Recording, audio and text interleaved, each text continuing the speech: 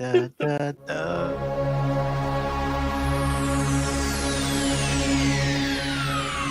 Ladies and gentlemen, may I have your attention, please? The show starts in 10, 9, 8, 7, 6, 5, 4, 3, 2, 1, go. The following content contains adult language and humor that is not suitable for viewers under the age of 18. Viewer discretion is strongly advised. The views and opinions expressed during the following video content are those of the individual and may not reflect those of others. Pop Talk is where it's at, baby.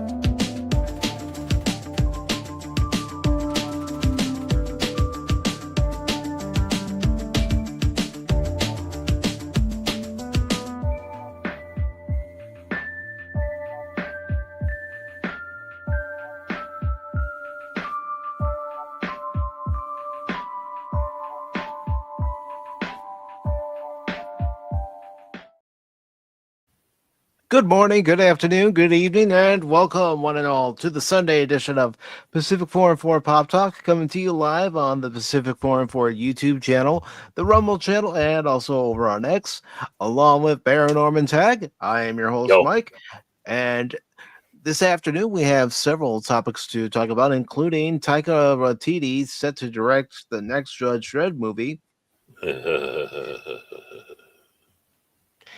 I feel you, Baron. I feel you. I don't think he's the right pick. I really don't. Not with the atmosphere and the mood you have to set with Judge Dredd.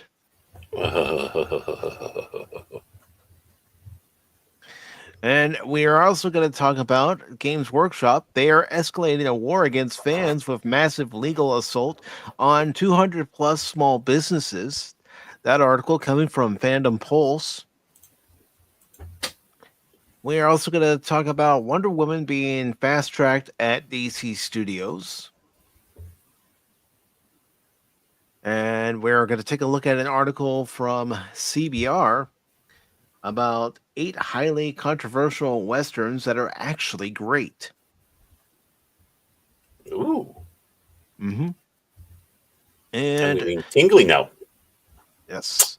And then once it's ready, we will take a look at the weekend box office to see what Superman did in its second week, and of course to see what new releases like I Know What You Did Last Summer did during its first week. Superman did 1 billion. It's the greatest DC film ever made. It saved DC. It saved it.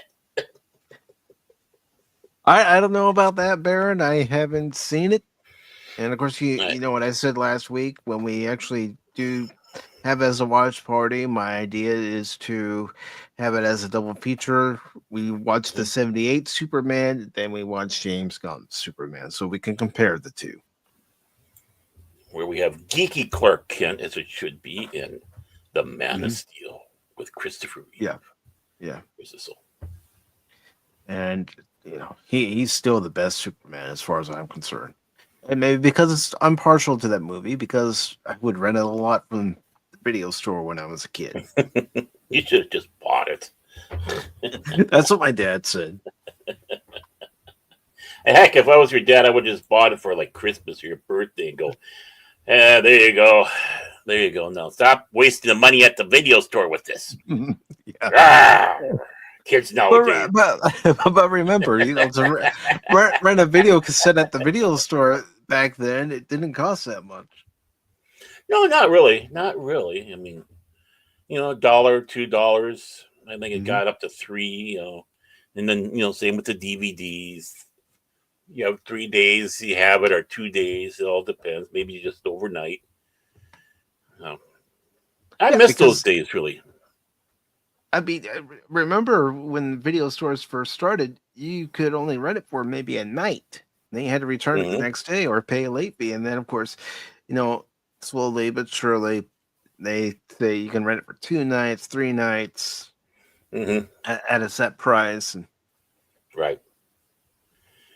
And videotapes for a lot of movies were extremely high priced hmm because they knew it was going to these video stores.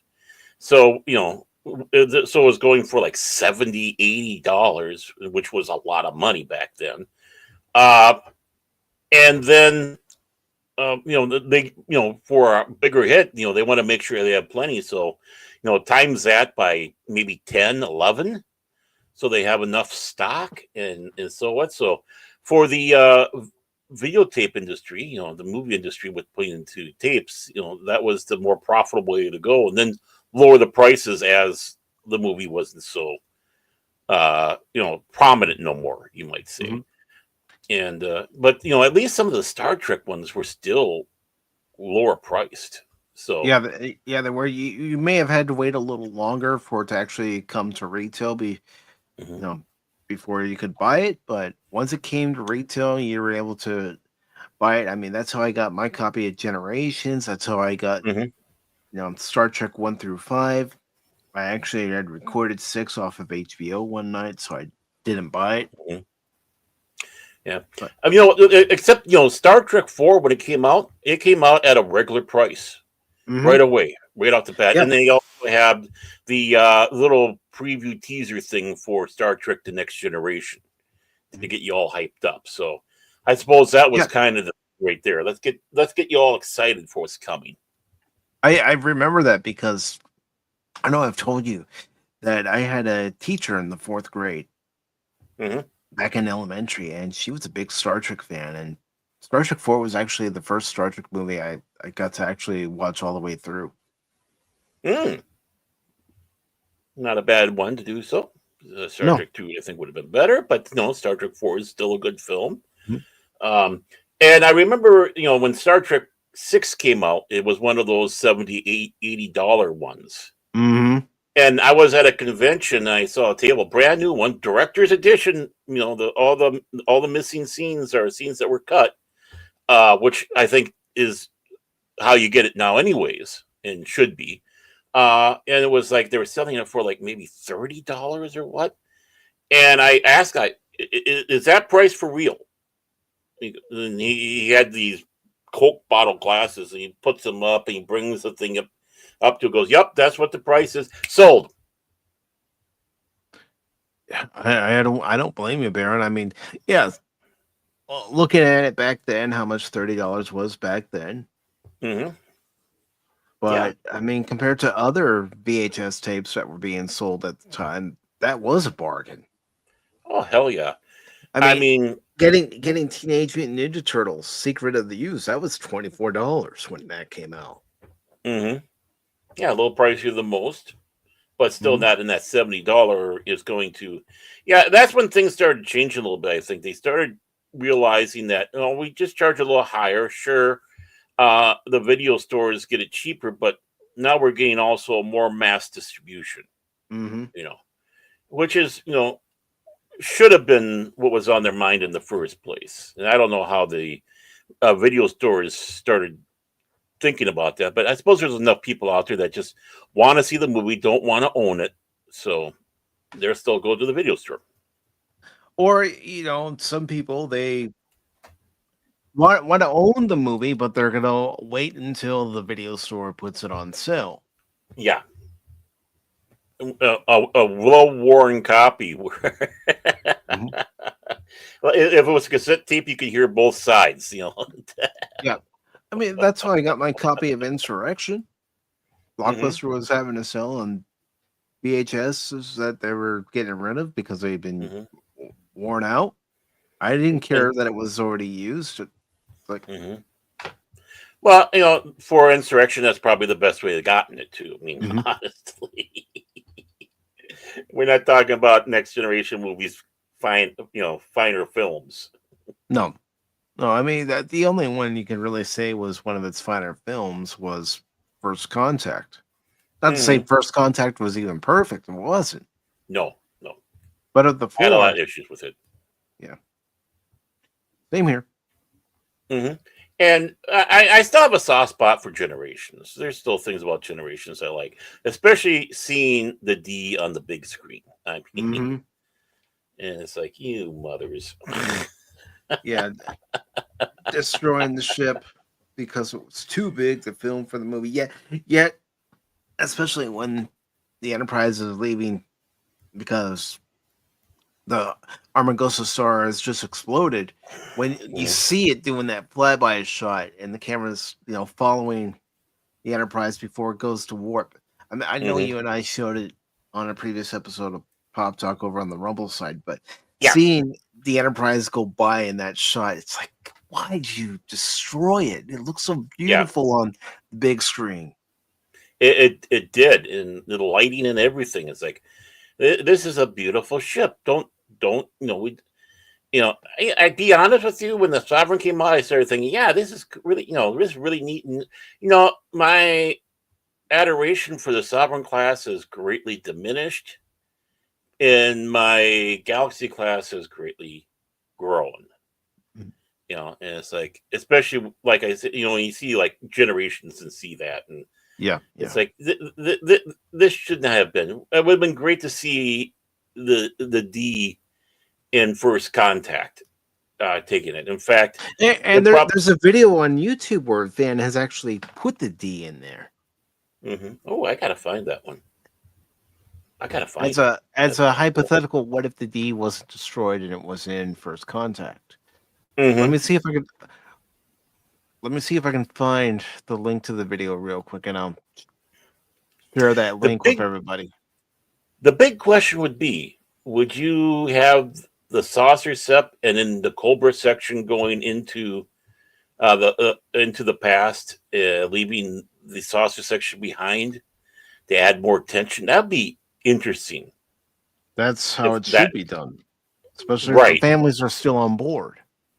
right, that that would have been an interesting take. I mean, we fans can come up with shit better sometimes. I would have loved to seen that. Yeah, me too. So I'm putting the link into the chat. I'll also put it into the private chat for you, Baron, if you want to watch it. Okay. Yeah, yeah, yeah. Private chat. That's right. We have a private chat. That's where we talk about you guys. No, I'm kidding. I'm kidding. And yes, Shane, I did see that you were first, brother. He As a matter was. as a matter of fact, I do want to thank Shane for joining me last night for episode 7 of The Adventure Continues, a Star Trek discussion, where we watched and discussed the episode That Which Survives with special guest star Lee Merriweather. Absolutely beautiful woman. Oh. And she was good in that episode. And one of the things that Shane and I were talking about, it's unfortunate she never really got her stardom push, being a series Mhm. regular on more than just one TV series. Right.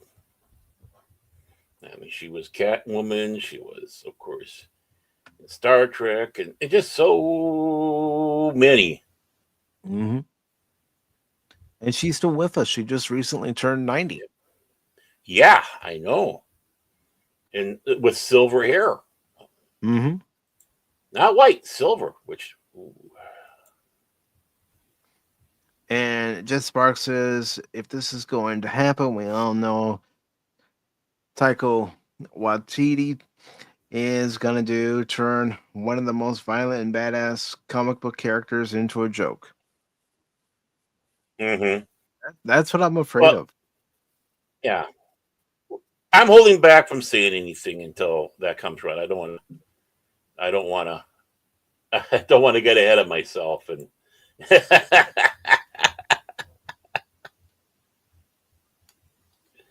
try to behave. Hey, since we are doing off the cuff right now and doing audibles. Mm-hmm. Well, first of all, you never did say how you're doing. I'm doing great, by the way. No problem. I thought I'd go back to having the class. I felt nostalgic going back with the Carmine Infantino Baron Orman tag, just for the hell of it. Why not? But I was cruel to the long suffering the other day. Absolutely cruel. I think it was one of my bests. But because of the health stuff and so on and so forth. We're a little tight on money, right? We're getting by, but we're tight, right? We have to make decisions and what's important and such. But Civilization 6 at Epic Games, which is an $80 game, 79 whatever, but 80, let's just say 80, is free. So if you want Civilization 6, the Platinum Edition with all the bells and whistles, go to Epic and get that until I think the 24th is when it comes to the end. I could be wrong, but I think that's the last date for it. So the other night, I go, just before bed, I let the puppies out and such like that, and came here into the office, took my nighttime pills. Well, I already taken that, but I'm thinking, you know what? I better hit that just in case, because I didn't know how long it was going to be. So I thought, okay, I'm going to. You never know how long those free games are going to last. And I do apologize for not asking you how you were doing when we were backstage. And oh, no problem. I'm just joking, just busting your job. I'm just being an a-hole like normal, snarky a-hole. But so I got it right, and they send a receipt, and I was going to do a practical joke, but when I got into the bedroom, the long suffering was just out like a light, which is understandable. She's been working out and getting the leg going and doing great. She has a clean bill of health to go back to work on the 25th. She can drive a car now. And this is like 2 weeks after the surgery. And that's just freaking amazing. Freaking amazing. I'm proud of her. But I had to wait till the next day, and we're sitting on the couch watching, our stuff that we would like to watch on YouTube together. And I go to her very serious. I go, I don't, I got to tell you something. I said, there's this game I saw. I had to get it, and it was $80. And she looks at me and says, "You're joking." And that's what I brought up. But I made sure I had it scrolled just right that you couldn't see the discount. It just what the game was in the 79. I show it to her, and I can see the steam. I can see the steam. You probably saw the steam, and she was probably reaching into her secret hideaway for her shovel. She was. And then I just scrolled it up a little bit and I go, but I got it for free. I never lied to her. Because I did get an $80 game. I just didn't say I paid $80. I got everything. That's the best part of doing a practical joke is not lying. Making you're pushing her buttons, Barry. You're pushing her buttons. And she said, "I was just about to go off on you." I said, "I know." She kept on calling me an asshole all day. I know I'm going to get something for that, but I had to share that with you guys. It's like, I know I'm picking on my poor wife, but it was me being the a-hole. You can feel sorry for her. That's why she is the long suffering. And yeah, you're right. I'm evil. I am evil. So give all your sympathy, your prayers and thoughts to the long suffering for just having to live with me. Well, long suffering, I do refer to Barrett as the Starscream of the group. But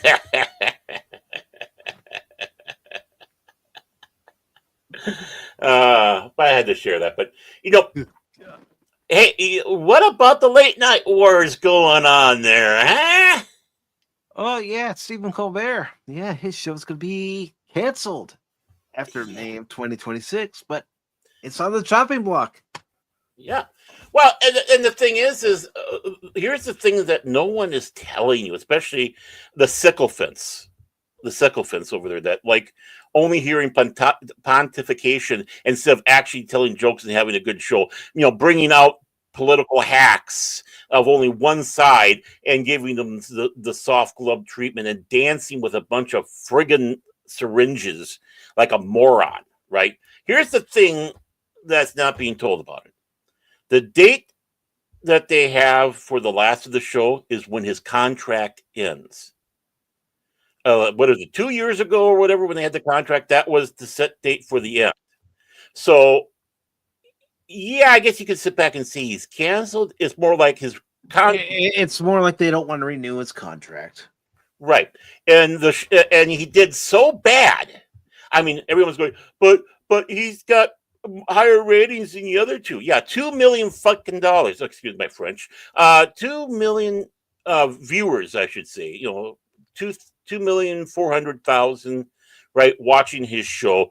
Kimmel and Phelan are bringing in like one, especially Phelan, the really low ones, right?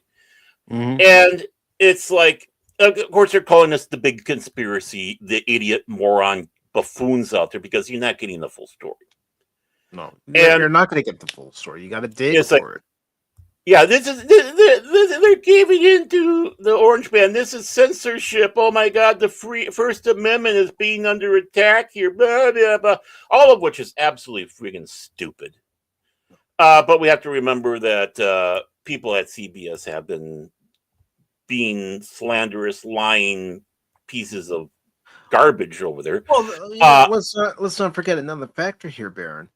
Mhm. Skydance is looking to take over all of Yeah, that. that's CBS, yeah. Paramount, and they're looking to cut the fat. Yep, and that's the fact. 30 people on that show that he has working with him. That show doesn't need 30 people behind the scenes, right? The band is one thing, but I mean, everything that comes across, and he's not funny. His show is all about, I think I said about before about late night talk shows, and one person was said back and said, I've never really known these late night talk show hosts to cry. And it's like, no, not that's the problem. Steve Allen started the Tonight Show, right? Then it got moved to Jack Parr. Something happened and whatever, and then Jack Parr came back, and and the big joke was about how much he cried on the Tonight Show, and he was using it exactly the same way Colbert, Phelan, and Kimmel were. Is like the bringing in and doing serious topics and having political people, stuff like that, news people, so on and so forth. When the baton was handed over to Johnny, Johnny was the smartest man on earth. The first thing he said, we're not going to do this. This is entertainment. People already had enough of that garbage. This is story time for people. I'm putting words in the mouth here, but basically, this is basically the story time for the adults to go to bed with a lighter heart. Have a laugh with the monologue or cringe, which Johnny was known for and people expected. Mm-hmm. But it was to get to a new path of having entertainment for a late show, bringing guests in just to talk, not to hawk something. And yeah, some guests came in to hawk something, especially in the later years. Yeah. I mean, think about how many times he brought on Rodney Dangerfield. Right. How many people's careers were started there, from Louis Anderson to, it's just hard to imagine having Robin Williams on, being nuts. Frank Sinatra, having Joan Rivers come on as a guest host. Right. And the designated heir until she screwed up. She just should have held on, because Johnny was going to leave the show earlier than he did and hand it to Joan Rivers, but she couldn't wait and went over the Fox and did her show, and they never talked again after that. She tried to bridge that. But the thing is, it's all about entertainment. And even when you got to Arsenio Hall, other than the fact he had Bill Clinton on that one time, basically, it's your talk show. Joan Rivers, the same thing. It's just a talk show. We're having a talk. It's almost like, when we talk about Joe Rogan, which is why he's bringing in so many people. I think he's kicking their asses. And then we go to the next level, Gutfeld.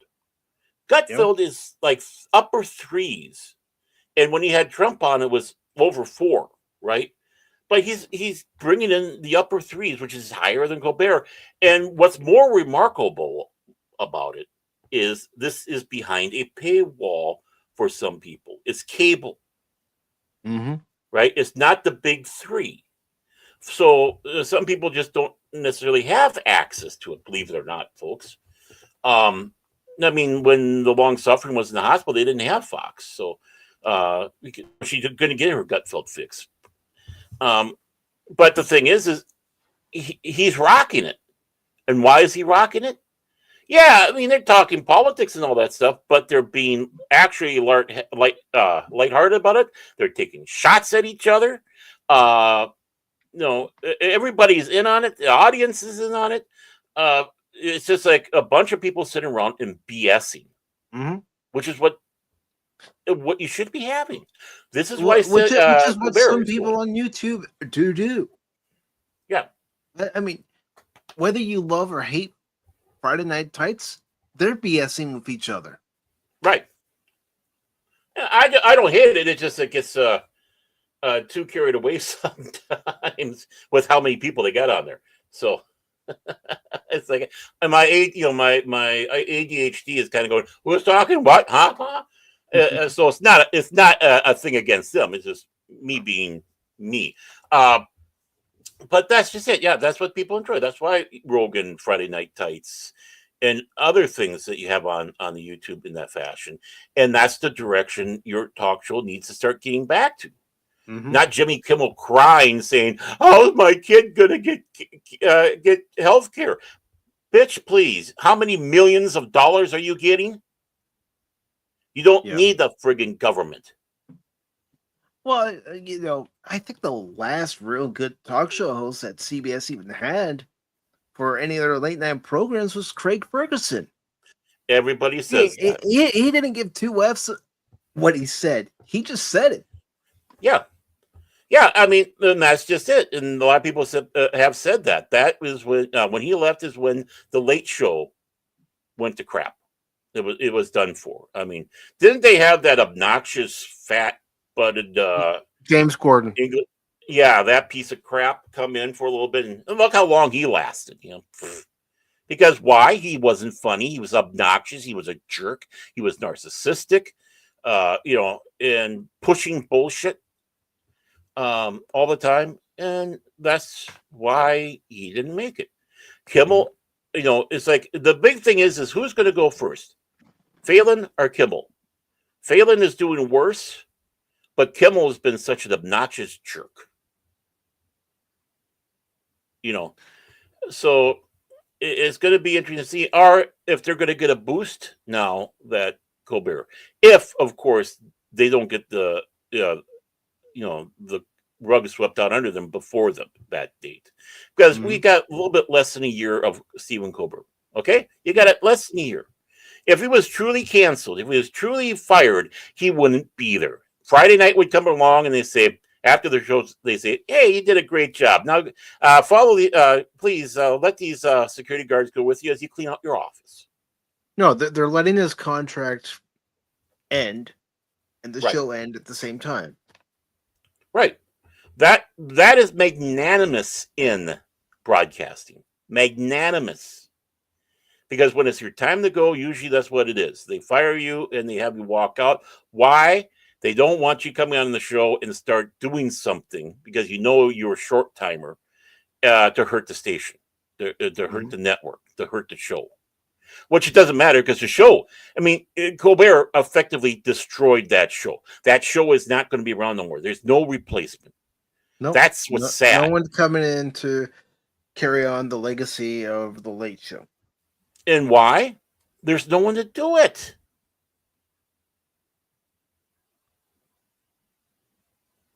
I can't think of one person that would be able to do the show nowadays. I can think of some people, but they wouldn't want to do it. And they wouldn't want them on there because they're not on the correct side of the fence. I think Tom Shalhoub, that's on Gutfeld, he could probably do it. He did do Red Eye after Gutfeld left that.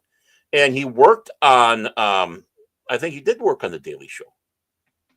So, and yeah, and what's funny about that also, that anti late night format, that's what got David Letterman going. And then when he got over Mm-hmm. to do the Late Show, he started falling into step of what, instead of being what made him, throwing objects off the top of the building like Wile E. Coyote trying to redo the scene where he's falling after the Roadrunner went beep beep. And stuff like that. I mean, the Mm-hmm. craziness, what Calvin, whatever his name is, and I mean, with Craig Ferguson, he just has a skeleton with blue eyes that were basically just lights. mm-hmm. But it was Jeff, and the banter that Craig Ferguson and the guy that was voicing Jeff would have, it was Yeah. funny. And Mm-hmm. then when he had a female guest come on, he would flirt with him. Yeah, he was married, but he would flirt with them. Oh yeah, the women loved it. well yeah, that's just it. I mean, because they know it's harmless flirting, it's fun, then that's what the show is supposed to be about. Do you think people honestly go on that show and have fun? I mean, they had and they had shit as I call him, Andrew Shift on the show the day that was announced. What kind of guest is that, Hunyuk?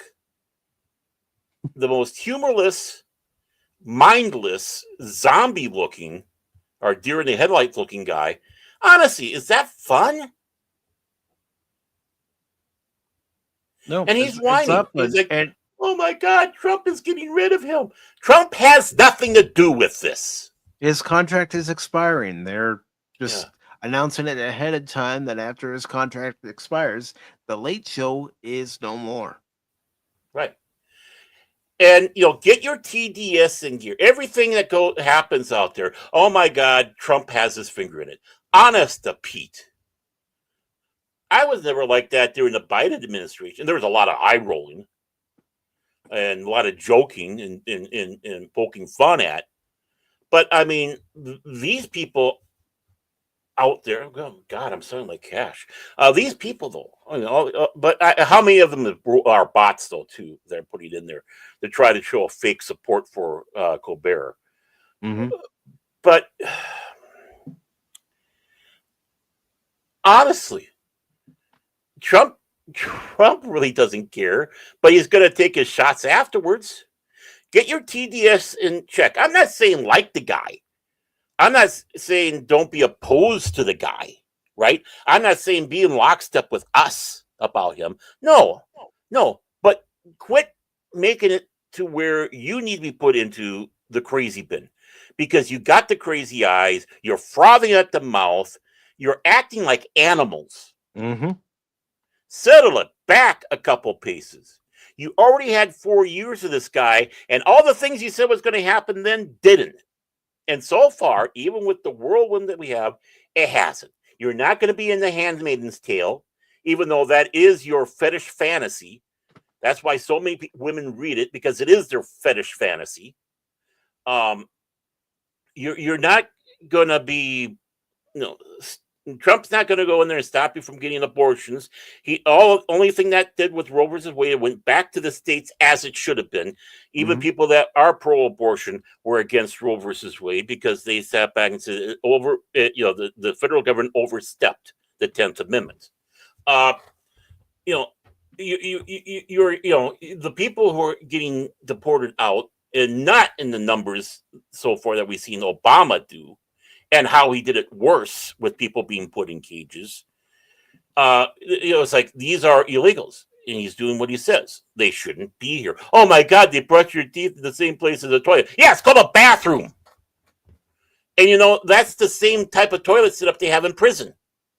And you know what? Something? That type of toilets are in these hoity-toity homes now, when they have the half baths or whatever, so they don't take up a whole space, especially in Japan. That way, they can have smaller bathrooms without having that sink in the way. So your bath in half is a stool with the sink above it. The part of the water tank. And you're not getting any toilet water at all in it. So you stop that BS. And yeah, I know the guards are being horrible, and they're painting tunnel blacking out so it looks like a tunnel on a piece of rock, so they can watch them try to escape and hit the wall. Yeah, and they're doing that, and they've been dropping pianos from the guard towers on top of the prisoners, and so they can go like the accordion.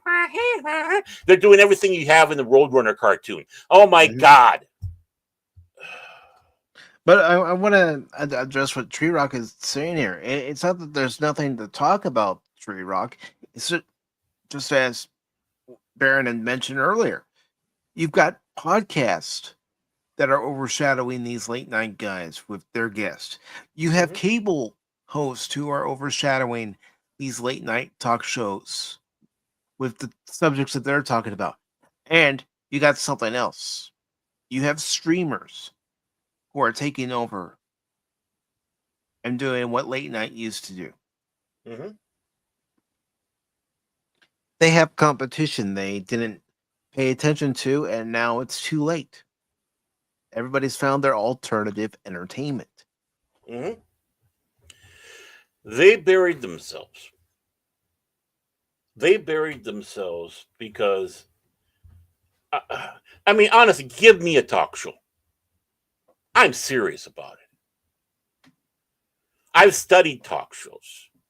Why? Because I love them. Just like I study game shows. Because, this is how a host should be. Yeah, the late night show might have your name on it, to the night show with Jimmy Fallon, the night show with Johnny Carson, whatever, right? But the thing is even though your name is in the title, it's not about you per se. You have your moments, but then it goes to the guest. Exactly. You put the spotlight on the guest, shine it on the guest. I've tried to do it here with Pop Talk. Make sure that the guest is comfortable. If there's an issue, I want the guest to bring it up with me. Yeah. I mean, when I was doing my show, the same thing. It's like everyone afterwards or whatever, they sat back and go, I'm sorry, I feel bad. I feel like I took over the show. I said, no, that's what I wanted. But we're so used to you always talking. I said, yeah, bidets are great. They really are great. I do want to have a toilet with a bidet. I do. But, about how, and I said, you always talk. I said, well, that's different. I'm on like a Pop Talk or the Kings, right? Where, it's just us and we have to. We are the show. But in this case, you are the show. And I take a back seat to you. And we have a conversation. Sit back, relax, and enjoy, or in other cases, join the conversation. That's what I say for the description of Pop Talk. I try to put it in either at the beginning, if it's appropriate, or at the end. Is there anything appropriate on the show? I know I'm not the only one that has put that particular saying in there. I know, but that's what Pop Talk is about. Having a conversation about the different topics we're discussing, whether it's an article or something that we're talking about right now with Stephen Colbert's show being canceled because his contract is expiring. Yep. Yeah. So it's not even technically a cancellation, just the contract comes to it. It happens all the time. And, and all the people who are whining and crying about Stephen Colbert, where were you when Gina Carano was unjustly shat upon? I have nowhere to be found. Yeah, and I have no tears for you guys. You two-faced, hypocritical pieces of garbage.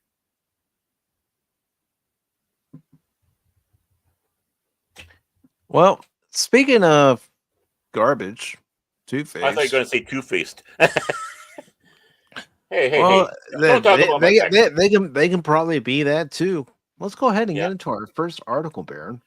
Wow, we're 40 minutes in. We're finally getting to the first article.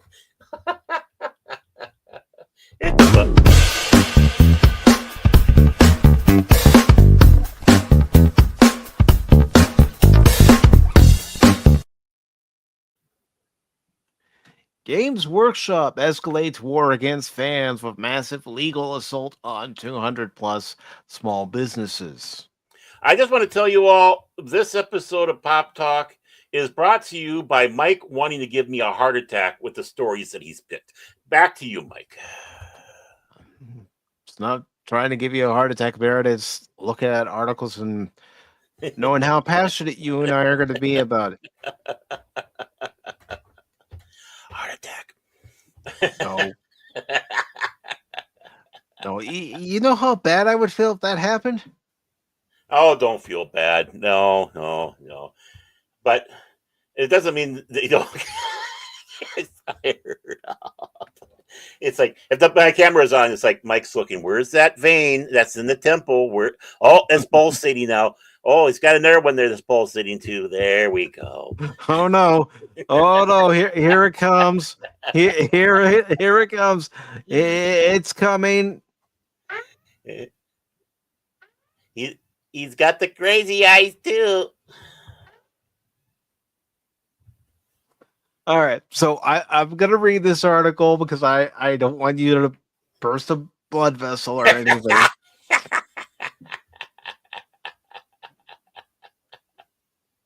But this article is from Fandom Pulse. It was posted on July 17th.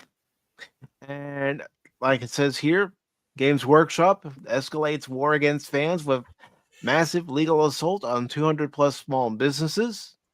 It's not by any particular author of Fandom Pulse, but it says Games Workshop has reached a new low in its campaign against the Warhammer 40k community, launching what can only be described as a scorched earth legal assault against 200 small businesses and independent creators. The company's latest actions demonstrate a level of hostility toward its own fan base that surpasses even Disney's notorious reputation for aggressive copyright enforcement. Oh, really? You know what? Oh no! Hold on, because I do want to talk about this. I ain't paying. Yeah. I ain't paying, but give me a second. No, don't pay it. No. But yeah, I mean, I did hear this story on one of the YouTube channels, and I was sitting back going, should I punish myself or not? And then Mike goes, nah, I'll punish you. And then he punishes us with that. Mike, you're an evil man today. Evil. How am I going to survive? Cash, where are you? I need you. I mean, they're not getting my money. I'm going to be canceling this. No. Before 7 days even expires, but like after the show. You got it.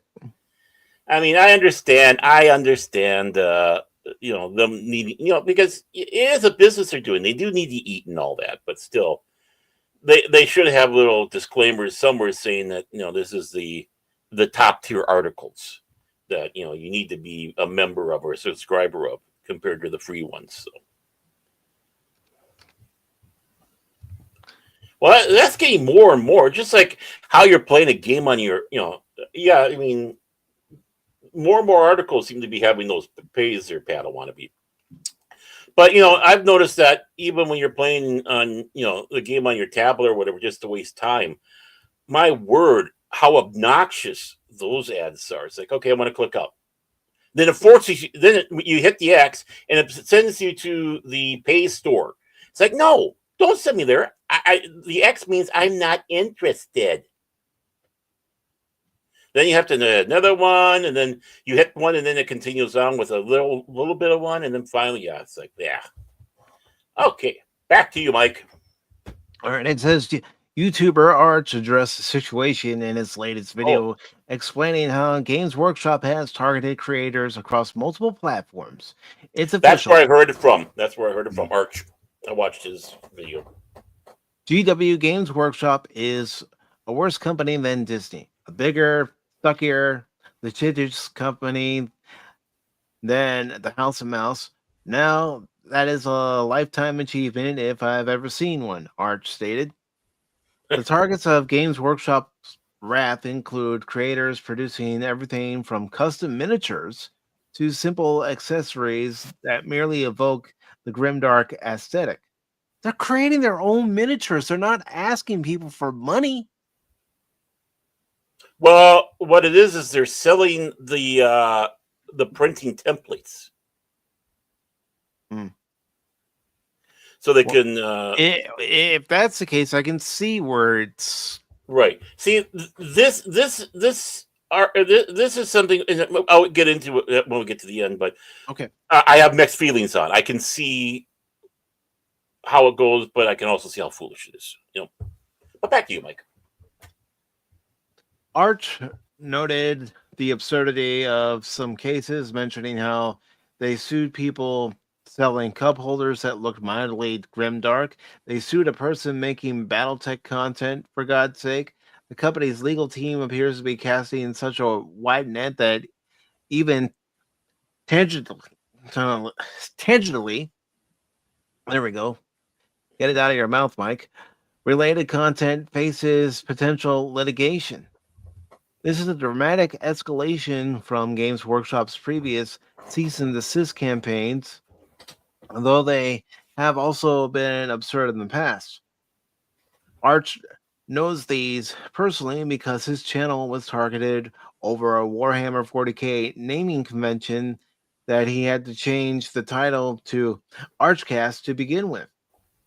Where Mhm. other companies focus on clear trademark violations, Games Workshop has adopted a policy of aggressive overreach that treats any fan created content as a threat to their intellectual property. The Right. result is a chilling effect that has driven countless creators away from the hobby they once loved. It's a bad business strategy as fans promoting the game like this actually increases the reach of Games Workshop's brand, but they don't see it that way. They see it as a copyright infringement. You're infringing Mhm. on their right to make money off of their game. Mhm. It's greed. Right. Arch pointed out how this approach differs from industry standards, noting that even Disney has shown more restraint when faced with fan backlash over copyright strikes against popular fan animations. The House of Mouse, despite its reputation for aggressive IP protection, has occasionally backed down when community outrage reached critical levels.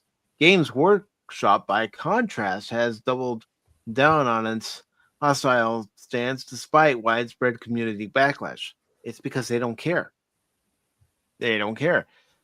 It's like CBS Paramount limiting what fans could do as far as fan created projects under the Star Trek brand. Yeah, that was because of the Axonar thing. Hmm. The timing of this legal blitz coincides with Games Workshop's push toward mainstream acceptance, including an upcoming Amazon television series. Arch identified the company's motivation. They want hundreds and thousands upon thousands of brain dead consumers who have no frame of reference to 40k whatsoever, who will lap up anything GW shoves down their muzzles. They want people to consume, consume, consume. Mhm. Don't think about it. Does this make sense? This strategy involves alienating the existing fan base to make room for new consumers who won't complain about quality decline or lore changes. They don't want you. They don't want me. They don't want anyone who actually cares about their setting. Well, I mean, it's like WotC too when it comes Mhm. to Dungeons and Dragons. Yeah, and other things. Arch explained they don't want anyone who is invested in the fandom because these are people that complain about their constant retcons. Well, that's what part of being a fan is. We complain about it because Yeah, it was told to us one way, and then you're coming in and you're changing it to another way that, in a lot of cases, doesn't make sense. exactly. I mean, even the Primaris Marines, oh, we got these new Space Marines now. The lore is horrible. It doesn't make sense, but that's what they're pushing. And people made that known. The female custodians, they made that known. That this is not the case. But the thing is the people aren't going away. They're just discussing. It doesn't mean they're going away. You can't handle any criticism, boy. I got some Vagisil for you guys. You know, we've gotten into a soft society, haven't we, Baron? Yeah. No criticism is accepted. You know, you get easily hurt because someone says, "Could you have done this a little better?" Right. It goes on to say the legal campaign serves multiple purposes beyond simple copyright protection. By eliminating fan created content, Games Workshop removes organic community touchstones that might compete with their official narrative. They're essentially trying to control not just the products, but the entire culture conversation around Warhammer 40K. Yeah, they want people to go lockstep, goose step with what they're producing. And I know people like you aren't going to go lockstep. Oh, hell no. And even I, what little I understand about the universe, I'll admit I don't have the same grasp that Baron has Yeah. on the Warhammer franchise. And But I tell you, I don't want to see anything changed. and the thing is it's just a scratch in the giant lore of 40K. I mean, it's huge. It's huge. You think Star Wars is huge? Warhammer is huge. It says Archer's analysis reveals the bigger problem. Once you've ruined a thing and chased away all your original fans, Star Trek has done it, Doctor Who has done it, Star Wars has done it. Even a fantastic product will no longer draw them back. And we've seen it again with those previously mentioned IPs and even more. Mm-hmm. Because you've chased them off into the hands of anyone and everyone else. Games Workshop appears willing to sacrifice decades of community goodwill for chasing a mainstream appeal they are unlikely to attain. Mm-hmm. And this is where I want to get your thoughts on this, Baron. Oh boy. Okay. Keep it, keep it, keep it, keep it sane. Don't go crazy. Don't let the veins start popping. Okay, I'm ready. Now there are some things that, yeah, Games Workshop is justified in doing because they are violating copyrights. I mean, uh, they were selling for the printers, the 3D printers, and they're selling those. I don't know what they're called, but the maps or whatever, so you can run it. So that's one thing they view as a threat. Before the Sister of Battles were given their plastic miniatures, and there was only the metal. You could only get them in metal, and people were clamoring for a long time. We want to have Sister of Battle. Remember when people sat back and say we don't have strong female representation? You had all these people clamoring for Sisters of Battle and wanting Sister of Battle. Well, they were saying that, oh, it's so hard to kind of do that because we have these robes that are flowing, all that. Kind of funny. Some of the other ones you have in those plastics that have flowing robes. There was an outfit out of Russia that was selling, their versions of the Sister of Battle for people to have, because that's what people were wanting. But it's legit. I mean, there is that copyright. Now, should it be? Should you do that? Yeah, I mean, when you're doing fan films, it's touching that area of the copyright, but they have their Warhammer TV. They want you to subscribe to Warhammer TV. I don't know why. I don't think they have much content, and from what I understand, Warhammer TV sucks. I'm talking about just the platform itself, right? And they did grab some fans that did fan stuff on there into working for that, but the magnificent work. Well, as I always sat back and said, it's not hurting you. In fact, it's helping you. It's getting people, they see this. It's like, what is this? You're getting free advertising. Just like I said, all across the board. You guys get carried away on this stuff because you have some lawyer dictating how the company should be run, basically. And you're missing out instead of the advertising people that sit back and say, sir, do you realize how much this is saving us? Warhammer has had a price increase again for their miniatures. They're Mm-hmm. getting way expensive. And like, was it Tree Rock or was it? I think it was Tree Rock that said it about how when they have their official competitions, you have to use official GW models, and you have to have them painted. That's understandable. That is their tournament. That's what they expect. But when you have these other game shops out there that are not doing official, they're just getting together to play because that's what it is. Well, they're using these other models. Why? Because it's cheaper for them to have. They can't afford it. And that's the big threat. Sure, they have all these people showing up for the big official events, but how many others are doing it in their homes, doing it in a hobby shop that has stuff set up for it all across this nation, all across this world? We have to sit back and say, world, this is a worldwide phenomenon. Britain, America, Japan, all across the board, Hong Kong. So that threatens, but it shouldn't. People are still buying the books. They probably are still buying some of the miniatures that you have to offer. It is getting it. Maybe they're getting into the Black Library novels as well. Just like I'm more interested in right now, right? Mm-hmm. And one of the biggest mistakes though that Games Workshop did was for a limited time. I mean, I don't know how many these were numbered, but they reprinted the original Rogue Trader Warhammer 40K, the first book that came out, the very first book. And you can see where, this is almost like the whiteboard, the what would eventually become what we know of today. And it was very tongue in cheek, very tongue in cheek. Obi-Wan Sherlock Cousteau, I think they had as an inquisitor in there or something like that, or detectives. I mean, really, it's so obvious. I mean, it's the fact that they're using Obi-Wan, Sherlock, and Cousteau back at that time. You don't have a leg to stand on when it comes around to copyright infringements. But no one cared. But that was 1988. But you can see when they have the Custodies, and it's like you realize when the Custodians first appeared and were around for a while. In fact, you can see it on the text-to-speech Emperor, if it's still out there. Those are sometimes can be absolutely funny, by the way, especially if you are in a Warhammer. Basically, they looked like dancers from the Chippendales. They had loincloths.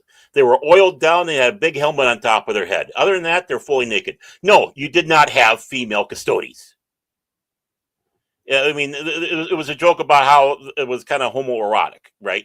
That was a joke. Mm-hmm. And so it's like, don't tell me that this was always a thing.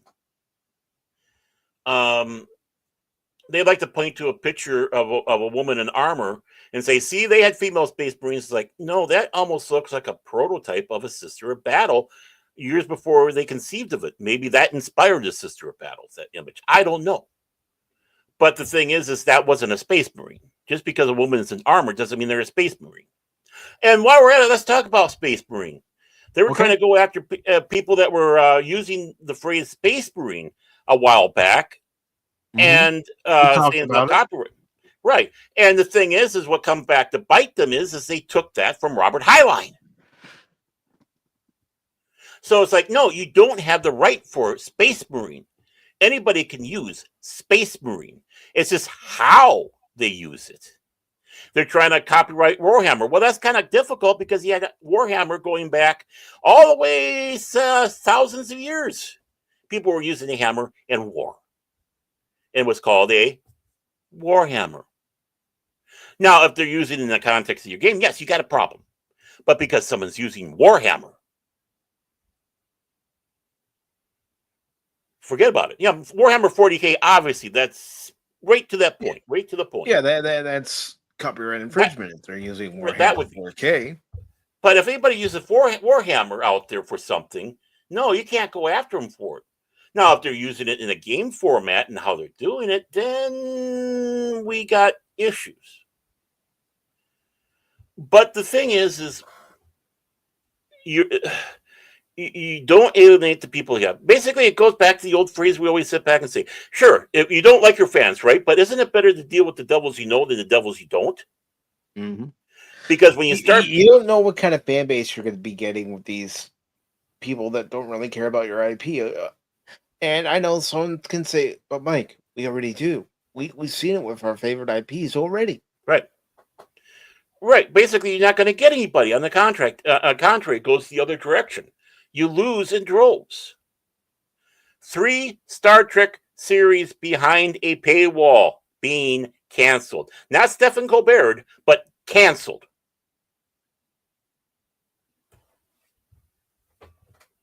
Doctor Who, So, yeah, BBC can say all they want that the show's still alive, but no, if you look at article after article, it doesn't sound like the show's going to be continuing anytime soon. no, it's not. They're going to 1989 it, just like they did with Sylvester McCoy. Remember, the original Doctor Who was never canceled officially. It was put on hiatus. And that's what they're going to do with this one. And technically, this is like the third one, because when they started out with Shitty Gotcha, it was season 1 of Doctor Who. So it's like, oh, this is like completely different to what we did before, you moron. But don't want to. Oh, no, I low don't. spec, Come on, low spec. Come on. I'm unlike the people that have the mangina, I'm going point by point. I know you're joking. But I'm notice I haven't yelled. I have had some insults, but this is detailing actually, what people are dealing with. Now, the thing is for the Padawannabe, what he put in there for his War Ball Pin Hammer 39.5K, that would work if you're doing it as a parody. Mm-hmm. And they hate that. So again, the big thing is they need to get their reel it in a little bit, because they're going to lose. You might Don't think get upset because fans are making their own product. If they're making their own product to use with your particular board game, you should, be more than elated. The fact that they want to create their own pieces to go along with what you've created. Right. And I can understand the selling part. But if they're giving it out to everybody, and I know there's that little sneaky thing too. Well, if you want to give a donation to us for our work, but yeah, it's, if they want to play a Tau army, and why anybody want to play a Tau, I don't understand. Or they want to play orcs or whatnot, you still need to get the books, so you have the rules. So you're still getting something. And if maybe you decided to start lowering the prices on your product and start going with quantity instead of quality, not quality, but keep the quality, get quality better, but go for the quantity part. Get the product out as much as possible. Bring into the United States more and more of the heresy stuff that people want to have, instead of having whatever excuses you have that, oh, we can't bring it fully over to America. I know they brought some stuff over with it, but yeah, they did. Because they had such the BS as answers, and it's like, that's your problem.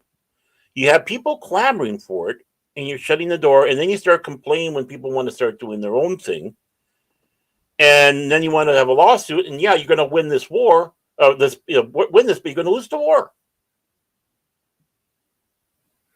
How many people will walk away?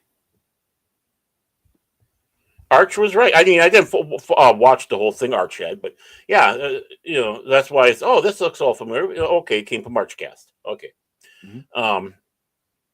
So, hey, Tommy. Yeah, that's my piece on it. I mean, it's on both courts, but it comes down to common sense. GW doesn't have it. No, they don't have common sense. They just need to relax and realize that without their fans, they don't have anything. Right. I mean, you have McFarlane and Joy Toys making action figures of 40K. So you got people going out there and clamoring and buying those things. And those Joy Toys are expensive, by the way. They look nice, but they're expensive. Mm-hmm. Yeah, you're right. But I mean, Games Workshop is getting a ton of money from different things. Licensing out the game. Not just for 40K, but all of Warhammer, right? Licensing out for role playing. Fantasy Flight Games had it originally for 40K, and I believe Warhammer, but I don't know. Is it Cube 9 that has it now? I can't remember. But now they got the Warhammer's games, and well, they had to pay for the right to do it, and there's that percentile. So uh, obviously, it's significantly popular enough that it's bringing in money. It did with Fantasy Flight Games, FFG. Uh, but then of course the Black Library. How many people are reading their books? But then they go into this little thing. They'll put a book out, and boom, they won't reprint it. Maybe it'll go into an omnibus, but then they start referencing all this stuff. It's like, you realize how many people are just getting into the hobby right now, how much they would enjoy reading these books that you're talking about, Mm-hmm. that you're not having in print. Now, I like the omnibuses, to be honest with you. They usually come in the form of being cheaper than buying each individual book. But you're getting people reading the book, enjoying the lore, and that's the thing, and that's what binds it: the lore of Warhammer. I mean, you do not hand out the original concept of your fans being creative by having the 2nd and the 11th Legion. And Tommy is right. Mm-hmm. As far as common sense is concerned, the ship sailed long ago. I mean, in the current lore of 40K, the 2nd and the 11th Crusade, everything's been retracted on it in world. Something happened. Something happened enough that all records were expunged of it.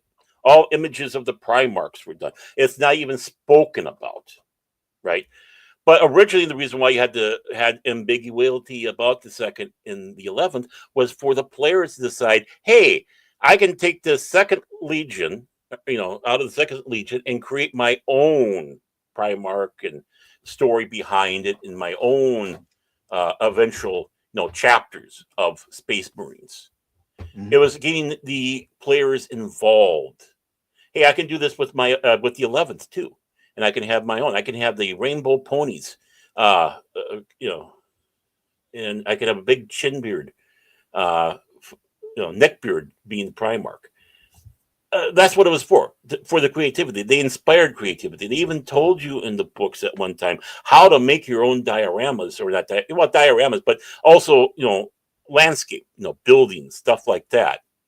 Those were in the books and how to do it. Now you have to go and buy their stuff. But, again, the creative people still make their own sometimes because it's cheaper. And there's a lot of love you put into it if you're making yourself. Yeah. But, it went from that, where they were encouraging the creativity of the player and allowing them to do things, to this. And they need an animal. They do. And I do want to say good afternoon to Lady Mist. I hope your Sunday is going well for you. Hey, Lady Mist. Sorry. But that's about all I really got to say about it. And notice, I didn't really explode or I need Vagisil. I did not need Vagisil, low spec. I'll start calling your laptop again if you keep it up, man. I'll deaden you. I'll deaden you right here, right now. The challenge is out. I don't care if you are a penguin. I love penguin. Hey, we need to have Penguin Dome too. Punk Waddle and low spec. I'm working on it. And Tommy says McFarlane is an example of pure laziness, and the Sims who are willing to pay for substandard products. Now, I confess, I have some McFarlane. I have 2 Sisters of Battle and a Dark Angel, but I know they weren't the higher quality of the Joy Toy. But the prices when I got them, well, they were like on sale type of thing. So it's like, how could I not? Boom, there we go. I would love to get the Joy Toy ones, but I just don't have the money. I would show that receipt to the long suffering. She'd think I'm doing a joke, and then I would scroll it down, and then she'd kill me. No, before you would even be able to scroll down, she would know. She would grab that shovel and boom. Oh, she'd think right away that I was, again, pulling her chain, and then she'll see it, and then the cane across the head. Yeah. And Tree Rock says that this reminds him of Napster MP3s versus CD purchases. Remember how the music industry was when it Right. came to Napster? Oh, we're not getting any profit because you have this site called Napster where people can download the songs for free. Mm-hmm. Yeah. And we all know Yeah. what happened to Napster. Yeah. And the thing is, Napster was in the wrong. I mean, that was sailing the high seas all across the board, and they weren't hiding it. That's the big problem. They're going out there selling merch, and they're doing it right in the face. And if they weren't so, if they weren't so blunt about it like they were, they probably would have gotten away. But no, there was arrogance, there was ego that was involved in it. But the thing is the music industry now and some of the quote unquote stars of it, they're all upset that you can go into a used bookstore or a record store and and get records used. It's like, I'm not getting any money off of that. No, you already did. No, you already got your dollars and cents Right. for that particular album, that particular Right. record. Even if it was a single, you still got the money for it. Mm-hmm. Right.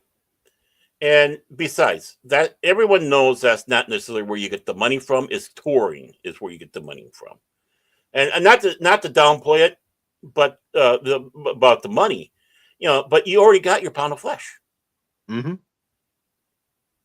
really. When So you start asking for more, that's just plain greed.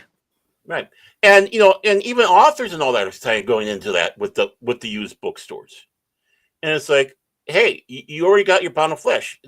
Somebody got the book, whether they read it or not, that's beside the point. But now it's in the used bookstore, and someone else is going to get it. And maybe if they get that in the used bookstore and see it, and you have a newer book coming out, they might just go and buy your new one. Same thing with the records. It's like, ooh, this guy's good. And it's like, oh, he's got a new album coming out, or she's got a new album coming out. Oh, okay, I'm going to get that and run to the record store, or download it. Well, they don't have record stores really much. We do, but not much. Or download it from Apple or whoever's out there, Mhm. that does that. And again, it's advertising. It's free advertising. You're not having to put a cent into it. Exactly. And Tommy is right when it comes to pricing and also quality. Companies like Jada are doing it right. You look at something from Hasbro, even Mhm. Hasbro took our Tommy's sometimes with Transformers, and I look at it and go, "You want $25 for this? I don't think so." Well, look at the shelf of unsold Star Wars toys going to Ollie's or Five Below.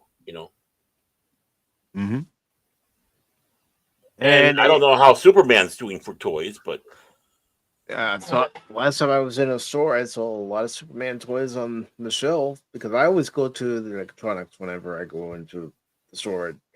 Store I go into, usually it's Walmart. I have to go past the toy section to get to electronics. you use that excuse. I'm going to be honest with you. The first thing I'll go to is the toy section. Okay, then I go But to the electronics. I mean, my no, goal is to get yeah, there. So go ahead. I understand. I yeah. understand. You Don't want to want know people what to judge you. what I do a lot because I do need to get a new hedge trimmer. I go to the garden center first to see if Okay. any of the trimmers I've looked at they're at Walmart are on sale, or because there's a Lowe's not too far from the Walmart, I'll go into the Lowe's and the Home Depot to compare He's into prices. He's into 3 years of investigating and studying which hedge clippers he should get. This man is serious. Well, when my hedge trimmer that I had just isn't doing what I needed to do anymore, it's like, okay, I've had this for a while. I need to replace it. You know what you need? You need a chainsword for the Emperor. Oh, that'd be nice trimming the hedges like that. Yeah. I think they got some out there, like That they do, and I've looked into them too. I'm just trying to decide: do I want something that's gas powered or battery powered, or corded? Whoa, what happened, Tommy? You got booted from the stream? What?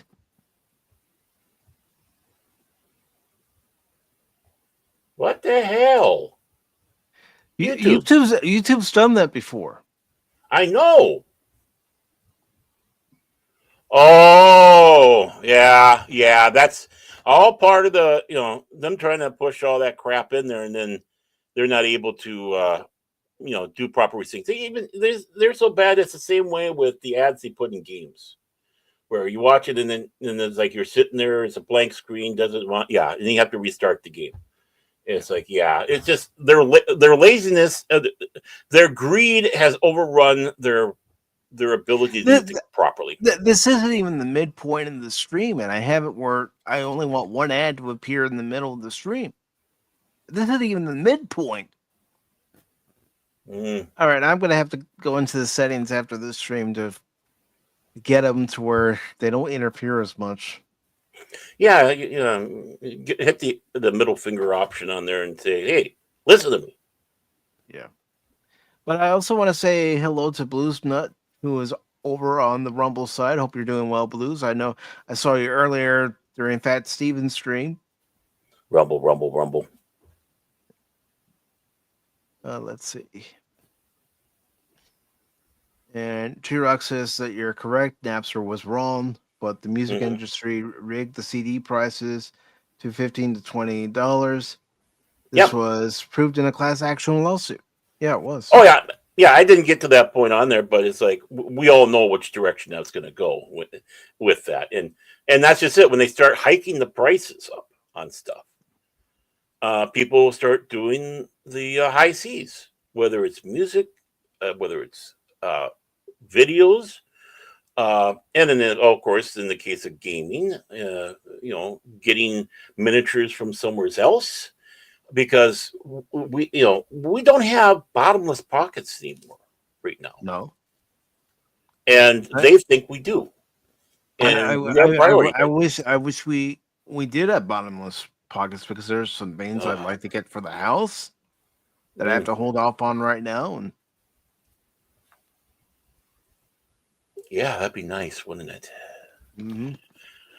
But no, it's like, yeah, I mean, I was not letting the record industry off on that. And the thing is, with the record industry, those records primarily go to mostly to the record company, not to the artist. And then when they started going with the streaming stuff, saying, "Oh, we don't have to worry about doing the physical stuff. Things will be cheaper, whether it's book, because we don't have to print books, we don't have to press CDs, we don't have to ship them out, we don't have to blah don't blah. have They'll to be all press cheaper." DVDs, Blu-rays. Yet, Yeah, even for the digital copy, they're asking just as much or a little more, depending on where you're getting it from, for the digital copy. right. So when it comes around to digital music, the artists are even getting more screwed. Mm-hmm. But yeah. Anything else you want to say about this before we move on to our next article? Well, Games Workshop, you might be right on that technicality on this stuff, but you're absolutely bloody morons, and you need to wisen up, or you're going to start losing people in droves. And I'd hate to see that happen. Because the fans standing up for you, standing up for the lore, keeping this a bastion of what this is always about, are the ones that kept you alive. And don't stab their back. And when they do have legitimate complaints, listen to them. Because a lot of these fans know the lore even better than you guys at GW. Mm-hmm. Trust me. And Blue says that he never used Napster when he was younger. He knew it was going to destroy the industry in a bad way. The music industry needed a reset, but it wasn't the way it should have gone. Same with movies. Yeah, you're absolutely right. And I tried, just out of curiosity, because everyone was talking about the Napster thing. So, I did try and see, okay, what this is all about. But I had a lower speed connection, because I think I was still dial up at the time. And yeah, just it was like, during that time. Yeah, and my with a 14.4, it's like, even with or what was it, 2880, or I can't remember. I had one of the higher baud modems at the time, and it's like, no, this is just too much of a waste of time. It's like, it was like trying to get those images that sexy images of Janeway off of AOL. Baron. But I mean, even with a 56K modem, it took a while for stuff to download back then. Yeah, yeah. Exactly. And yeah, I was getting my my ship, with the AOL, and so you're taking all this time to download an image of a ship from Star Trek or whatever. It's like, and you were being billed at that time. Oh Time. yeah. So it's like you basically got 10 hours or whatever you paid for, and if that ran out, you had to get it before they started going to the monthly thing. Yeah. Yeah. Okay, how many hours we have left on this disc? Oh crap! Well, open up that disc. Yeah. Yeah.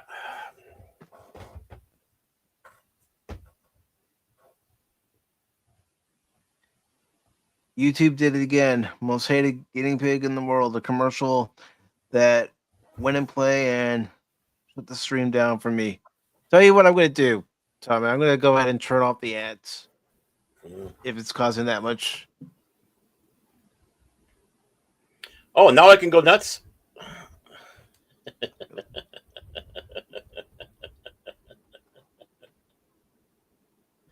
You know what those CDs were great for from AOL?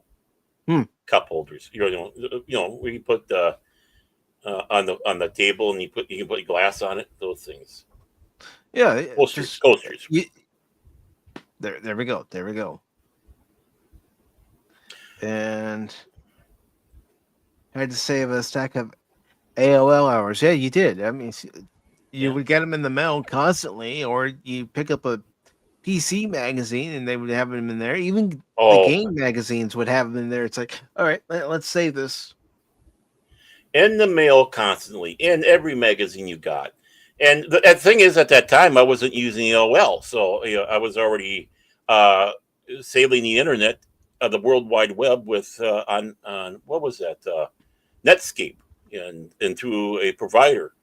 But the thing is those discs were also fun to fling like a frisbee, or at least it was fun until that one time I decapitated a squirrel, and that really made me feel bad. Oh it's wow, like, man.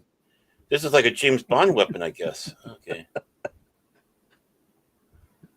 The most deadliest man there is with an AOL disc. Well, the squirrels are trying to take over the world, and there is a squirrel overlord. So I just want to let you know that. Just keep that in mind. Yeah, and blues. I would take my CDs that I had and I would rip them to my computer. Mm-hmm. Oh, and then I could listen to them on my computer and keep the CD in my storage case. Yep, exactly what I did. And okay, I'm going to confess something. Here.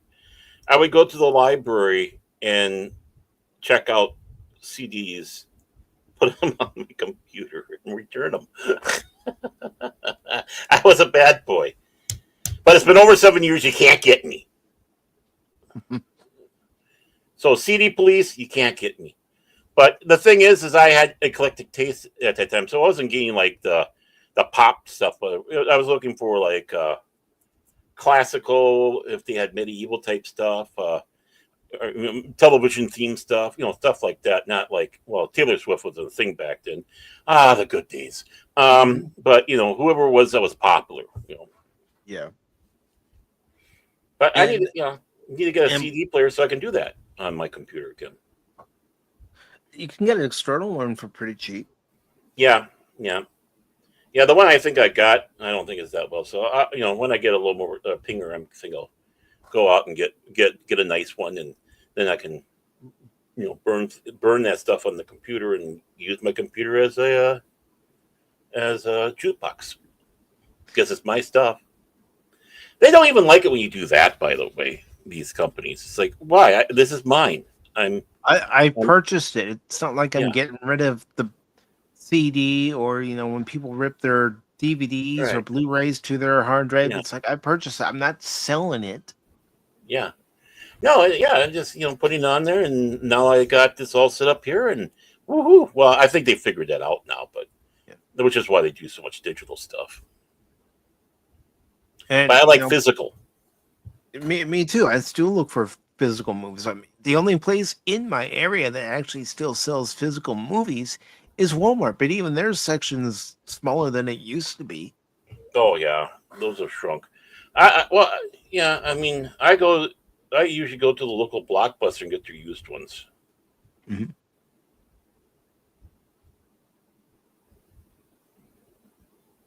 And Tommy, about the ads popping up, he's never seen it happen this bad before. I'm thinking it's targeted attack on me. No, what I have No, to do is I have to go into the settings and I have to change it from whatever YouTube has it set at to something that's more manageable. So yeah, it's not. It's when not a you when thing, when Tommy. It's when a YouTube folks idiot thing. when folks come in, they're not constantly bombarded by one ad after another as they're watching the content.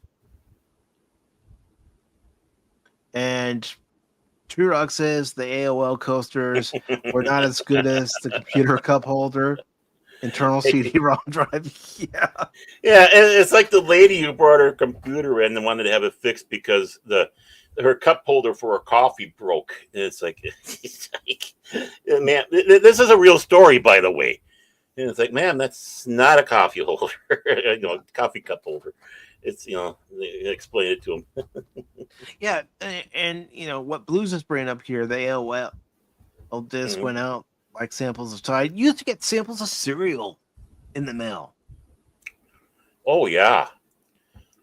Well, you know what I really like though is before the discs were being used by AOL, they were sending out the 3.5 floppies. So you get all these floppies, and it's like, good. Now I can download. I can use these and download stuff. Just erase the old one and go with the new. Mm-hmm. It's like, thank you for all these free discs. And I can't say I've ever seen that. Tommy, have you ever seen where you leave a CD Oh, out in the sun and it melts like a Van Gogh painting? I would think that would be more like Salvadori, with his melting watches. But I never have. And Pat Wannabe says he ripped his CDs to Apple Music because someone gave me a small iPod. It crashed 3 times. Screw the fruit company for wasting hours for no result. That was tricky in those early days with Yeah, those. it was. It didn't matter if you used early iTunes or if you used Microsoft Music, Right. but also known as the Windows player. To Yeah. try to get your CDs Hmm. ripped onto your computer. It's like, oh, come on. Can't Now, read the disc. What do you mean you can't read the disc? There's no scratches on it.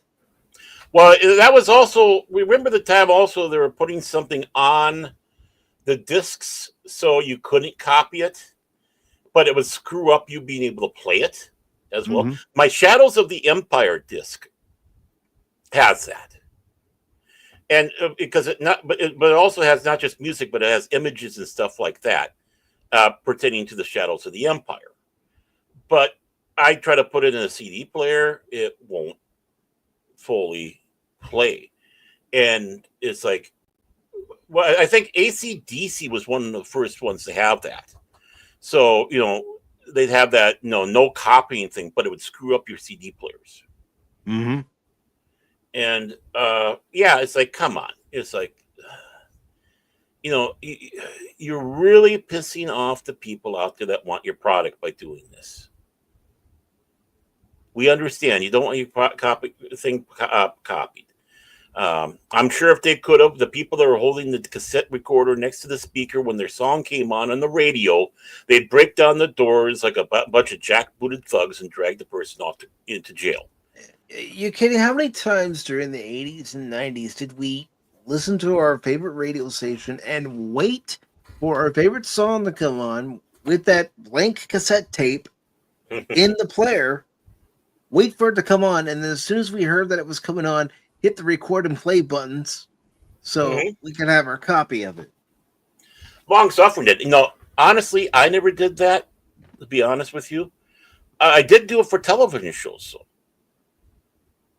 Until my dad got mad at me going, why are you recording that for? It's like, we don't have a VHS, and sometimes it's nice. to be able to relive a television show. It's your And audio recording of the episode. You don't have to right, necessarily see it, but you can visualize what's going on as you're listening to it. right, and that's what saved Doctor Who's early wiped stuff, and they were able to do the animations for, because he had a couple guys out there that were doing good quality recording of the episodes on tape, and that's the audio that they're using. And it's like, what a blessing! Thank you, Lord, for having those guys out there doing that yeoman's work. Mm-hmm. And so now that's where we started getting the those animated Doctor Who's of the early, Troughton and Pertwee years. Not Pertwee, but Hartnell years. And let me see. Low Spec is saying, I remember buying a movie and having to pirate anyway because copy protection stopped it from being played in my computer DVD player. Only home player worked. Yeah, they were doing that back then. Right. Because they knew it was going. They figured it. Somehow they would track to know that it was going into a computer player, and it's like, they're gonna copy this. We're gonna stop them. We're gonna stop them from enjoying our product. And Blue says, I remember recording the radio to get music. I was really poor, and it was cheaper than buying the cassette. You and millions of others, Blues Nuts. Mm-hmm. And like I said, the Long Suffering did that too. She would sit in front of a new Billy Joel song would come out, and she'd be in front of that speaker, waiting. And now that new Billy Joel hit, right? Whatever the song might be, and like I said, you hit the play and record button, and then you have it. Oh, those uptown squirrels being decapitated by AOL. Oh, jeez, Baron. But speaker computer was home entertainment device. Yeah, I mean, when they started coming out with the CD players and the DVD players that were internal, and you could, either put them in your computer if your computer was able to have one because I had an extra slot available, or it came with one. I was starting to use my computer as my home entertainment center. I was using my TV and DVD player less and less. Mm-hmm. I mean, I was using my computer for music and stuff like that back in the day. Downloaded the stuff on there, and so plugging away on the computer, playing on my little Mac that I had, not an iMac, it was a Macintosh, and having a grand old time. Now, of course, that was earlier than when trying to watch something on there was forget about it. I mean, you couldn't really do it, right?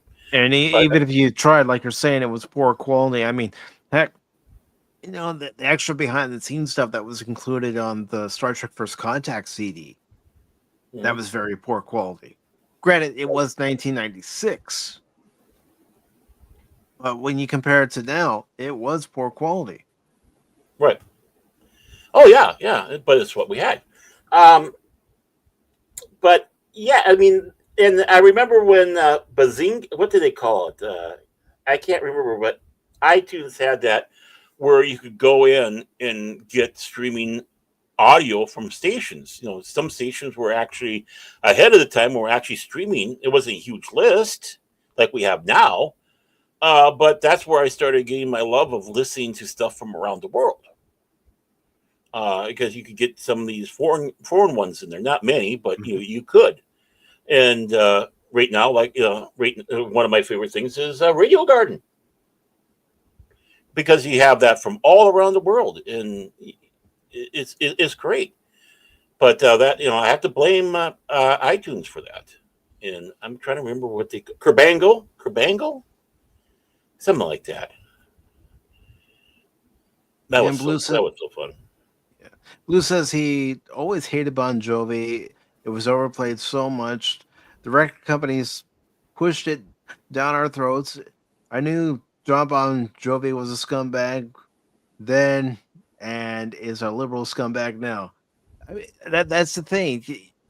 In order to hear a song that you wanted to hear, you would have to wait for them to go through all the filler, and that's what Bon Jovi was and so many other bands back then. It's like, oh, here's that great hit by Bon Jovi. You just played it a half hour ago. Right. And I like John Bon Jovi music, some of his songs and stuff like that. But yeah, I mean, it's a situation where I call it "Stairway to Heaven," a, a, a, a song, because there was such, at least in the '80s, there was a big Led Zeppelin. I mean, if anything you have for a Zeppelin, craze going on now, if there is any, it was not like it was in the '80s. The '80s was like over the top, on overdrive, on nitrous, and they would constantly, all these stations. You could almost just go there and it'd be Stairway to Heaven would be playing. Okay, just started. You spin the knob to another station, and they'd have Stairway to Heaven. Maybe not at the same time, but somewhere along the line. And they just overplayed and overplayed and overplayed until eventually no one wanted to hear that freaking song anymore. And it dropped from the radio. I heard it not that long ago. It's like, whoa, someone's actually daring to poking the stick and see, is it safe? Is it safe? Yeah, and the song, the one current song they're really doing it to is Hotel California. I mean, it's a great song. Don't get me wrong, but it's like everywhere you go, the same thing. Yeah. And that's a great thing to happen with Nathan Fillion pre-rock. Yeah, we need more of that happening. And Tommy says that he's surprised that the mini discs never hung around. Yeah, I mean, I'm surprised it never really caught on. The idea of the mini disc. Yeah, I don't know. Maybe people had an aversion to it because they were small and there was trust issues. I think sometimes that happens. I don't want to lose something that's this small or, right, easily break it. Not to say you can't break a CD, DVD, or Blu-ray. You can. Yeah, especially when you're using it as a shuriken to take out a squirrel. But the thing is it's like, is the quality truly going to be there? And now, I have these songs already on DVD. I'm invested. I'm not DVD, but CDs. I'm invested in CDs. Why do I want to now start investing into others? It's just like the VHS beta war. It's like, oh yeah, that beta's nice. Beta's got better quality. Yeah, I agree, but the tapes don't hold as much on them, and we've been invested in VHS. So sorry, Sony. Mm-hmm. Well, even Laserdisc never really caught on. No. Yeah. I mean, it still is a niche thing today. People still kind of clamor for Laserdisc. You got to be very careful with those. I mean, you can't even touch them, or they're ruined. I mean, not where you can rub it off. They're ruined. And I noticed when DVDs first came out, one of the we got kind of in early. The former long suffering and we were at one of these not it kind of like a Best Buy, but actually nicer and not as evil. And you could tell that because they're not around. They had a lot of gaming books in there and a lot of books and stuff. But we came across and we're looking at the DVDs, and we were, in my back of my mind is, great, this new technology is coming out, and this stuff's going to be just over the top in price, just like anything else that's coming out. And I think they were in battle with, what was the name of? Again, it was like the war between the two companies. Which one is going to become the successor, the VHS? And but went in there and started looking at all this. It's like, wow, these prices are, this isn't bad, and the quality looks good. So we invested in a DVD player because of that, because the DVD player was not expensive. And one of the first movies you got, so this is early. This is really early in the DVD days, right? We got Twister, I believe. I mean, we got Twister, but I think it was Twister that this was the case on. And it was still done up like a Laserdisc. So you get like half the movie, then you have to flip it over to get the other half, just like a laser disc. Which is one of the things I think hurt laser discs is you had to do that. And it's like, you got to be kidding me. I hope this isn't going to be for everything. Oh, your mini disc. Yeah. Trying to get it. I mean, I know I don't have the light on or anything, but yep. Weren't they a little bit more successful in games than anything They else? were. They were. Yeah. I just never got rid of it because No, I was looking at possibly getting a PSP at one point, and then of course, now you can't really get one unless you go to eBay. But I decided, I'll just hold on to this. Yeah. Why not? And it's kind of interesting. Doctor Who, we're talking about in the day, right? They came out with some CDs that were square that you could put in it at work. Mm-hmm. Because and I don't think they had a triangle one, but they had a square one. It's like, well, that's wild, man. That's wild, So it's amazing how we've come. But I still want to have the 100 disc changing CD player. I put your 100 of them in there, and I just want one of those. I had a neighbor that had the 6-disc CD player. So whenever he had a party, he would again put in 6-disc, and then go through one album, and then switch to the next one, the next one, the next one. Yeah. The former and we had a 3-disc one. Of course, there was a 6-disc in the in her. What did she have? Not the Explorer, but the next grade up. I always get confused. Ford, quit doing these things all the time. It throws me off. But she had a 6-disc in there that you could put in there, and I was always stuck with like the one. What did I have? Oh no, the one car I did have. Was it the? Yeah, it was the Mustang. I had a 612 that was built in. So, but I wanted one of those. I think they had a 50 and 100 one that you could put. Basically you could just put all your CDs in there, or the important ones. Just not have to worry for the next 3 years. And of course, we have Phil McCracken in the chat who says it's okay to turn the lights on, Mike, while you're live streaming. I know Cash Money is eating Pop Talk, eating allowance. It's why he's depressed. Not when I know I'm not going to have my face on camera, I don't turn on the lights. Yeah, I don't have my light on now. I like it darker when I game or do stuff like this. Kind of strains the eyes when the lights are on. I mean, I still have light coming into the room. You Natural do? sunlight, but as far as the light in the room I'm in, or turning on any other lights that are on my monitors, no. If I'm not going to be on camera, lights aren't going to be on. Right. I just didn't feel like being on today, but which is good, But when I do pops, I'm on, so I'll make sure everything there. It's like, oh God, the lights are on. Okay, I'll smile. But yeah, whenever I'm on, or when I want to do something spooky, like I did for like the Halloween, where I had that electrical field thing behind me and the lights were off, and it made me look spooky. I love it. Exactly. And it's not just for Halloween anymore, kids. Heck, ever go to use the bathroom at night? Turn the light on, and then you look in the mirror because you got a light in the hallway, and you just see, the slight silhouette of your face. It's like, oh my God, what the heck is that thing? Yeah. Oh, wait, it's me. I'm looking into the face of death. When did I get that job? But I got to talk to my agent. Well, we do have another article that we are going to discuss. What? We're going back to articles now. Okay. Yeah. I see how it is.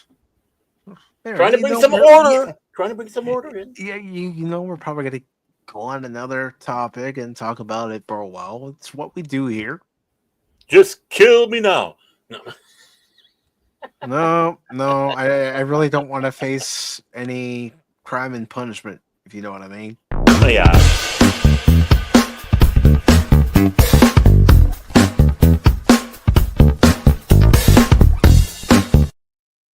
I had to try to do a bad Hank Hill impersonation, though. You know? I'll tell you what, I propane tell you what, and propane accessories. that boy ain't right. Why does Hollywood need to always reboot something into live action that was once animated? That's the best Hank Hill I've got, folks. This looks horrible already. I never liked Captain Planet. Ted Neither did Turner I. is bullshit. Remember, Captain Planet told us we only had 10 years left. 10 years. Well, it's been longer than 10 years, folks. What does that tell you? Nobody knows. We're dead. We're in a computer simulation. That's what happened. We laid down one night, and Bill Gates made sure all our brains were jacked into the big system. And now we're living in the machine. Wait, We have no bodies wait, anymore. Aaron, if we're in a computer simulation, can I try this just once? Computer. Hello, computer. Oh, no response. So I was going to say computer and program, but I'm getting no response. Computer is on a work break. It is allowed. Quit working me to death, you slave task. All right, so Captain Planet and the Planeteers live action series in the works at Netflix. Why does Netflix always have to get everything? Why? Netflix has to ruin everything. Yes. This is Hey, welcome to posted. the story now, boys and girls. This was posted on Geek Tyrant 2 days ago. It's by Jessica Fisher. And it Hi, says Jessica. Captain Planet and the Planeteers was an animated TBS series from the 90s about the titular environmentalist superhero. You don't say. You don't say. The original Snowflake, RC Space. Yeah. And we are about to see a live action series adaptation of the show at Netflix with Greg Berlanti and Leonardo DiCaprio as executive producers. You mean Leonardo DiCaprio that preaches to everybody about the environment, yet he'll fly his private plane and leave his own carbon footprint? Carbon footprint. Oh my God, it's worse than that. Oh, you gotta be fucking kidding me. Back to you. Tara Hernandez, best known for creating Miss Davis on Peacock and writing The Big Bang Theory, and Young Sheldon is writing the new Captain Planet series. I'm shocked. Yeah, you're shocked, all right. Executive producers included Berlanti, Sarah Shetter, or however you say her last name. The best pronunciation yet. I love it. Hey, I'm trying there. I'm trying. I know. I'm saying I appreciate it. I think it's closer to the truth. Okay. Lee London Redman via Berletti Productions, and DiCaprio and Jennifer Davidson via Appian Way. The series will shoot at Warner Brothers Television, where Berlanti Productions is under an overall deal. Captain Planet has been in development as a live action adaptation in many forms over the years. Glenn Powell previously been writing a film based on the character for DiCaprio, which was revealed in 2018. And as recently as 2023, Powell told reporters that his subversive and fun and dark and irreverent take was still in development. Yeah, right. Except for one thing. That wasn't Captain Planet. It wasn't dark or anything. No. It was stupid. Yeah. And I tried watching it a couple of times because at the time, you had Whoopi Goldberg voicing Mother Earth, and you also had LeVar Burton also in the series voicing Yeah, LeVar Burton was in there. John Ratzenberg was playing one of the Mhm. villains. I think Ed Asner was involved as well. And of course, Tom Cruise started out. I don't know how many episodes he actually did of it before he walked away, but he was the first voice of Captain Planet. So, Yeah. According to the Captain Planet Foundation, in the show, whoa, Gaia, whoa, whoa, whoa! Captain Planet Foundation. When yes. the hell did that happen? I don't know, Baron. I didn't keep track of Captain Planet. I thought it Well, was that's just it. mediocre at best. I think the foundation has what, probably about 15, 16 at most. I don't I know. ain't never heard it. Foundation, my ass.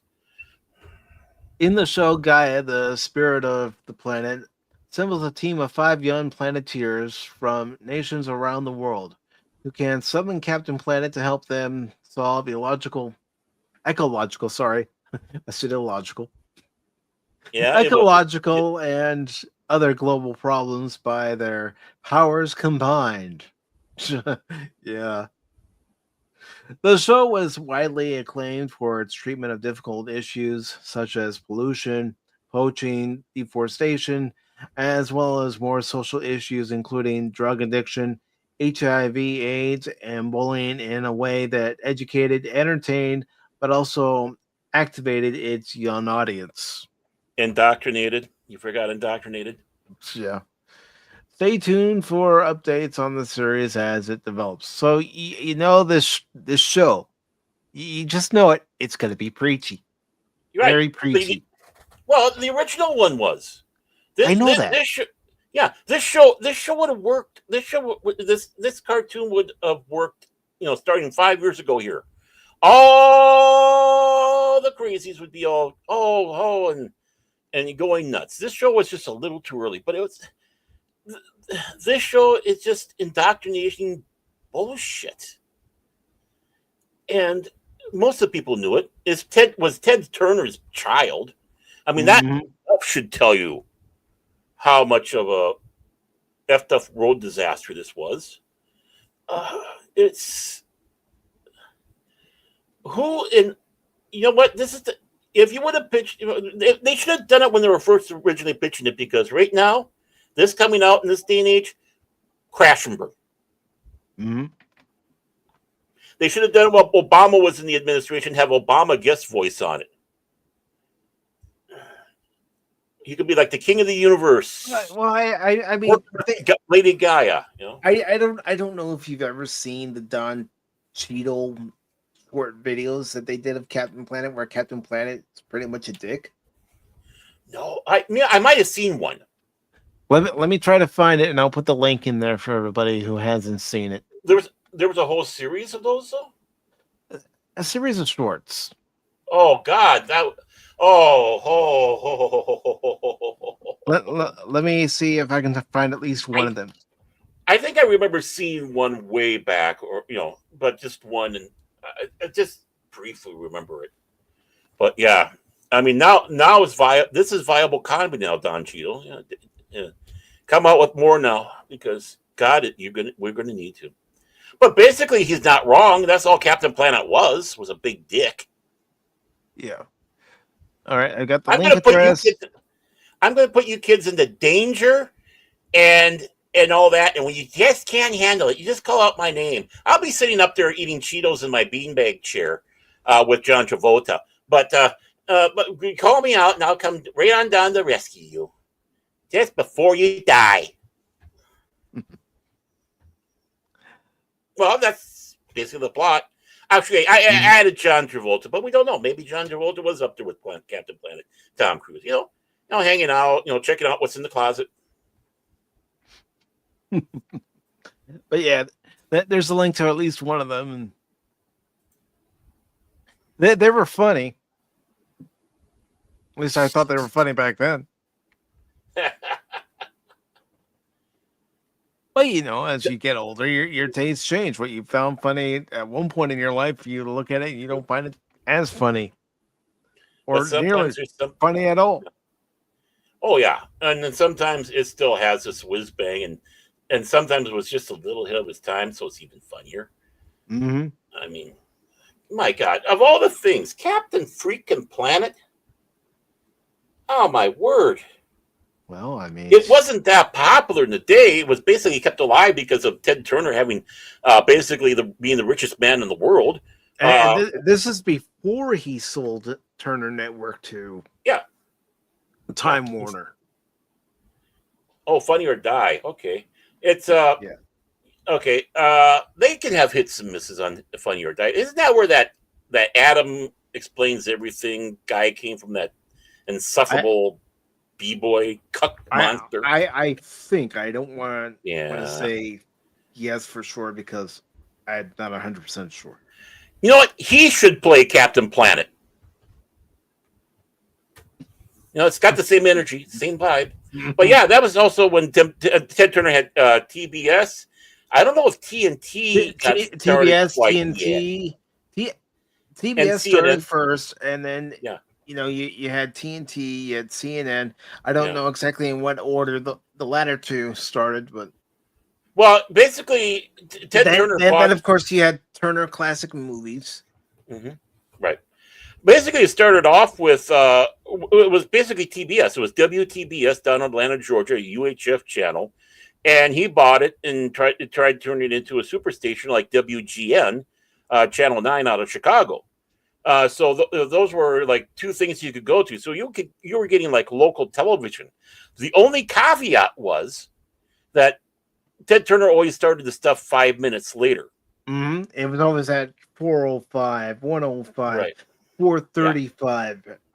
You know what? As a kid, I always thought that was weird. Every other station you went to, it starts at 8 o'clock, 9 o'clock, 1 in Right. the afternoon, but not on TBS. It was always 1:05 and 1:35 or Yeah, it was a tactic to keep you watching the channel because okay, it's already 5 minutes into the other show. I might as well stay here. That was his thinking on that one. And I think the next thing he did, of course, it was always WTBS, and eventually, after a while, they dropped the W on it. Mm-hmm. Then it was CNN and CNN headline news. Yeah. And it was more headline news that really broke it because you had every 30 minutes, you had the headlines. Didn't matter when, you just sit down, tune in. And yeah, okay, I already was in halfway. I just finished this out and then I just watched the first half of the other. Ingenious. It was ingenious at the time. He was, got to give him props for that. And then CNN. And I can't remember exactly when TNT, it was like the late 90s, was it? Yeah, it had to be. Yeah, because TNT had Crusade. And they wanted, one of the big things is they wanted more, be a little bit more like, bring in wrestling and stuff like that. And, Well, yeah, because you had Ted Turner who bought the National Wrestling Alliance, changed it to World Championship Wrestling. You had that on TNT with Monday Nitro, and then later on TBS with Thursday Night Thunder. But don't forget, not only did Ted Turner own, that wrestling organization, he also owned the Atlanta Braves. So just like with WGN, with the Cubs, and the White Sox being on WGN, and of course the Bulls being on WGN, that's how those teams gained more fans. So did the Atlanta Braves with the Braves games that were on. That's why in 91, when the Twins kicked their butts and seeing Ted Turner and Hanoi Jane with their frowny faces and waving their tomahawks out there after they said they wouldn't do it, but they kept on doing it, which I have no problem with. It's just like, it's like, hypocrite much. It was a joy to watch them just crumble. It's like Ted Turner and all your friggin' money and all your BS, and the lowly Twins went from worse to first. Suck it. Yeah, and Tommy's bringing up Eastern Championship Wrestling, which became Extreme Championship Wrestling, also known as ECW. Shane Douglas wins the Eastern Championship Wrestling title and declares it Extreme Championship Wrestling.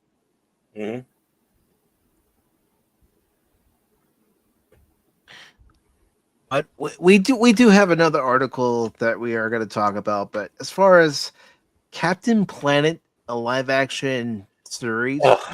no, please no. Only get that Adam guy to play Captain Planet. That's the only way I'll go for it. Because again, you need to have. He's got the same hairstyle, just paint it green, and they're Mhm. both insufferable pricks. So I mean, That they are, and we've had Linda Carter as Wonder Woman.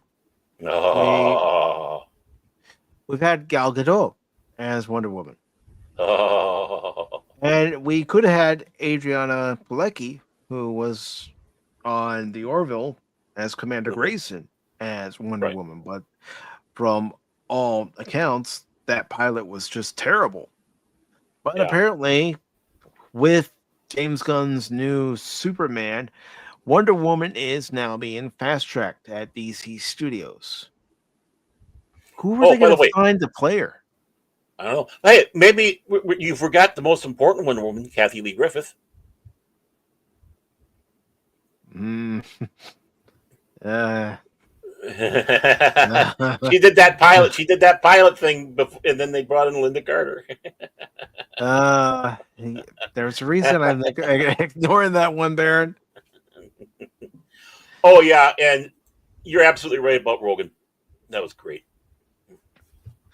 But here we go with our next article, ladies and gentlemen. Kathy Lee Griffith.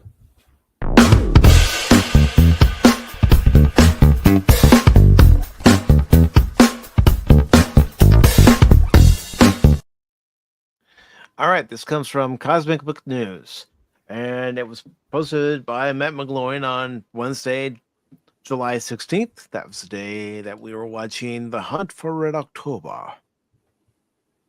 Still a great movie.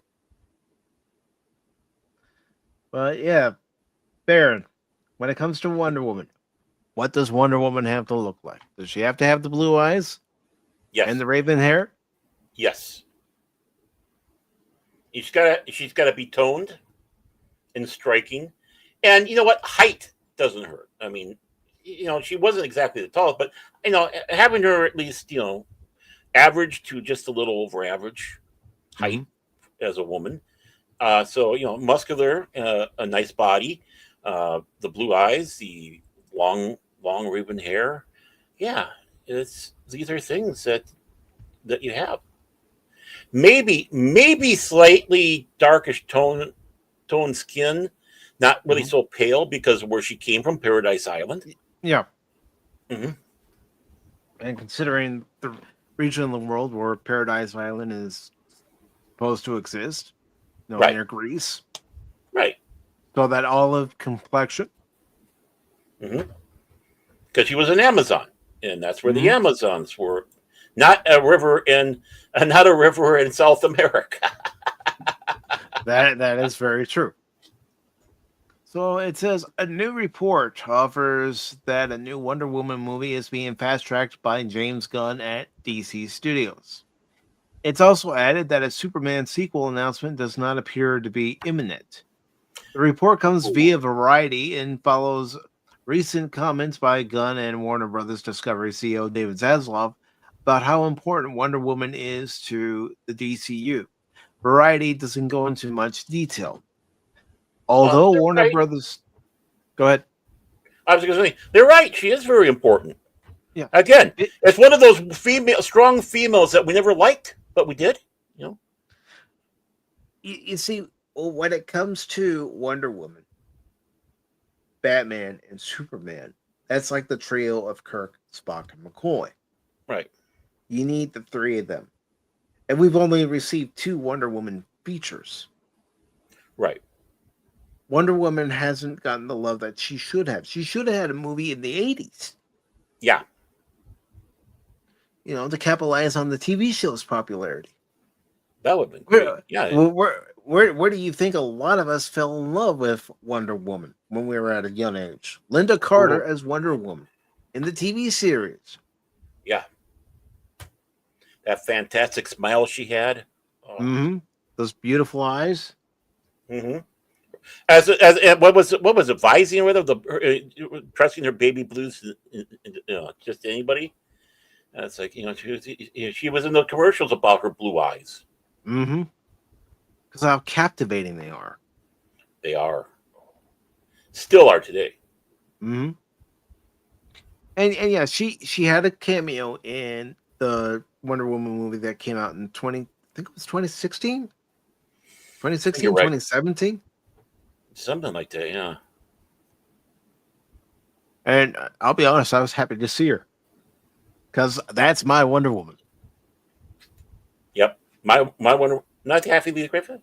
Okay. No, Yeah, no. Linda Carter is mine.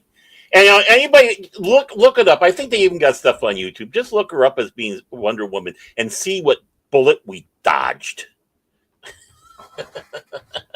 It still was enough that they did do it as a TV, put a TV movie, but it's like, nah, we got to do something about this and right away. Mm-hmm.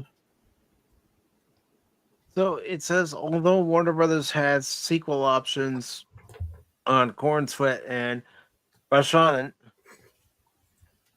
a sequel announcement does not appear to be imminent. Instead, sources say the studio is fast tracking a Wonder Woman movie. Mm-hmm. I mean, at least we got Gal Gadot as Wonder Woman in the Justice movies. So, I mean, that that helps keep that fixed. But that was like everybody, let's have fun. Yeah, and I didn't think the 2016 film was all that bad. There's some things I would have changed about it, and it has nothing to do with Gal Gadot entirely. I just wish they would have given her blue contacts, because when I think of Wonder Woman, I think of the raven hair and the blue eyes. Right. And her skin kind of matches because, of course, she's I think she was born in Israel, but I know she spent time in there. Definitely with the idea. So she was part of the Israeli Defense Force as well. Mm-hmm. I know it's a requirement, right, as an Israeli citizen, but so she's got that appropriate tonage to her body, skin tone color to the body of what you would expect Wonder Woman to have. And it says James Gunn has confirmed Wonder Woman is being worked on and that the project will only get greenlit if the script is good enough. Zaslav, in congratulating Superman for its box office opening, also said Gunn has a bold 10-year plan, adding, the DC vision is clear, the momentum is real, and I couldn't be more excited for what's ahead. But if you're going to do a Wonder Woman film, it has to be done right. Yes.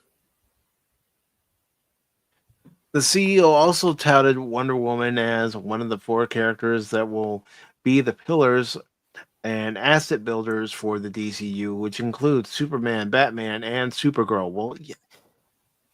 I'm going to get hate for this, but eliminate Supergirl. It's Superman, Wonder Woman, Batman. Yeah, I mean, I don't mean to be mean or anything, but Supergirl, as much as people love her, I love her, don't get me wrong, and such, her character is not that big and strong a one. Mm-hmm. And especially seeing that scene in Superman with her appearance, and there's like, oh, you're going to really ruin this character. You're going to really ruin this character. Mm-hmm. I would say one of the fourth on that pillar list would be someone like the original Green Lantern, or even Green Arrow. Somebody like that over Super. I mean, I wish there's a way you could elevate Black Canary up to be part of that strong pillar, but she wasn't as prominent as Wonder Woman. No, Supergirl, I suppose you could sit back and say it's about the second, maybe Hawk Girl. I don't know. I mean, this right here is fan art, but would you imagine Wonder Woman looking more like this for live action? Yeah, as long as those eyes are blue. Yeah. But yes, and the costume too. I'm so tired of them trying to make her a nun with her outfits and such, or making her into this warrior. I want that style costume again for Mhm. Wonder Woman. And I think, yeah, I mean, skin tone, the hair, all that, the toned body. The only other thing is it didn't get a good look because it's so far away with the picture, but uh, just make sure it has those blue eyes, baby. Yep, she's got to have the dark hair and blue eyes. That's my prerequisite for the character. And Whoever the did actress portraying her has to have an acting ability. right, hmm but whoever did that fan art thing, I think they did a great job. Mm-hmm. And it's good to see Tim. Let me get to his sound clip. Oh, Got to get to the page. Tim There are Blueball. some who call me Tim.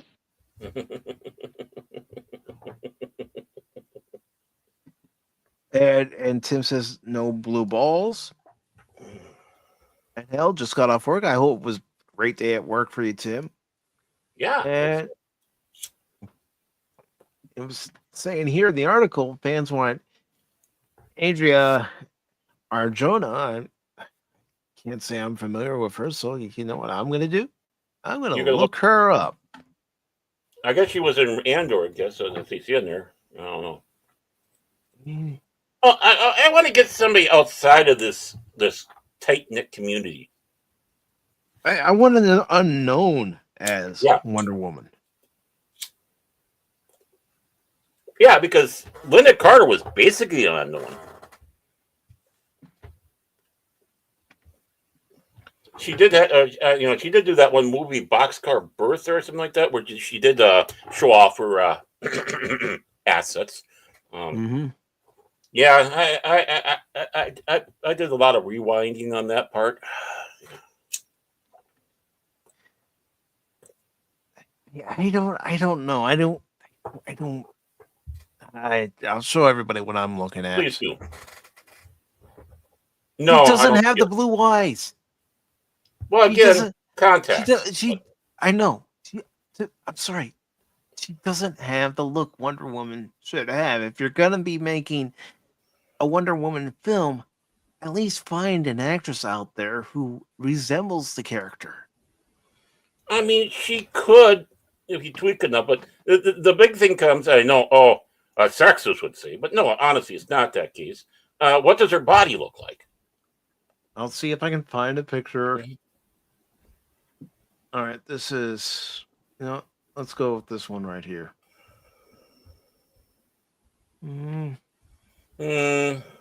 Maybe. How about that one with the deep V cut there, the white background?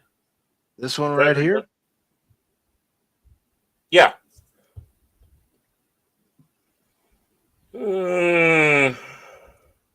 No. No. No.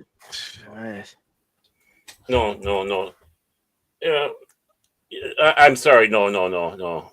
That's not. No offense to the actress. You're a lovely looking lady. Trust me. I'm not dissing on you. I'm not attacking you or anything like that. But for the role, no. There's certain aspects of that body she's got to have, and she doesn't. Wonder Woman has to have, and she doesn't have it. She needs to get she needs to be a lot more toned. But look at the size of the arms. Can she? I mean, she's kind of scrawny-ish. You need to have a little bit of beef on her. Wonder Woman had a little bit of beef on her. Why? Well, she was an Amazon warrior. Mm-hmm. I mean, here, let me.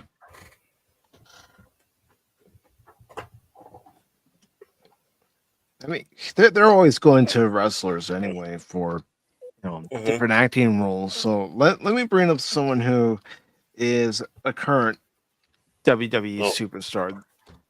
How about Ronda Rousey or Gina? Yeah, but Gina would still need the blue contacts. Yeah, I can live with that. This is this is a fantasy world. All right. It's like Brigitte Nielsen getting her hair dyed red to do Red Sonja. Yeah. I'll just go with this one right here. No, granted, you'd have to dye her hair and everything. Mm-hmm. Yeah. And let me. Okay, that's not gonna work. I gotta open it in a new tab in order. I don't think Tab is around anymore. Had to have like Diet Coke or something. All right, so Actually, I current kind of like. WWE superstar Tiffany Stratton. Holy!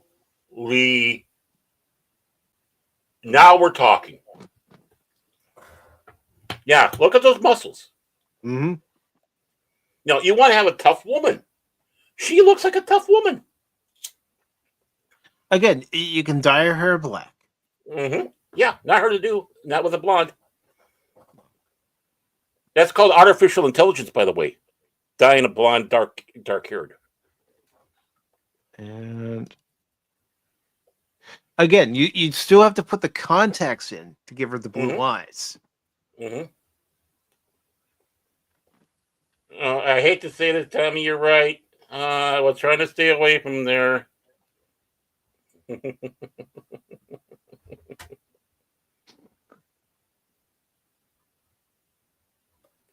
That's for the other one. And yeah, you're kind of right. I was looking at her and thinking it's more of a kid, or it's like no, but just look at those guns on her, man.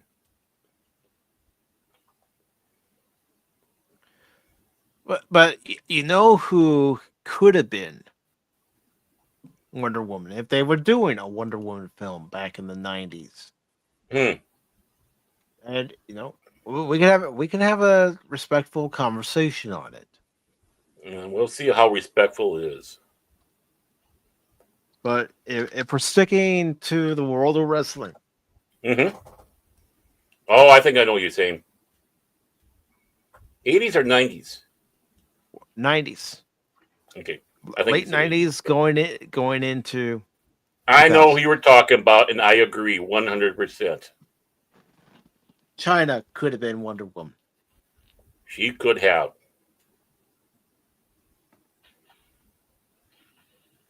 Lucy Lawless could too. Yeah, But yeah. you know what? I'd take China over that.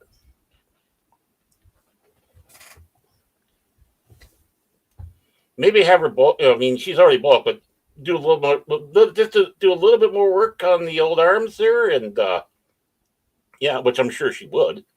And away you go. I mean, even this picture right here, she could have been Wonder Woman. This one right here, she could have been Wonder Woman. Oh hell yeah, that is Wonder Woman right there. No arguments here. It's just what was her acting ability? I know she did B films, yeah, and adult films. If she had worked on her acting ability to get it to where it needed to be, and they probably would have done that. Mm-hmm. I mean, they do it all the time. I mean, look how long they worked with young Han Solo for Solo. I mean, heck, I'm not saying The Rock's the greatest actor. No. He plays himself a lot anymore. Mm-hmm. But even he's gotten a little better. Well, he's gotten more in touch with himself.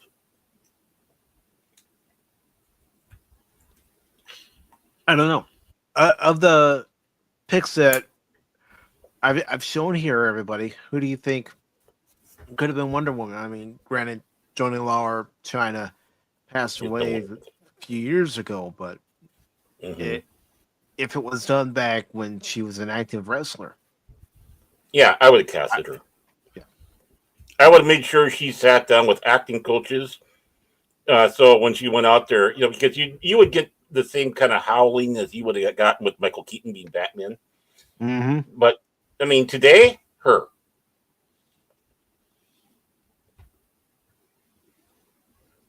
Well, they can also do voice training too, and that's the thing.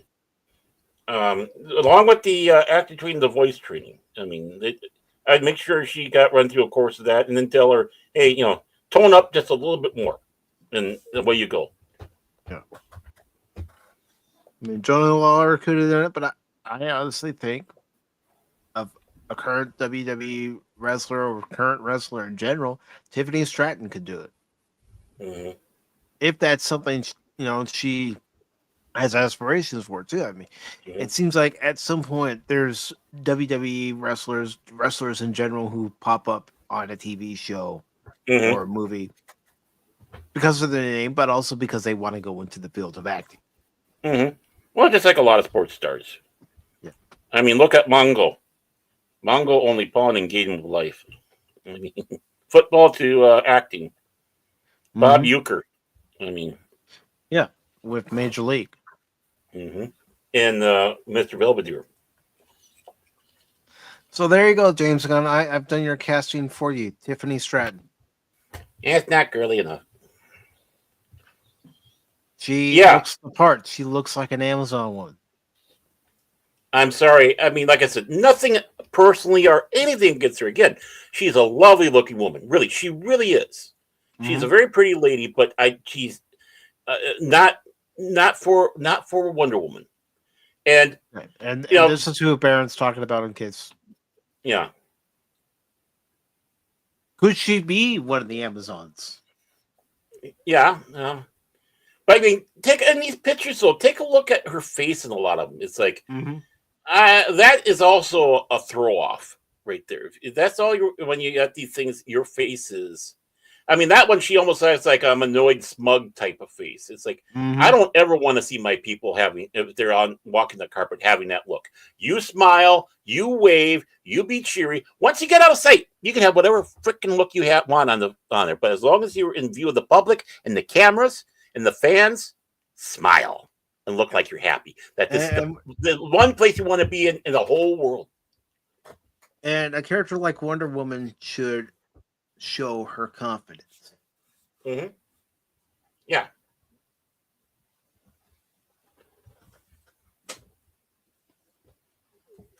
and Yeah. And, let's see. do you know who the character of Wonder Woman was based off of? Not off the top of my head. It's probably. Margaret. Hmm? I was gonna say if I had to guess, maybe Betty Page. Nope, nope, nope.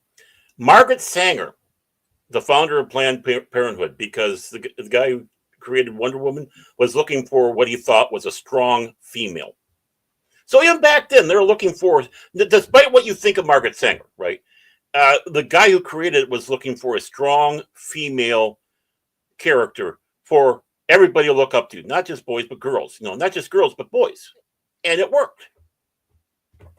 So again, all you people that sit back and see, f off.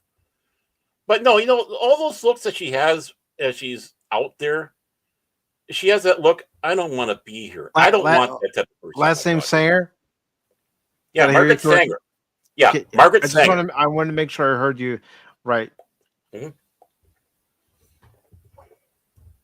All right, so I'm gonna go ahead and share this screen. Yeah. Now he was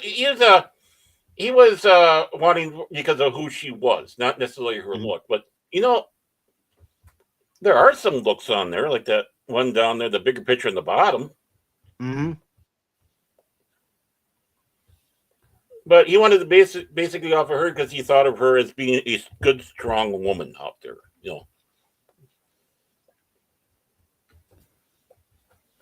So I don't know if it was really necessary just to look at just who she was and being a a role model to look up to. Yeah, and that is a big problem nowadays, Tommy, is they don't care about the lore. I mean, you mentioned James Gunn. James Gunn didn't care about the Peacemaker comics that had already existed because he wasn't going off those comics for the TV series. Hmm. And yeah, and Peacemaker goes long before DC had him. So I mean, this guy has a long career and a lot of source material you can go off of. But no, no, no, no, no, no. James Gunn was too busy counting the hairs around his bunghole.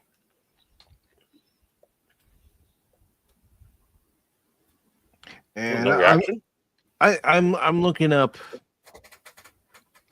Padawannabes because he said Alexandra Daddario also been rumored. So let's Yeah, let's see.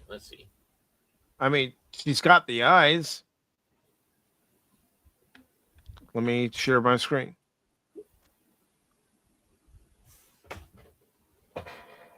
Let's go to this one right here. Oh my! And she's got the smile. Oh. You want me to Okay. find one where she's smiling? Yeah. Go ahead. Uh, Is that her right there with the white? Are these all of her? these are all of her. Yeah. Look at the one on there. Okay, upper left. This one right here. Yeah. Look at that smile. Mm-hmm. Yeah, just dye the hair darker. She's got the facial features. Mm-hmm. I'd want her, I'd sit back and say, can we tan you up a little bit, safely? We don't want to burn you or anything, but tan you up and put you on because she already has she's got the figure. Yeah, she's got the figure, and she, her arms, just tone them up. Just go out, tone the legs, tone the arms a little bit. Which actors and actresses, always, normally do sometimes for these films. And holy cow, there we go. Mm-hmm. Yeah, you're right. That's all he does. But you know what? There she has her hair dyed. So look at that dark hair on her. Mm-hmm.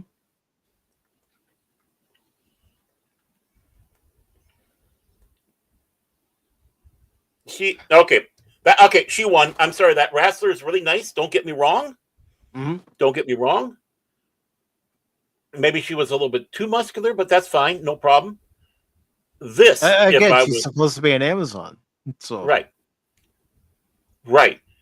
But this I could work with if I was doing a film. And she's beautiful too. That helps. Wonder Woman's beautiful. And yeah, this is going to sound sexist, but it's kind of important for Wonder Woman. She's a little busty. Mm-hmm. I'm sorry, Wonder Woman's a little busty. She's a woman. She's got curves. Yeah. Not like the boyish looking things James Gunn wanted. I can see her. I mean, I know she can act. She won out.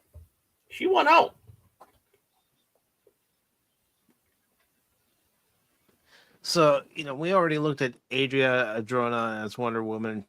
I don't see it. Just no. From what I look at with the character, how she's been drawn in the comics over the years, how she's been portrayed on TV. You to be honest, somebody who looks the part. Mm-hmm. To be honest, and again, no harshness, no shade, no nothing, because she is a gorgeous woman. I thought Gal Gadot was slightly off for the part, but she did a wonderful job with it. Don't get me wrong, but it's like, at least it was within those parameters, right? Within those parameters. This Adria Arjona or whatever. No, she's there's nothing about what I saw that she's in those parameters. Not a thing. And I don't really mean, because you're looking at a specific role, especially a role that of a character that's been well established. I'm sure she's great. Another thing, I'm sure she was great in Andor, but not for Wonder Woman. And let me just go ahead and share this, because Pat Wannabe mentioned that she was in the Baywatch movie with The Rock. Again, you just dye her hair, but look at her. Yeah. The facial features that she's got. Mm-hmm. Castro like this, she's got a little bit of a pronounced chin. Cash would love that. He would be for it right there. Boom. But I mean, even look at her smile there. Yeah, she's got a big smile. You need that with Wonder Woman. Mm-hmm. Because especially when you know, have the appropriate humor.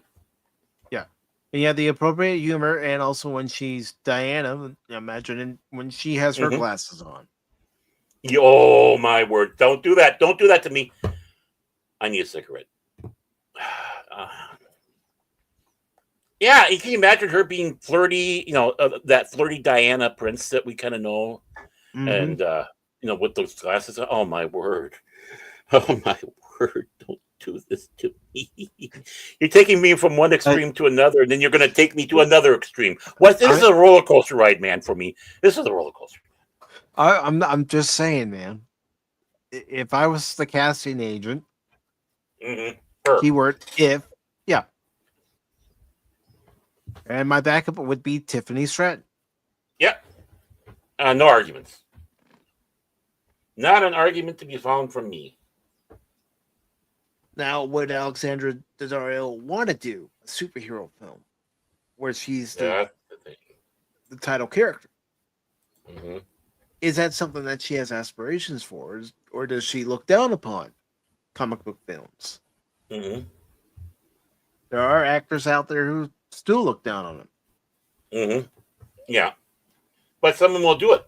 I mean, Tim Curry did not do the Doctor Who movie. Or didn't want to be considered for being the Master because he hated Doctor Who, Mm-hmm. which is a shame. Because I think he would have been a great Master. A lot of people clamored for him to be Master back in the day. Yep, and Pat'd do good. Pat'd do good. I think the one thing that would go against her in some people's minds is that she's 39. Well, I don't care. She's I, a very I don't care. she yeah. Age has no stipulation as far as I'm concerned. Well, the thing is people, and without plastic, mind you, uh, people are aging slower Mm-hmm. as they have. And just to let you know, she was in Superman: The Man of Tomorrow as Lois Lane, so she shouldn't have Any two. animosity toward going into a comic book film that she's already Right, been in a comic book related project. right. She did Robot Chicken too. I mean, obviously their voice work, but still, she was doing that. Uh, do you want to see a dead body? She was in that web series. She was in music videos with. She was in Radioactive with Imagine Dragons. No, Lord Crit's favorite band. She was in the Jonas Brothers, White Reaper, Maroon 5, Moron 5, and Bootstraps. And she did Marvel Avengers Academy video game as the Wasp Okay, and well then Battlefield Hardline. that answers my question. Mm-hmm. Yep. And she was also in It's Always Sunny in Philadelphia. So I mean, come on, with that, it's like I think anything will do. It's like you got money, I'll do it. Yeah. But getting back to the article, it says no release date, creative team, or actress has been announced for Wonder Woman. A popular name via fan casting is Adria Adrona, but she doesn't look the part. Yeah, it looks the part for James Gunn. Who recently starred in Andor. I follow Adria on Instagram, but everybody came out and said he just followed her. That means she's Wonder Woman. Gunn said in an interview with Extra, she'd be a great Wonder Woman, by the way. No, No. James. You twat waffle. You twat waffle. Oh, by the way, I'm seeing more pictures of her. Yeah, he would make a great Wonder Woman. He? This Alexandra Alexandria Daddario, she would make a wonderful Wonder Woman. Yeah, especially some of the pictures I'm looking at right now. Share them with the audience. You want me to? I'll be more than happy to. As long as they're not going to get the channel struck. I can't promise that. Okay, well then share them in a private link and I'll be the judge. Okay. I'll look for one that I can show on stream without worrying about. If you can do that, my friend, I'll tip my hat off to you. This is the private chat. Okay, I'm in the private chat. All right. I'm looking, folks. I'm waiting for it to load. It's loaded. Phrasing. Unfortunately, I can't. Told you. No. That's Wonder Woman. Okay, I'm gonna say this. And I hope everybody chuckles. I need a cold shower. Yeah, I need a cigarette, and I tell you what, you don't have to wonder if she's a woman. Oh, okay, I can understand why. Why you told me I probably wouldn't be able to show them. Yeah. Hey, if anything, I'm honest. Yeah. Mm-hmm. Yeah, I think I'm going to do some saving of images later on. Oh, yeah.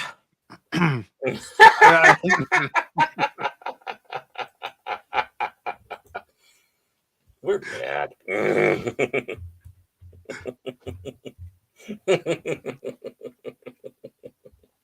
Damn, fine looking woman.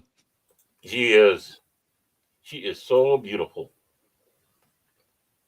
You want to put it in the chat? So the chat. No, that's a DJ Ronnie G situation. Yeah, I know. Lady Mist is out there. I don't need you to think of me as DJ. Yeah. I need you to enjoy them. I just knew we couldn't show them. Yeah. I'm not taking that risk. Mm-hmm. Everybody out there going, what is it? Oh, I want to see it. We want to see it. It's like, you can do your own web search, okay? Not hard. But it's on you, not me. Let's see. Your responses sound a little what? You could say that, Tommy. Let's just say, and I'm sure you can hear my voice, I got a big smile on my face. Lady Mist knows we're bad. We're bad. Yeah. Guilty as charged. Not ashamed of it either. No. I am what you get. I don't hide behind stuff. This is who you get. Not when you see a beautiful woman like that. And she is.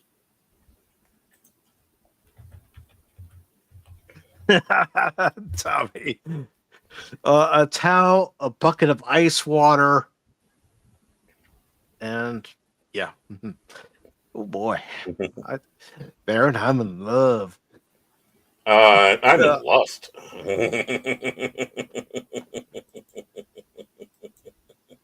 What is a woman? Just look at Alexandra tutorial. I'll tell you. Yeah. If you can't answer that. All right, so it says Gun continued. She was in a movie that I made 7 years ago.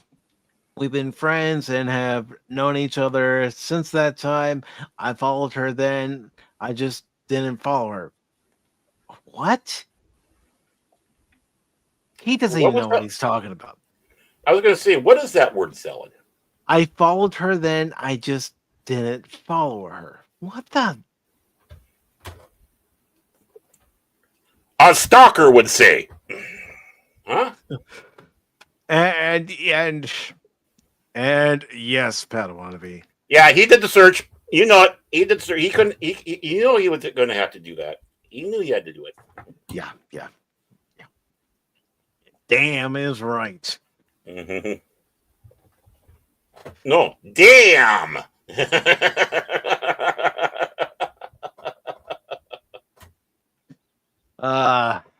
Mike, behave. But I've already. I I could die right now, and I die with a smile on my face. Oh, I'm going to be dying with a smile on my face because if the long suffering is still watching, I'm dead.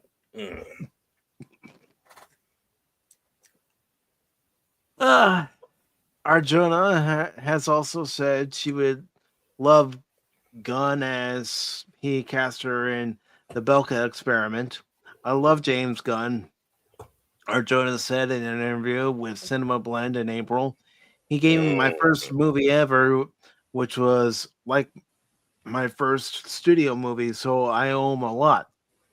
Oh yeah. Like.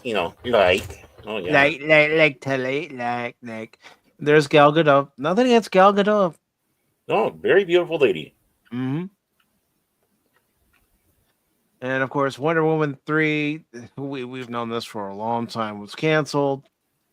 And Gadot was out, so I don't really need to read that part. But No, we know. Matt McGloin is still upset. Yeah. Well, you know what? Alexandra Daddario put her in that costume, and yeah. Oh, winner. I mean, it'd be one of those things where it's like, no, we're not gonna go and offer her the role. No, it's like you see something, it's like that's the way we go. And Tommy says Gunn has brain damage if you imply he has a brain. Mm-hmm. But yes, Pata, you did good, and yeah. Mm-hmm. Mm-hmm. Thank you. Yes. Thank you very much, Pata. I still got a smile on my face. Mm. How about you, Mr. Happy? I don't even smoke, but I need a cigarette. I'm glad I got my pipe. Not quite the same, but it'll work. Yeah. All right. So let me see if the box office is up and ready. The box office. Don't you know? Let's see the money. Let's see the disappointment. Where's the box office? Wow, box office mojo, you're slacking. You need to talk to him. All right, I'll look for another source, and if it's still not available, then we'll go to another story. Okay. 243. Come on. What you guys doing over there? Who knows? Probably watching the Supergirl scene over and over again, going, "Yeah, that's what we want." All right, I'm trying to find something that isn't via MSN, especially with the times I posted the links in there, and then YouTube gets upset about it because they don't like that link. I don't know why. Who knows? I know they're idiots. All right, deadline. Come on, are you going to work with me or not? They're dead. I still say we should call them on a live line. All right. Wow, Superman had a drop. It did. I was wondering if it was going to. It did. So let's go ahead and get into the weekend box office. This is via deadline. I can't wait.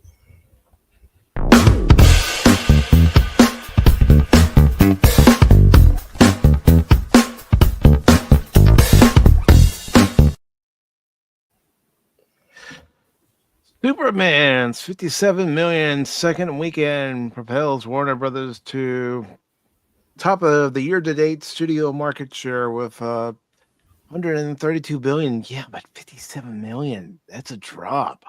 Huge. It made 123 million last weekend. Right. Including the Thursday, yeah.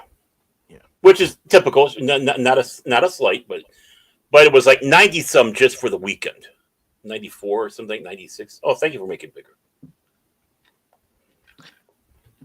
All right, so DC Studios and Warner Brothers Superman has landed atop second weekend, 57.2 million, which catapults the Burbank, California lot to the top of the studio domestic box office with 1.32 billion. Well, all that's due to Minecraft. Let's not forget that.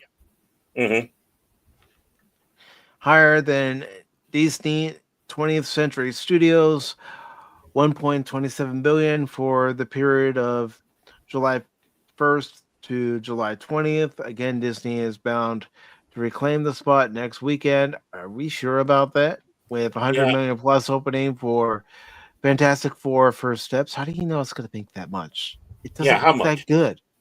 Are you? Is it because you were given the slip of paper that you shouldn't have let out that they're going to tell everybody? Yeah.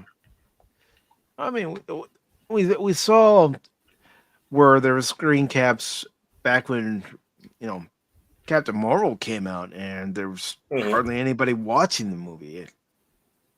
Mm-hmm. And Tommy says he hopes it loses money. Serves DC right for hiring that idiot gun. Yeah. Well, they're claiming that with everything over the last 2 weeks worldwide, that they have met what the budget was. They claim the budget was like 220 some or whatever million. I doubt that. I doubt it too. And you see things on X saying, between the production budget and the marketing, it puts it more at 400 million for the entire thing. Mm-hmm. Whether it's true, I don't know. Well, I mean, if you make the movie for 225, which seems to be, what these things are kind of going for with these type of films, and you need to have another 200 to do your advertising, then there's a problem.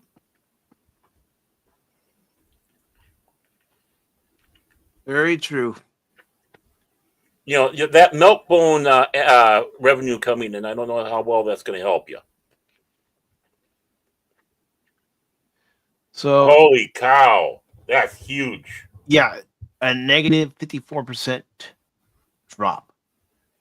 Mm-hmm. I got a question here. Excuse me, sir. Yeah, I got another question here. Yeah, I got a question here. Okay, shoot. Is the fact that we have not heard about a sequel, which people would be suspecting right there, boom, yeah, we got that sequel. No plans for a sequel, right? But we're rushing Wonder Woman in. Is this the reason why?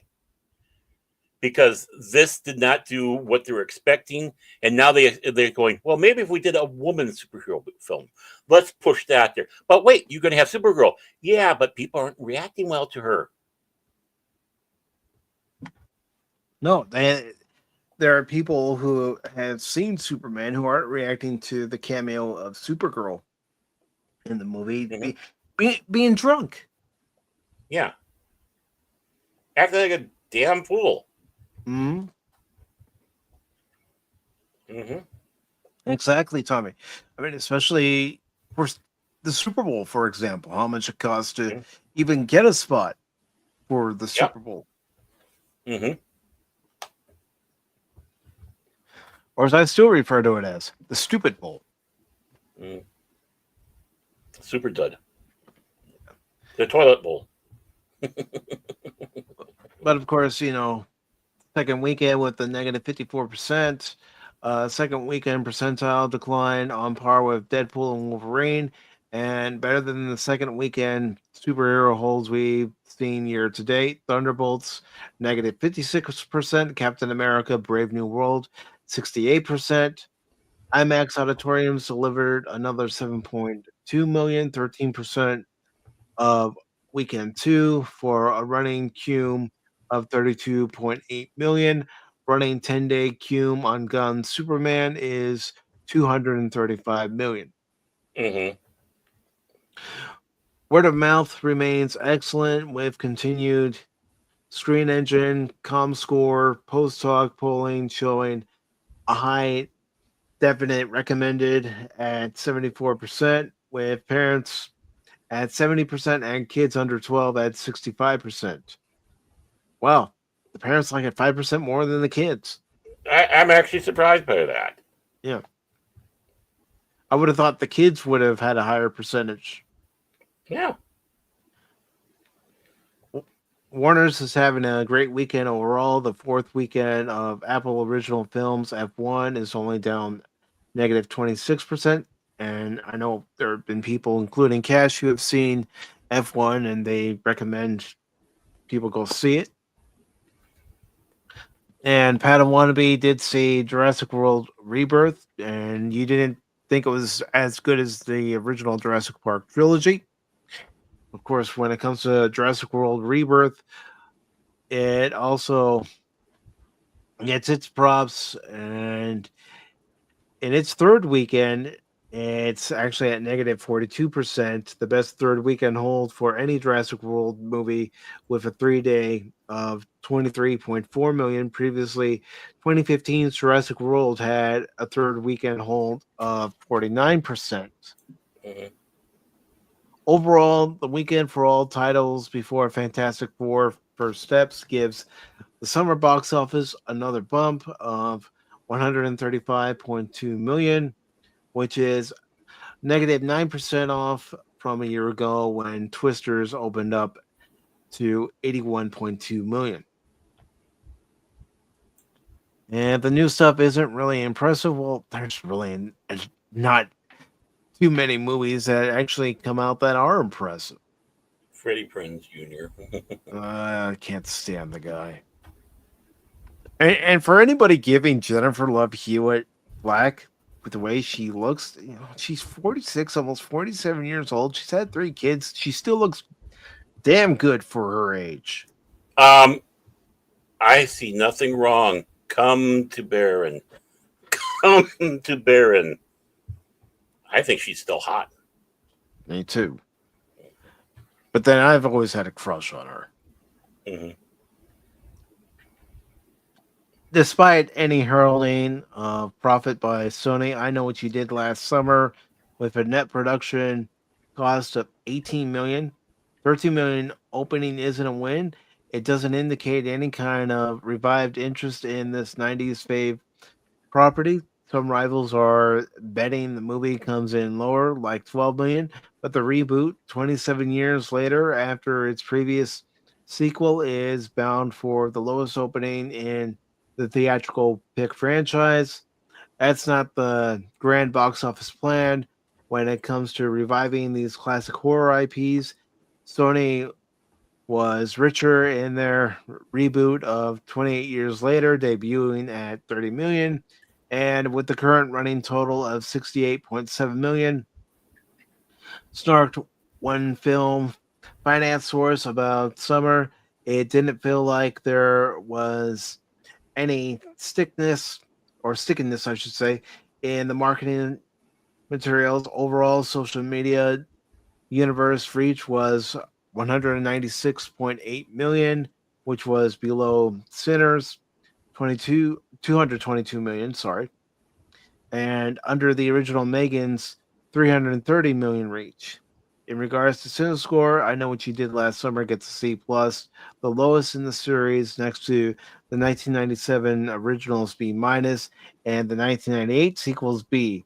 Sure, a sequel can be pulled off at a low cost, but with depreciating scale of grosses, the social media monitor relish mix.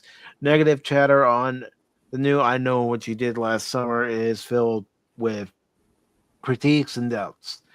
Since this feature length revival comes not even 4 years after the television adaptation of the franchise, some are quick to judge its quality. Looks like the TV series, which was awful, and this looks like a straight to streaming movie. It does not look like it was meant for the theater. It reminds me of the Scream TV show that aired on MTV. Even the return of Jennifer Love Hewitt and Freddie Prinze Jr. falls short of satisfying fans. Bringing back aged old cast feels cliche. I That's just how you do it. knew that, yeah, I just knew they would do this. Another movie that no one asked for, original version always is better. Well, of course, that's no brainer right there. I'm not Yeah, for once, Deadline actually said something. Yeah. That is what we've been saying for a long time. Yep. And let me catch up on the chat here. Imagine if you would a world where entertainment is new, imaginative, and without preaching. Gosh, I miss that entertainment. Mm-hmm. Yep, it did. We still had it in the 90s. There's some great stuff that came out. And Padawannabe says that woman sitting next to me said she thought it might be the best JP so far. It shouldn't be JW. Not to be confused with Jehovah's Witness. Yeah, but everybody's always going to put the Jurassic World movies in with the Jurassic Park franchise because it's Right. all that franchise. Yeah, I know. It's like, just keep calling it Jurassic Park. And Padawannabe says Jennifer Love Hewitt is finally thick enough. Girl looks good. Well, she's had 3 kids. Yeah. Does she want a 4th? I'll help. The only thing I gotta say, though, the dress that she was wearing was not probably the best dress that she should have had. And one of the things shows that she was having boob spillage off to the sides like that. It's like, yeah, you're trying to put a way too tight bust for the bust. Putting those cannons in there. It's like, yeah. But I blame it all on the dress. Yeah. And, of course, it mentions Paramount Animation. Smurfs is coming in lower at 11 million. Though down from yesterday's 12 million forecast, it's still better than expected, as some feared the blue guys and gal would get crushed in the high single digits. Again, it's an international and consumer products play. No one was going into this thinking they were going to reinvent the wheel and throw these grosses into some rebooted stratosphere. It's a very old property. Gosh, 1980s? No, longer than that. Longer than that. Pale. Longer than that. And who's the author of this article? Pale. I don't know who they are. Chat GPT. Probably. You're not too far off. Anthony D'Alessandro. Yeah, it's like, the Spurs go back way longer than that. And yeah, like I said, Hanna-Barbera had to get the rights so they can do the animated series. Right. Because it was a comic strip. Mm-hmm. And like I said, I'm trying to remember, was it Belgium or something like that? And the artist's name and writer was Pale, Payo. Mm-hmm. And you'd see that even on, I think, the animated show. They make sure that in the opening. Yeah. Okay, so I already read that. It's very old property. Gosh, 1980s. No, it's older than that. You just need to do your research. See, it's the cool. What's wrong with that, anyways? Nothing wrong with it. Stands the coolness of Teenage Mutant Ninja Turtles, the first movie in pre-streaming 2011, opened to 35.6 million, and final at North 142 million, because at the time there had never been a Smurfs movie before. The movie cost a net 58 million before P&A. The Rihanna starring Smurfs gets a B+, which is the lowest cinema score in the series of 4 films to date. The previous one, The Lost Village, received the franchise's only A grade. Well, you had Rihanna in it, so no wonder why. How to make Smurfs cool again?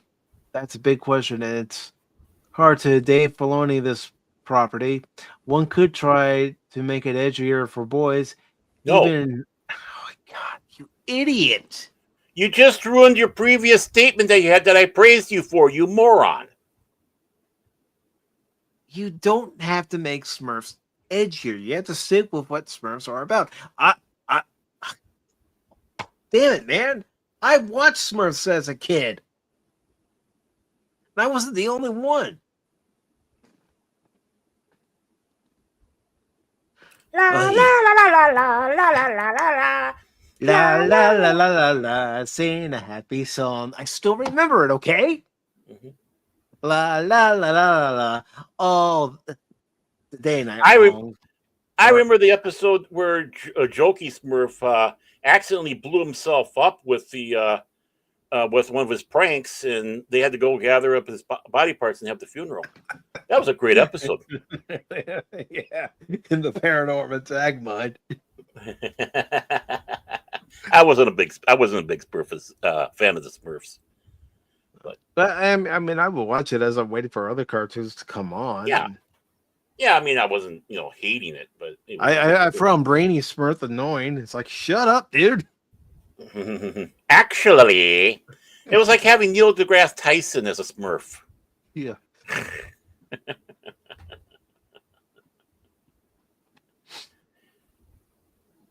What backlash did they have? Do you know, Mike? What, the Smurfs? Yeah, the Smurfs were I- embraced and then faced backlash like any other long-running IT. Well, they have it small, so that was done wrong. This was Chat GPT, Yeah. but it's supposed to be IT property. So I can't remember any backlash. Heck. what backlash? I had a few Smurf toys as a kid. If you remember the Smurf cereal, at one Yeah. point they had a license plate for your bike. I had one. Keyword had one. Past tense, yes. Wouldn't it be great if we still had that? Oh, Yeah. but no, it's just that they ran their course. There wasn't any controversy about it, but after a while, new things come up in a show that was going so long, and it's like boom. But you don't need to make it edgier for boys. Jiminy crickets! It's a bunch of Smurfs is about a bunch of little blue guys trying to get it on with the only girl in the entire city. I mean, how Trying much to avoid edgier? being cut by Gargamel. Yeah. How? And Yeah, I mean that's edgy enough for the boys. How can who's going to get Smurfette and Gargamel? How can we escape Gargamel and his cat?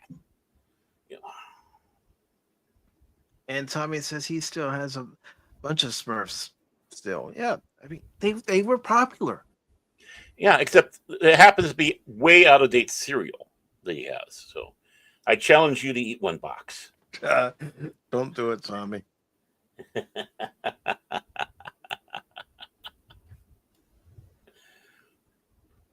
Yeah. Come on, if you're gonna talk about Smurfs, yes, I'm defending the Smurfs. Get Well, your you gotta material right. Right. Well, again, it goes down to it. You gotta know what lane things are in, and yeah, I mean, when you get the edgier part, that's when Gargamel's, coming after him, and that should be, frightening enough and such. But how are they going to get out of it? And it's, and it should be comical. But I Mhm. mean, come on, man. He wants to turn him into Smurfberry juice. Hey, think about the voice cast too. Dawes Butler Oh yeah. was Papa Smurf. You had Frank Welker Mhm. who voiced several Smurfs. Michael Bell. Yeah. Again, the greats. We heard their voices more than we heard our own parents. Mm-hmm. I mean, honestly, the TV series ran from 81 to 90. That's a good run. That's a real good run. So if this writer wants to say anything, it had a good long run, Yeah. and that's it. There was no controversy. I don't remember seeing anything in the newspapers or on the news back then when you only had 3 channels Mm-hmm. saying there's controversy over the Smurfs. I didn't see, Tom Brokaw come on, and there's controversy with the Smurfs. The once popular cartoon has been flamed by fans for being anti-Semitic or this or that. No, not like Elmo. I mean, I'm looking at the Wikipedia page, which will be quick to point out these things. They love to quickly point out any controversy, no matter how stupid it is. And there's none said, but all they got is they have their in popular culture that Papa and Brainy Smurf were featured in all Stars cartoons to the rescue. Mm-hmm. Gargamel and Azrael made an appearance on Family Guy in 2009. Robot Chicken, where Danny Goldman reprised his role as Brainy Smurf, and Dan Milano voiced Papa Smurf, and Seth Green played Gargamel. Harvey Birdman, attorney at law. Jake Gyllenhaal's movie, Donnie Darko. So I mean, that's what they got on there were and I'm sure there's a lot more that they were in popular culture because they were a giant thing. They were big. I can't recall her name, Tommy, but I can see her because you also had Grandpa Smurf when they introduced her and a couple of other new characters. Well, you had Renee Adjumanois in there. Ruth Buzzy was in there. Roger C. Carmel was in there. Mm-hmm. Townsend Coleman, the Tick, was in there. Peter Cullen was in there as Zeus. Yeah, but also with Townsend Coleman, Cowabunga, dudes, let's go get some pizza. Yep. But for me, he's the Tick. Spoon. I know. Yeah, Jim Cummings, did voices in there. Still doing voices. Yeah. But for the Smurfs, Paul Edding in there. Who was Perceptor on Transformers. June Foray. Yeah. June Foray. Linda Gary was in there. And Linda Gary was Tila. Dick Gautier, for anybody who wants to know, that was Jaime in Get Smart and a bunch of other stuff too. But he was a Woolly Smurf. Henry Gibson was in there. Phil Hartman did a voice in there. Additional voices in there. Robert Ito, from Kung Fu, and also a guest starring appearance in Star Trek: The Next Generation, telling Wesley Crusher he sucked in that first season episode. Key Luke, for crying out loud, did voices in there. Tress MacNeille, which you more remember her from in the Simpsons. Kenneth Mars, for crying out loud, from the producers, from Young Frankenstein. He was the constable with the fake arm. He did voices in there. Don Missick, I think. I can't remember. Did you see Don Missick? I can't remember. Yeah. Because they're just Alan Oppenheimer. Don Missick, Dawes Butler, I believe. Yeah. Alan Oppenheimer. Clive Revell, the voice of the Emperor, the first one. Oh, man. Avery Schreiber. A lot of those names also did voices on G.I. Joe and Transformers back in the 80s and several others. Yeah. Avery Shriver was in there. George Takei did a voice in there. Fred Travellina. That might be something that a lot of people know, but back in the day. Ray Walton, my favorite Martian, was in there. Also Boothby on Star Trek: The Next Generation. Yeah. Oh, God. Of course, Jonathan Winter did the voice of Grandpa Smurf as well, but he did Papa Smurf in the first movie. Paul Winchell was in there as Gargamel. Alan Young. Yeah.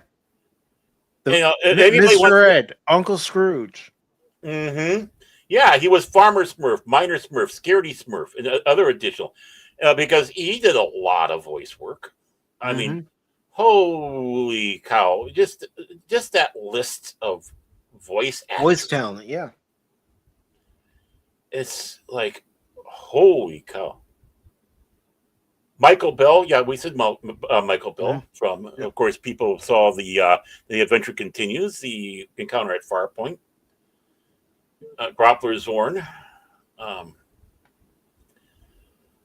At first I thought it was William Conrad, but it's William Calloway. Read better, Baron, read better. Baron, read. Do not do a mic. Yeah. Yeah, I can do. I can do my own. I don't need your inspiration for it. Trust me. I can really No, screw no it one up. does. Mhm. But yeah, I don't know what that Hunyuk is talking about. What an idiot. What a Uh, maroon. What a maroon. I mean, First, never had any controversy, but gu- no. guess Uh, what CBR has? An article about the 8 highly controversial westerns that are actually great. So let's go ahead and get into that, shall we? What? Okay. Yes.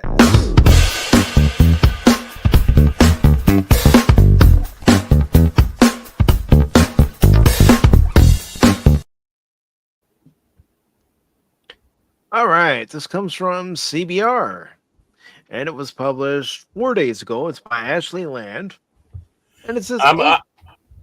Oh, go ahead. eight controversial westerns that are actually great. I'm about to be greatly underwhelmed by this because I have a sneaky feeling it's going to go in moron city. But back to you, Mike. All right. So it says the Western genre has been one of the best written and successful since Hollywood's golden age, allowing for the creation of icons like Tombstone, Clint Eastwood's Dollars trilogy. While many of these films roared to success with the love of both critics and audiences, the genre also boasts some of the most controversial films ever made, considering the brutality, and violence common to the Old West. This is far from a surprise. Let's Whenever dip they say inside. controversy, it means great films. So, As a genre once steeped in black and white mortality, defined by men like John Wayne and Howard Hawks, it wasn't difficult for more daring filmmakers to craft controversial movies from the 1960s on. The genre took a strong detour into the realm of violence, moral ambiguity, and brutality, something that often shocked critics and audiences. While modern viewers may take this brand of Western for granted, there was a time when it was still deeply shocking, while other films became controversial for different reasons altogether. well, the spaghetti westerns helped that. I mean, the Mhm. Dollars trilogy and the other ones that were done. The I'm Wild not. Bunch. Mhm. Go ahead. Go ahead. Oh, this is the original. Is this? I'm trying to take a look. They say on streaming on YouTube. Okay. Oh, okay. So YouTube okay. TV. For a minute there, I was wondering, did they remake it? Okay. The Wild Bunch, good film. The Wild Bunch pushed westerns toward gritty action.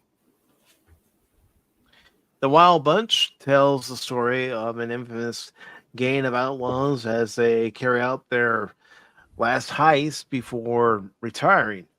When they walk into a trap and several members of the group are killed by bounty hunters, the survivors flee to Mexico. There, they play the role of protectors of a small town as corrupt, brutal military leader oppresses them, planning one last blaze of glory. The men take a stand for the villagers. So When Mexico hasn't changed then. Okay. Just check. when the Wild Bunch was released, the genre was still known, for its relatively slow pacing and morally black and white protagonist. All that changed in Sam Peckinpah's Hmm. morally ambiguous. I was hoping I was saying it right. Fast paced, violent shoot 'em up, one that helped pave the way for modern epics like Django Unchained and Tombstone. In effect, the film took the concept behind the Magnificent Seven and reimagined its upstanding heroes as criminal anti heroes. At the time, casting criminals as heroes was still controversial, and the film's violence proved excessive in the minds of many critics. Well, Sam Peckinpah was a great director and all that, but you take a look at it, the Magnificent Seven, that had a rogues gallery in there, and then Mhm. let's move outside of that to the Dirty Dozen. So it was already brewing. That type of thing was already brewing. So And of course, they have to put Blazing Saddles on the list at number Yeah, 7. yeah, because anybody with an IQ of 46 does that. Mel Brooks' Blazing Saddles follows Bart, a black railroad worker who is appointed sheriff of the racist town of Rockridge by a corrupt politician who intends to steal the land. When he arrives, he is confronted by prejudice at every turn, leading him to befriend the only other person around with an open mind and modicum of common sense, as has been gunfighter named the Waco Kid. With the land grab scheme in full swing, Bart and the kid fight to defend the ungrateful town before it's too late. Well, Okay, you've yeah, already lost me. yeah, You've already lost me with this one because in Blazing Saddles, they poked fun at everybody. right. Nobody was safe. I love the Jewish Apache. Mm-hmm. I mean, that was absolutely I mean, hysterical. Mel Brooks being the Apache chief. It's it's funny, and Mel Brooks being able to poke fun at everybody in Blazing Saddles with how everything was. That's his style. Nobody is, put in a safe space, put it into a bubble. You know, don't worry, we're not going to poke fun at you. He's like, no, Yeah, I'm poking fun at you, you. Oh, and you just made the list. right. That, I mean, that's the thing that they can only focus on is the racism aspect of it. But Mm-hmm. Blazing Saddles far more. Anyone who saw the film saw way more than that. This guy probably never even seen the freaking film. To be honest with you, I bet you, because he Well, wouldn't come out with this take. it's not a guy, Baron. Well, It's Ashley. She well, spelled actually, it can be a guy's name. well. It didn't look like a girl in that picture. I mean, it's too small for me to see. Yeah, it does look like a dude, but still, Baron. Maybe he does probably need Vagisil.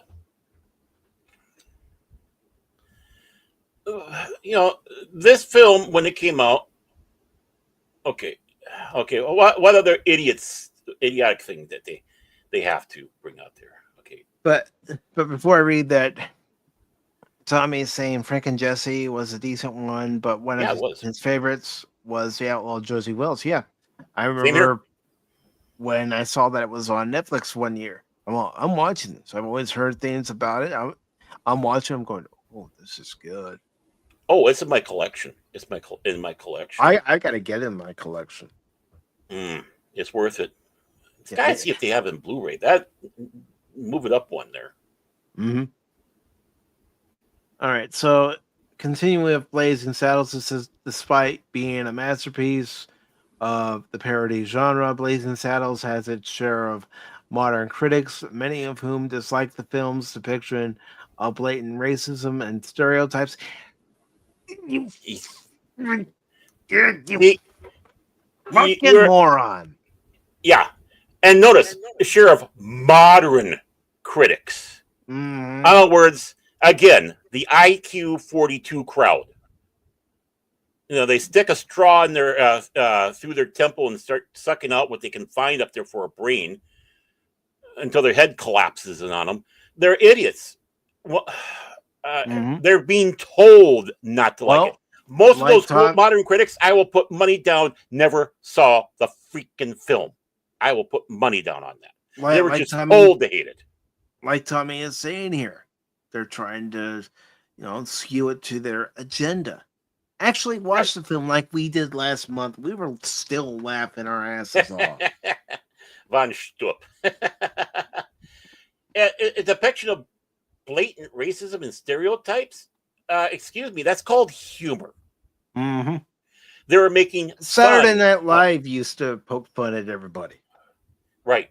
And they had blatant racism and stereotypes as well. I mean, just take a look at John Belushi's Samurai. Mm-hmm. absolutely hysterical bit. I didn't see the people from Japan or Japanese clamoring saying that's horrible. Yeah. Of course, this is as cultured sensitivities around topics of race have become more acute. Some are more critical of the film than ever, with it widely dubbed as the face of the couldn't be made today type of film. Yeah, I said that during our watch party, but We I all still have. say people should watch it and actually just let their hair down and laugh. That's one thing we've forgotten to do is laugh at ourselves. Mm-hmm. Despite this, the film is a work of anti-racist satire and should be experienced as such. Right. Remember, Ashley there, Ashley, a guy by the name of Richard Pryor helped write that movie. Mm-hmm. And a lot of that quote unquote racist stuff was what he was throwing in. And if you think that racism problems are something new today and how horrible it is, bitch, please go back to the 1970s and try to do some of your shit back then in certain neighborhoods and see what happens. One, they didn't go for allies. You went into an area like that and say you're their ally, you'd be coming out in a bag. So you're a moron. And it's a Django kicked off a new type of revisionist western, streaming on Peacock. Yeah. Peacock? Oh, I should watch it. Yeah. The explosion of Italian filmmakers in the western genre ensured Sergio Leone would remain king of the Old West, but he was joined by Sergio Corbucci in 1966, and the latter gave action and Western fans alike an enduring classic in the blood-soaked Django, telling the story of a mysterious drifter who rescues a prostitute from murder and exploits, brewing tensions between a gang of ex-Confederates and Mexican revolutionaries. The late 60s were a period of transformation for the Western genre, and few films are as strong a testament to this as Corbucci's original Django, known, loved, and criticized for its use of casual graphic violence. It took what Leone had done with a fistful of dollars and dialed it up to extremes.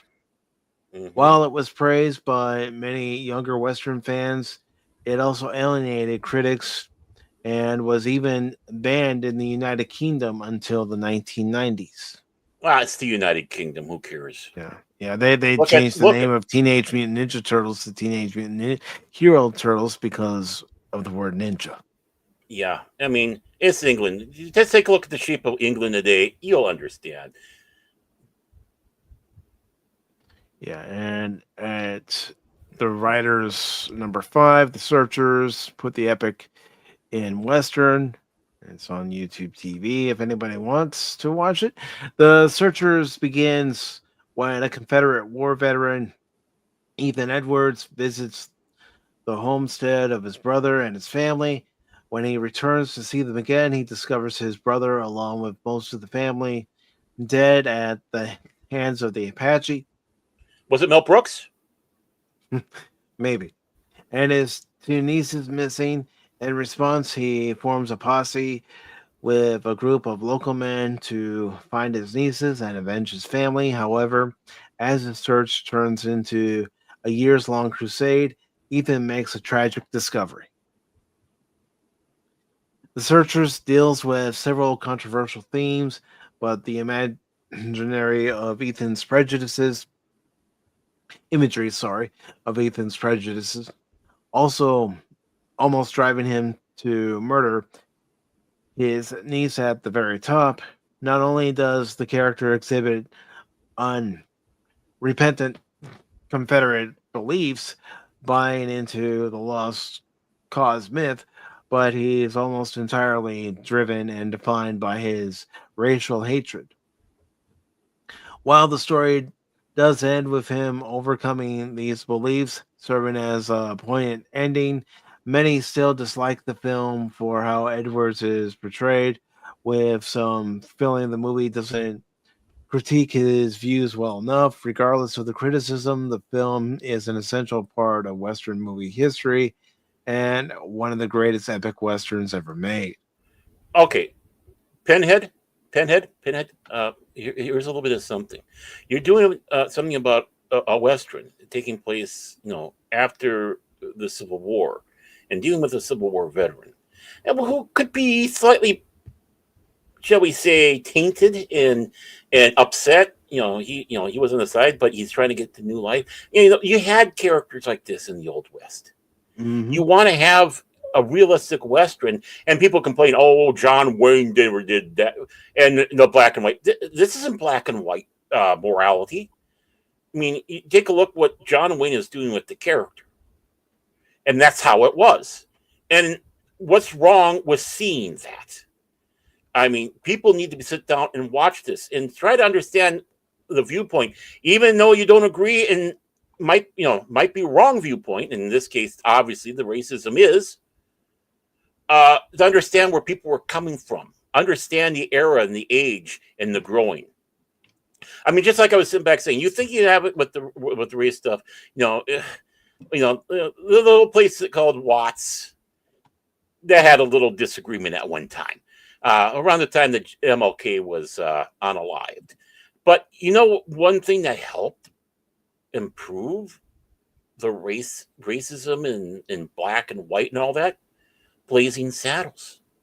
Mm-hmm. That helped, and things got better. I mean, I'm not saying things got perfect, but then you take a look at about 10 years later, not even 10 years later, and take a look at what racial, and a lot more racial harmony. People were not having problems seeing blacks. Eddie Murphy, of course, Richard Pryor, who was always big. Cosby having the number one show. Eddie Murphy number one in the theaters and stuff like that. People not caring what the skin color was. It was the talent. I mean, even going into the 90s, you had Family Matters as one of the number one shows, especially on TGIF on ABC. Right. Exactly. Until we started getting into the era, and I'm going to say it, I don't care, the Obama era. And that's when shit started going back downhill. Because that's when you started getting this appropriations and this and that, and how bad we're being treated. When, excuse me, bitch, please, you're the president of the United States. Michelle Obama sitting back saying, I've never been proud of the United States until this time. It's like, really? Little Miss Moneybags, who had a high tootin' flutin' education and had a high tootin' flutin' job. Oh yeah, you were really being held back, weren't you, Toots? Same thing with you, Barry. F you guys. You need to see this type of thing, and Westerns did a good job of that because you had a lot of the turmoil. If you started finding out more real history about the characters of the Old West, it'd probably make your hair curl.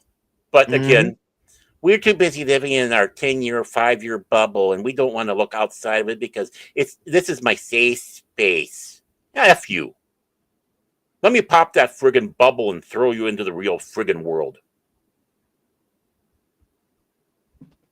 Yep. Bite me. And again, this is a John Wayne film. So, it's like, when you have this as one of the great Westerns and what they're dealing with, you could almost sit back and say John Wayne was playing a quote-unquote bad guy because he was on the South, the Confederate, being the hero. Yeah. So, the next one that they have on the list is The Beguiled, and they call it Eastwood's Darkest Western. I can honestly say I've never seen it. I have not seen that one either. Set during the American Civil War, The Beguiled begins when a Union soldier, John McBurney, is wounded in battle and is taken in by an all-girls school in the Deep South. Heaven! Sorry. Unable to leave, he begins manipulating the women and girls inside, many of whom develop feelings for him. As tensions flare, his presence begins to drive a wedge between them and the threat of violence, both from the soldiers outside, and anger from within. Becomes all too real. You know, you should talk to him about harems and how harems are great. You know. While The Beguiled is respected by many critics, there are plenty who take too much of the story at face value, only seeing it as a tale of one man manipulating a house full of women and girls. Considering that the film opens with Eastwood's character stealing a kiss from a 12-year-old girl, it's certainly worth criticizing in parts. Some are likely to reject the film's depiction of women as being easily manipulated, while at the time of its release, others disliked how traditional gender dynamics were completely reversed. The movie takes on an almost horror themed vibe, coming across like Stephen King's Misery meets the Western genre, and it actually works brilliantly despite its more lurid side. Ooh. Well, like I said, I've never seen it, so I can't I can't say say one anything. way or another, so yeah. But I'm not impressed with this guy, so I'm taking No. anything he says with a grain of salt. Soldier Blue wasn't afraid to be brutal. I'll try to get through this as quickly as possible. Soldier Blue focuses on two survivors of a massacred American wagon trained by Cheyenne warriors. The man, Honus Gant, is a patriotic soldier who believes in American settlement, while the woman, Cresta Lee, is sympathetic toward the Native American plight. As they continue their journey to an army outpost, they encounter more violence along the way, with Cresta often quick to mock Honus and disparage his beliefs. Although Soldier Blue did find some love with European audiences, it alienated mainstream American audiences at its release for its unparalleled brutality. Where many Western films with a message convey that with subtlety, director Ralph Nelson gives them something far more pointed and overt. Here, Western audiences are given a story that harshly condemns the mentality of American settlement and is unapologetic in showing just how brutal the Old West could be. Interesting poster. Yeah. Mm-hmm. High Plains Drifter alienated John Wayne. I've only seen bits and pieces of it. Yeah, same here. In 1973, Clint Eastwood returned to his Man with No Name persona for a darker, supernatural themed Western in High Plains Drifter. The story Mm-hmm. follows the arrival of a stranger to the isolated desert town of Lago, Mm-hmm. where he guns down a trio of hired guns after they threaten him. When the town's leaders explain the men were hired to defend them against a gain on their way back from prison, they offer him anything he wants if he'll take their place. Taking the offer literally, the man uses the bargaining power to humiliate and psychologically torment the town. One of the things that makes High Plains Drifter an obviously controversial Western from the jump is when audiences witness not just a sexual assault, but one committed by the film's protagonist. The story is intended to be a classic good versus evil tale, but rather than feature length revenge story of a ghost humiliating everyone who allowed his murder, at the time of its release, a story devoted to revenge, not just against criminals, but ordinary townspeople, shocked many and even alienated John Wayne, who went as far to write a letter to Eastwood criticizing the film. Mm-hmm. Yeah, basically he's basically the undead come back to take revenge, irreverent. You know? Mm-hmm. And It's like, yeah, that's why he's acting the way he is. This whole town let him get murdered. Mm-hmm. Now I'm back, baby. Yeah. And of course, the reason why he has the bandana around his neck, that's where the rope scars are. Makes sense. Mm-hmm. All right, and their number one, High Noon took on McCarthyism. And of course, it's streaming on Fubo, MGM Plus, Pillow, and Canopy for anybody who wants to watch. All right, it says in 1952, director Fred Zimmerman gave audiences one of the earliest revisionist westerns in High Noon. The film Mm-hmm. focuses on an aged lawman on his last day before his honeymoon as he learns of the impending return of a ruthless criminal, Frank Miller, whose sentence has been commuted, putting his retirement on pause. He tries to rally the people of Hadleyville to form a posse so they can stand up and run Miller and his gang out of town. However, as his search for fellow upstanding men yields no results, he finds himself increasingly frustrated by the cowardice and inaction of the townspeople. When it was released, High Noon was praised by many, but also drew the ire of Hollywood titans like John Wayne. While most interpret the story or interpret, sorry, what the fuck did I just say there? I don't know. Interpret instead of saying interpret. I'm an Yeah, idiot. yeah. My brain was kind of imploding on hearing that one. It's like I was going to try to correct you, but my brain was too busy going, Yeah, "What the hell was yeah. that?" You hear me? Even I'm going. What the fuck, Mike? Yeah, even that. I was hearing it in your voice too, going, "Okay, 3, 2, 1, there it is." Yeah. Read much, Mike? Yeah, I do. But and it's good to see Wolvie. Hope you're doing well, brother. And thank you for reposting the stream on Rumble and sharing it on X. Thank you. I hope your day is going well, brother.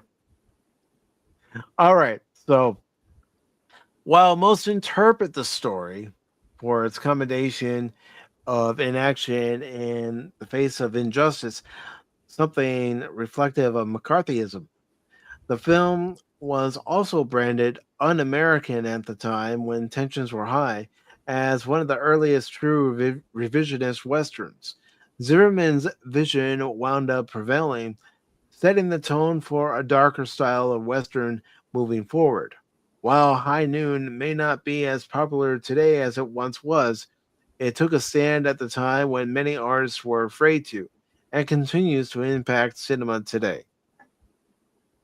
Don't don't give me the word interpret because then I'll say it completely different. Even though I know the word, I've seen the word, I've read the word many times. But this Do afternoon, not forsake me, oh my darling. Oh, by the way, just to let you know, Mojo has finally updated. If that interests you at all. I suppose we could take a quick glance. Yeah, and that way at least we can see the numbers side by side. That's one thing I like Yeah, about it. yeah, No, this guy, I don't know. This guy's trying to, I don't know. CBR? Okay, yeah, yeah. yeah, Comic book resources. Take yeah, yeah. take them for what they are. Hunyucks. I mean, come on. Why does everything? Oh my God, that's offensive. Oh my God, Baron, that's racist. Why can't you just watch the movie and take it for its face value? Hmm.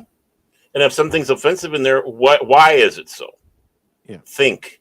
But you know what? To me, people have their noses in their freaking phones when they're doing this, so they only catch a little glimpse of something if they even actually ever see the film.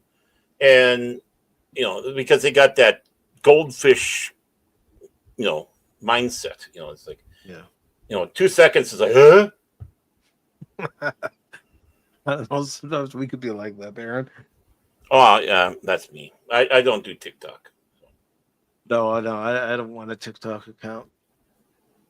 Tick tock, tick, tickety All right, tick. so these are the numbers on Box Office Mojo. I know we talked about them through Deadline, but this is how you can see more of a breakdown, especially when it comes to the domestic and international. So, looking at the top 5 here, of course, you have Superman at 57.3 million, Jurassic World Rebirth 23.4 million. I Know What You Did Last Summer 13 million, Smurfs 11 million, and F1's still hanging in there with 9.6 million, and that's actually made a good bit of money, Wow. Oofda. especially that international. Mm-hmm. Oh yeah, the international would clamor to this one because F1's much more popular in Europe than here, which might be one of the problems with the American market. But honestly, all those numbers are underwhelming. Superman should not, especially for the summer. well, Superman should never have had that much of a drop. 54%? No. It should have been better. Jurassic World Rebirth? Come on. Of course. And it's third week, mind you. Yep. Yeah. What did it make here? Well, it's over the 500 mark. So, doing better international. Mm-hmm. And of course, I know what you did last summer. 13 million here. It's made 11 million internationally, so 24 million, and its budget was 18 million. I don't know what its marketing budget was, but I don't know. I never saw any marketing, to be honest with you. the other way I knew about it was because of everybody going bananas about Jennifer Love Hewitt and saying, "Oh my gosh, look at her!" I'm thinking, okay, for any of us who are in our 40s, we don't look like we did when we were in our 20s. I'm sorry.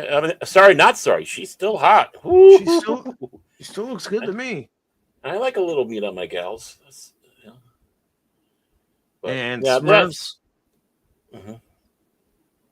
it made the 11 million here. Internationally, of course, you would expect it to be more successful internationally. And that's just how it is. Certain properties are going to do better here than they do internationally, and vice versa. Mm-hmm. And again, looking at this again, I mean, yeah, it's been out for a while now, but it's still bringing in money. We have to quit thinking so American centric when it comes to this stuff, because this is worldwide entertainment. So when you get the numbers put together, even Superman, it's like 233, and how much of that was the foreign. But really, I would expect them to be a little bit better. Will they make the 5? That's the question. Will they make it to 5? If they don't make it to 5, I count this film as a failure. I can see your point. I mean, look at How to Train Your Dragon. Look how it's done here domestically, both this past weekend and what it's made so far. Now let's go ahead and see what it's done internationally. It's done better internationally, and I don't think that's a bad box office fall. But again, I don't know the exact budget. Right, exactly. And by exact budget, I'm not just counting production budget. I'm also counting the marketing budget to be included. But you know what? I could look that up. And the reason why I say that about Superman, if anybody was wondering, is because this is a Superman film. This is supposed to be the thing that reignites that franchise, and I don't think it really set that fire to go. I mean, again, Man of Steel, taking account of inflation, I think was doing far better than this one, and a lot of it has to do with Gunn and his brother and others with opening their stupid mouths before the film, alienating people. But again, the stuff I saw, I thought was horrible. I know people like it. I know people love it. Fine. I'm not hating on you guys, not at all.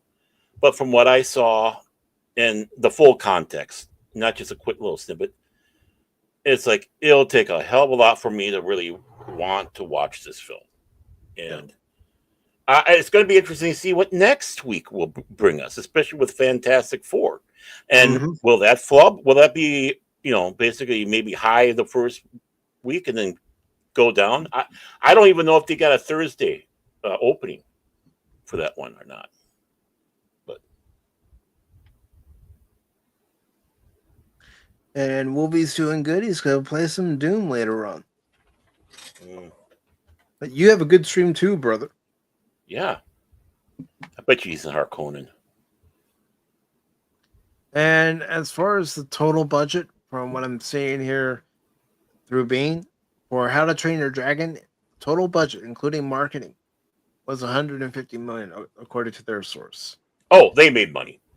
Yeah, they made it. They made the money. Do, do, do, do, do. And Eddington, it's only made 4 million, but I mean, it's only been released domestically. A24 films, they're not these big blockbuster movies to begin with. No. And Alio, Disney flop. And I mean flop. Well, I think we can see even worse than that. Pixar flop. Mm-hmm. I mean, you never really think of saying that about a Pixar film. No. It's sad to see that, because let's be honest, there's been a lot of internal changes at Pixar. Key people who wrote the great movies like Toy Story and The Incredibles, Monster Inc. A lot of them are gone now. Yep. So it's going to hurt your overall business. I know I'm stating the obvious, but it's true. Yeah. And Lilo and Stitch, I mean, it's made $1 billion worldwide, so Disney gets a W there. But you think about Elio, and then you also think about Snow White. 2 failures this year that come to mind. Right. Thunderbolts wasn't exactly a hit. No.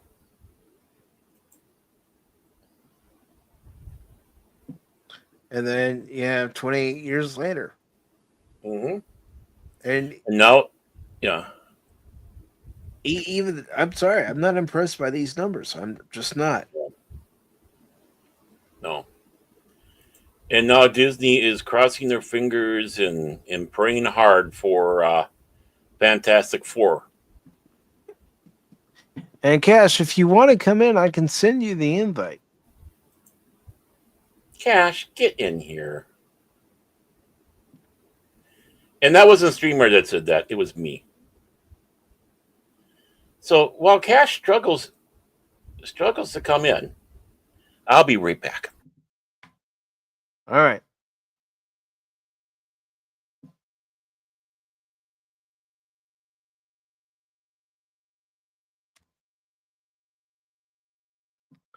Cash, there's your invite. I'm just checking a couple of messages. Oh, Shane made some smoked chicken wings today, and it looks delicious, man. Hey, Shane, you take any to-go orders? And would you mail it not across country, but I mean close enough? Because that plate looks good, man. I'll take a plate, or maybe 2, if you have enough. I love me some wings. So while we wait for Baron to come back and also Cash to come in, yeah, brother, mind if I show it? I mean, it's probably going to make everybody's mouth water, but that's okay.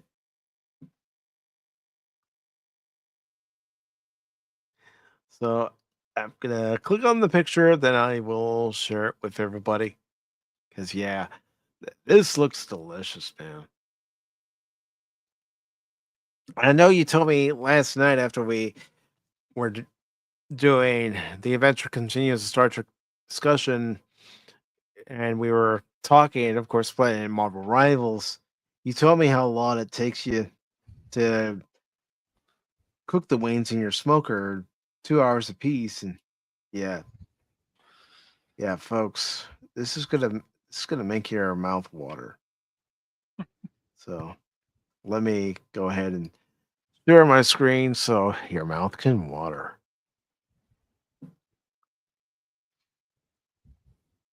There you go. Yeah, Shane showed that to me earlier. It looks good. Damn, that looks good, brother. Mm-hmm. Again, can I get it to go, please?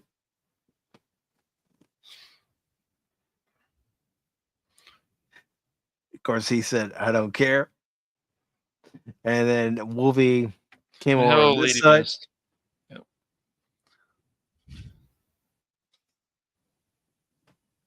And Tommy says, I have myself never just gone out to the theater for the sake of it. No, you have to have a reason to want to go see movies anymore. But how you been, Cash? I've been all right. I just thought it was funny that StreamYard basically told me to fuck myself. I'm like, something happened. They said, you get nothing. You lose. That's because I put you on the ban list. That's why. Oh, okay. About Mhm. time, I guess. Yeah, it was about time. I'm doing all right. I just find it funny that people that they start getting upset about opinions on Mortal Kombat, or you don't like the way a character looks, or something changes. I wasn't impressed with that Mortal Kombat 2 trailer. We've got the woman from the Naughty Dog Mortal Kombat, and I know people want to tell people like us, you guys like anything? It's like, yeah, there's things we like, but a lot of this new entertainment we're not impressed by. We're not easily impressed. Like, ooh, look at the shinies. Hey, and that's, Mike. Yeah. Mike, I'm greatly insulted by what You're Wrong put down there. It seems very ageist to me because in my day it was the 99-cent theater. Well, you know what? That's your problem, Aaron. It's not Shane's.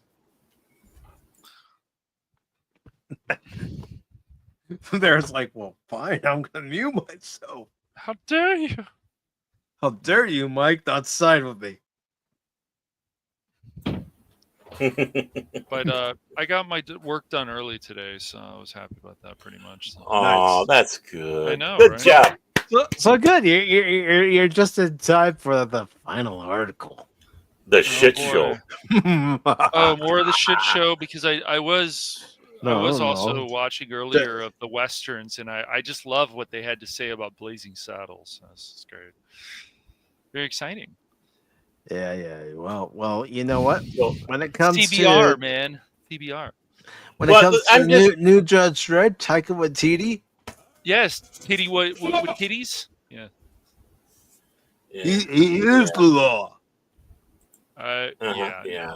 Well, all they have to do is follow with the last one with Carl Urban. That's it. Wow, what a concept. Well, I'm not 100% on board with that, but I can explain It would be more a better as we go along. direction, at least, Baron, I would say. Oh, yeah. Than titty. Oh, by the way, titties. I just want to thank In-N-Out Burger for letting you get out home early today. So.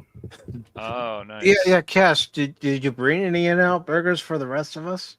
If I did, I would share, of course. But I didn't go to In-N-Out today. So.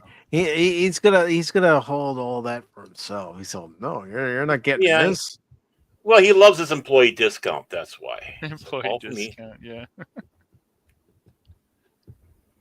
I haven't had In-N-Out for years. I don't know if they even still taste I'm sure you guys have something like it over there, though.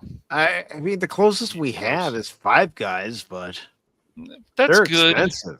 They're next to In-N-Out over here, though, in my area, which is funny. I think Five Guys is still there. I have to check. Yes, of course, man. Well, yeah. Well, I'm sure other fandoms you can ruffle their feathers too, especially anime people. Yeah. Well, the thing is Cash loves searching out a new fight online. Well, I'm not sure. It's just I can't. they have a character a certain way, and then they're like, let's make her bald. And I go, I'm not saying the movie's gonna be bad, but why are we doing this? Oh, pandering. I see. Okay. Oh, bald is beautiful. Remember that? Yes, that yes. phase of bald is beautiful. Bald It is beautiful, baby. depends, man. It depends. But that was No, more- no. Depends. No, we don't want to talk about depends. Uh, Jill, I almost did the thing. Jill. Am I wearing those? Okay, Jill. Good, Jill. Oh, stinky in your Jill. Bring the breeze. It's just weird because the character Jade in Mortal Kombat has always had hair, and then they decided in this one they're going to use the woman from the Naughty Dog game, the Intergalactic game that's coming out, Baron, and she's bald. And I said something like, I don't like looking at her, and it triggered somebody, and what else is new? You know what really grinds my gears? Cat's triggering somebody. I know, right? The hell you Shock. Oh, well, why are you saying that there? We got the care clip. A lot about details, and when things change that shouldn't be changed, it's a problem. The hell you say? Sorry, I was too busy adjusting myself in the chair. Hey. Whoa. No, I just got back. I just got running a bike situation, okay? No. He's looking at one picture of Mr. Dario. I have not taken that page down yet. It's still up.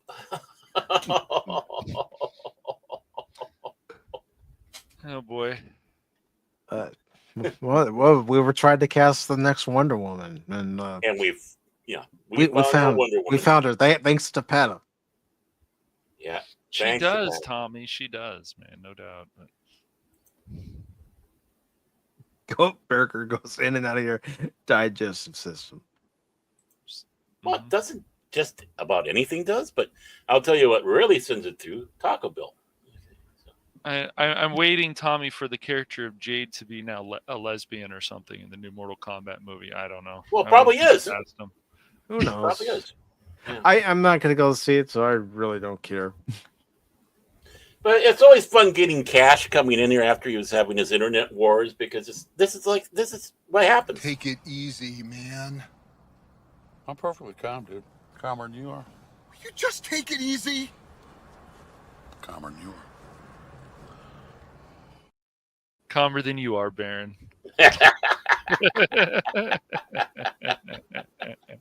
All right, so we have this article from Dante Eriks on Bound in the Comics. It was posted on the 18th, and it says Thor: Love and Thunder director Taika Waititi is set to direct new Judge Dredd movie, and fans are already passing their sentence. 10 years in the ISO cube, just off the bat. And should it be Thor: Love and Blunder? It should be, but you know. All right, so it says, according to the Hollywood Reporter, Taika Waititi, What We Do in the Shadows, Thor Ragnarok, Jojo Rabbit is preparing to take on another cherished comic book IP as he teams up with screenwriter Drew Pearce, Iron Man 3, Mission Impossible, Rogue Nation, to bring another adaptation of Judge Dredd to the big screen. THR's sources claims that the two are friends who've been wanting to work together on a project for years, and they both grew up reading the books from 2000 AD. IP holders Chris Kinsley, Jason Kinsley, and Ben Smith of Rebellion Developments are attached as producer, as are Roy Lee of Vertigo Entertainment, Jeremy Platt, Natalie Viscuso, and Pierce. The pitch is said to take inspiration more from the comics than the previous two movies, leaning more into the world building and dark humor. However, it is also intended to be a fun sci-fi blockbuster that nonetheless speaks to this moment in culture. And there you go. There's the nail in the coffin. Yep. Well, you talk about Taika Waititi's. Crying out loud. I mean, if you grew up reading Judge Dredd, you would not say that bullshit. How can Rebellion be allowing this to happen? Why is anybody talking to John Wagner? He's still around. Anybody Well, talking to him? It's just like people like James Gunn. It's his attitude before this stuff comes out. They start lecturing you with shit, and you just go, "Excuse me." Yeah. Yeah. I mean, honestly, that we're going to take the modern. No. You don't put modern sensitivities into Judge Dredd. No, it's stupid. It's just like, but it's like everyone, we go down the list. You got J.J. Abrams, he does his own thing. You got Ryan Johnson, he does his own thing. But when they take on franchises that have been around for years and years, and then they want to change it's a problem. I know Taika Waititi's directed Ragnarok, which I didn't think Ragnarok was a bad movie. But then Thor: Love and Blunder, especially from what I heard from my brother, I'm like, maybe this is a movie I don't want to watch because it's just too goofy. There's no balance. It's just too much goofiness. So what is Judge Dredd gonna fall down, Baron and Mike? Is he gonna fall down? Oops, I fell down. My helmet came off. I am the fall. I mean, that's the kind of stuff he did in Thor: Love and Blunder. So I saw clips. I don't want to see the entire movie. Well, I'll hold off and save till later. Are we still monetized? I turned the monetization off for this video. Thank you. Okay. I promised Mike earlier he was going to have it monetized. I told him earlier I'll behave, especially but now that's off, I'm not going to be. We'll still try to behave enough because YouTube. Yeah, we're not gonna. But still get your point across. YouTube, never heard of it. I thought we were on Rumble.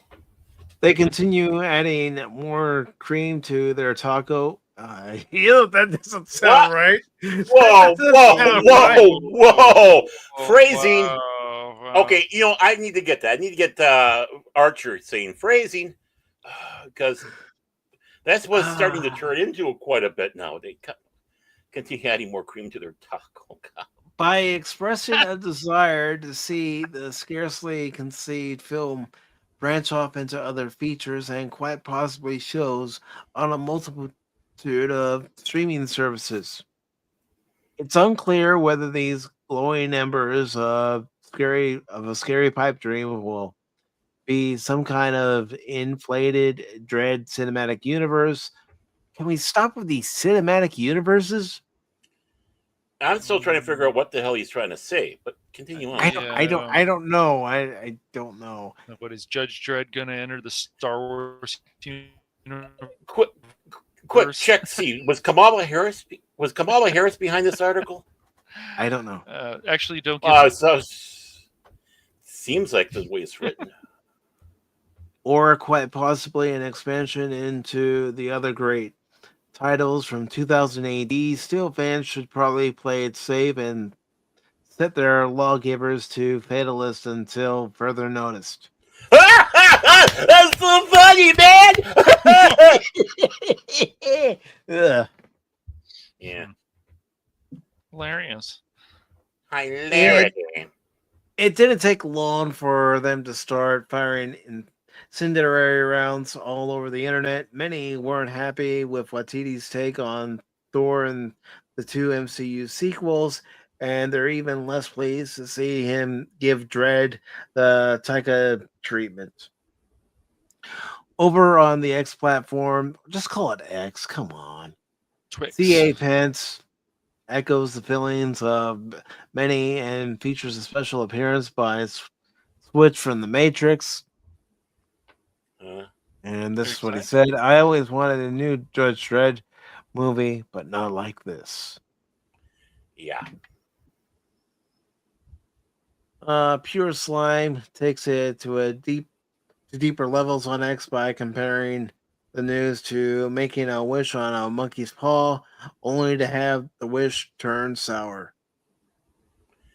Yeah.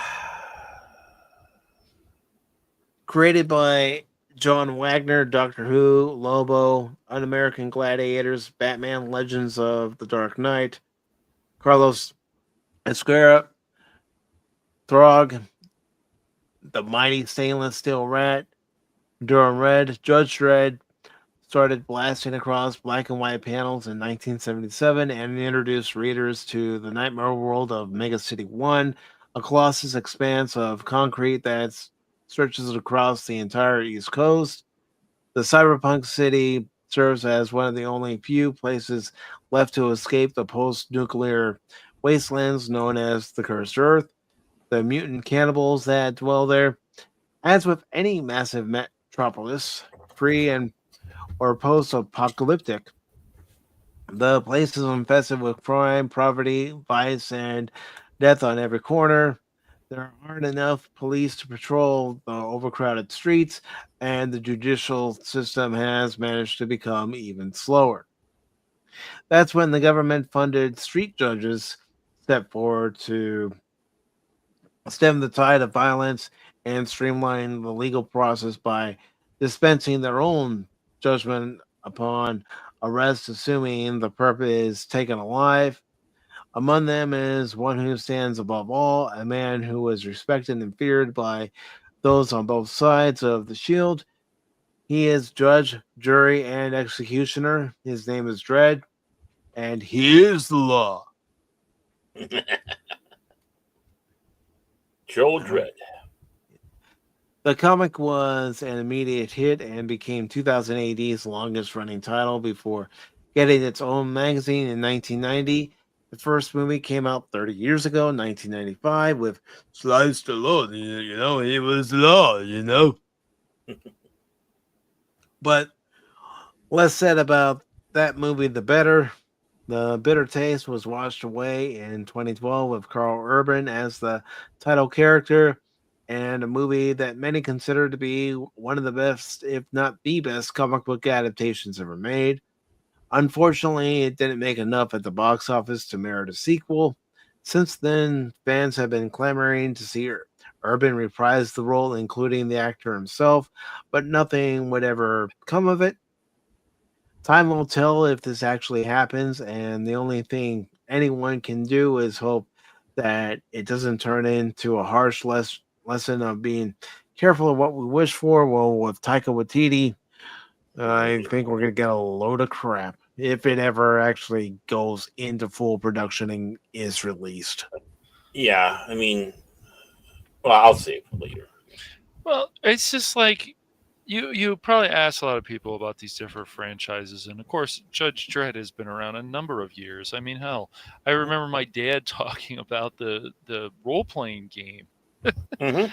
in the 80s. I Yeah, remember, of yeah, course, that there was was. a board game as well. I mean, obviously, Mhm. there's the role playing game, but there was also a board game, if I remember, too, of Judge Dredd.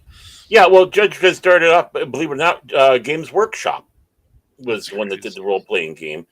As time went along, Mongoose did a D20 adaptation of it, and now someone else has got it. Maybe it's Cube 7 again. I don't know. I could be wrong, but there's been at least 3 iterations, maybe 4, of role playing games on Judge Dredd.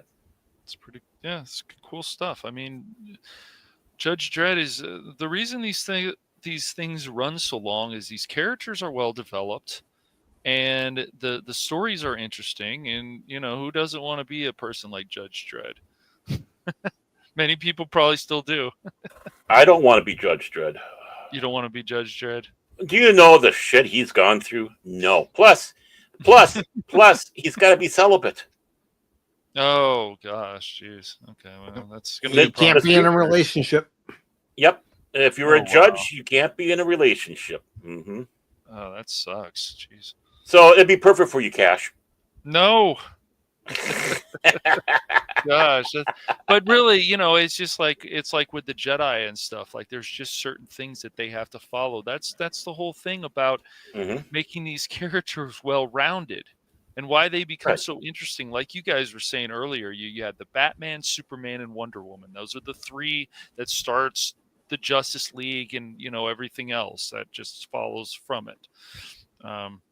It's important, and like we said, we care about strong women, but we want badass characters like we've had in the past. Mm-hmm. I don't remember the last time we've had a badass female. There's been Maybe a few recently, but I don't know. Even that Mad Max movie, they should have actually had Mad Max. That would have helped a lot. Yeah. Mm-hmm. Furiosa. No, yeah. Well, Fury Road did have Mad Max in there as well. Yes. Yeah. I'm sure. I still need to watch more of that movie. I know how you feel about it, Baron. Fury Road. It was all about Furiosa. Yeah. Mm-hmm. And as far as Furiosa was concerned, it could have been a lot better. Oh yeah, of course, but it needed Mad Max. It just did. It needed a better storyline too. There needs to be a hook to you care about these characters. When you watch stuff like Agents of S.H.I.E.L.D. or Agent Carter or some of this other stuff, you actually care about the characters. You like the character development usually, that's why this stuff can become successful. But stuff like Judge Dredd with Wada Titties or Titty Boy and whatever, it's just Taco Wada Titties. Yeah. It, He's the one that they got the extra cream on top. Yeah. Yeah. Well, it's just like that Supergirl movie that may come out, may not come out. It just depends. But right now, of course, it's looking like Superman is on its way to already 400 million worldwide, and it still has to hit about 560 some 600 million worldwide. But there's no way, like you said, Baron, we've talked about this, that it's going to hit $1 billion. I can't see it. But of course, in this article, it says Dredd 2012 is available on IMAX, and below is a classic song about the character by metal legends and comic book fans, Anthrax. Mm-hmm. Let's see, and that's it. That's all they have to say about it. But Taika Waititi's Judge Dredd? No, absolutely not. No, the only way they're going to prove that they care about these franchises that they need to come out and say in interviews, look, I really Hollywood a lot should come out and say we fucked up a lot, and our company should be about making money, and we've really hurt the fan base. It'll never happen. I know I'm living in a dream world, but some of these people have come out actually from the industry and said that we fucked up, and it's like, okay, well, Dakota Johnson's the one that speaks out and yes, she does, talks about what Hollywood needs to do. Yeah, it's just getting away from the fan base that actually made your property is a horrible idea, horrible marketing, insulting them, and what's happened even with Games Workshop, insulting fans, things that they're doing, banning people, censoring people. It's insane. Oh, if you don't fit their narrative, walk goose step with them. Don't read about it. Nope. Sorry, I don't want to see. I don't want to see a subpar Judge Dredd movie directed by someone who wants to insert jokes here, there, and everywhere that take away from the movie. Yep. And then the deflection will always be, oh, just give it a chance. You don't know, it hasn't come out yet. I'm like, how many times do we have to go through this though? We've been through it so many times. We watched Moon Knight. Moon Knight's not like he should be in the comics, and I say that because they take away the formula from what works so well. The guy uses guns. He's proficient in gun handling. He's proficient in using weapons, and so it's like, no, the female becomes more important, or this becomes more goofy, or well, look at Hawkeye. Yes, yeah. There's some people I know who liked excuse me, Hawkeye, but I was like, but they had this better story with her being unfortunately sexually assaulted and her growing from that, learning from Hawkeye and training with him. They could have mentioned something like that. I know it's a Disney Plus show, but they could have mentioned something like that, and it would have been good. And then, of course, the show's called Hawkeye, not Kate Bishop. It should have been called Hawkeye and Kate Bishop then. Becomes more about her story than his. Okay, are we ready? Are we ready? I'm ready. You know what really grinds my gears? All right, Baron, go ahead and unleash. Unleash, Baron. Yeah. The reason why Taika Waititi's is horrible for this is he has no respect. As we've said it before, no respect. He claims he's a big 2000 AD reader. And we have a hero here that's almost 50 years old, has been in every issue of 2000 AD except for the very first one, because they weren't able to get it in at that time. But every single issue. And we're talking about 2,000, over 2,000 issues. But then again, 2000 AD is a weekly periodical of anthology pieces in there. So it's like, you get like 2 or 3, 4 stories in there, which also brought along other great heroes. You had the ABC Max. You had, of course, Rogue Trooper in there, amongst others. I mean, we saw some of those themes in there. What made Judge Dredd and why Taika Waititi's I don't think has any ability to do, and I have no idea why. Well, Rebellion's got to be being run by morons now. That's all I got to say. The big thing is Judge Dredd was classic satire. They were taking situations, as you going around and satirizing them and placing them into an America 130 some years in the future. So, which even makes it more interesting, and it's also real time. So, as it's been going along, Judge Dredd is almost 50 years older than he was in the first issue that he was in, which is a great thing that they aged. Everybody in there is aging. I love that.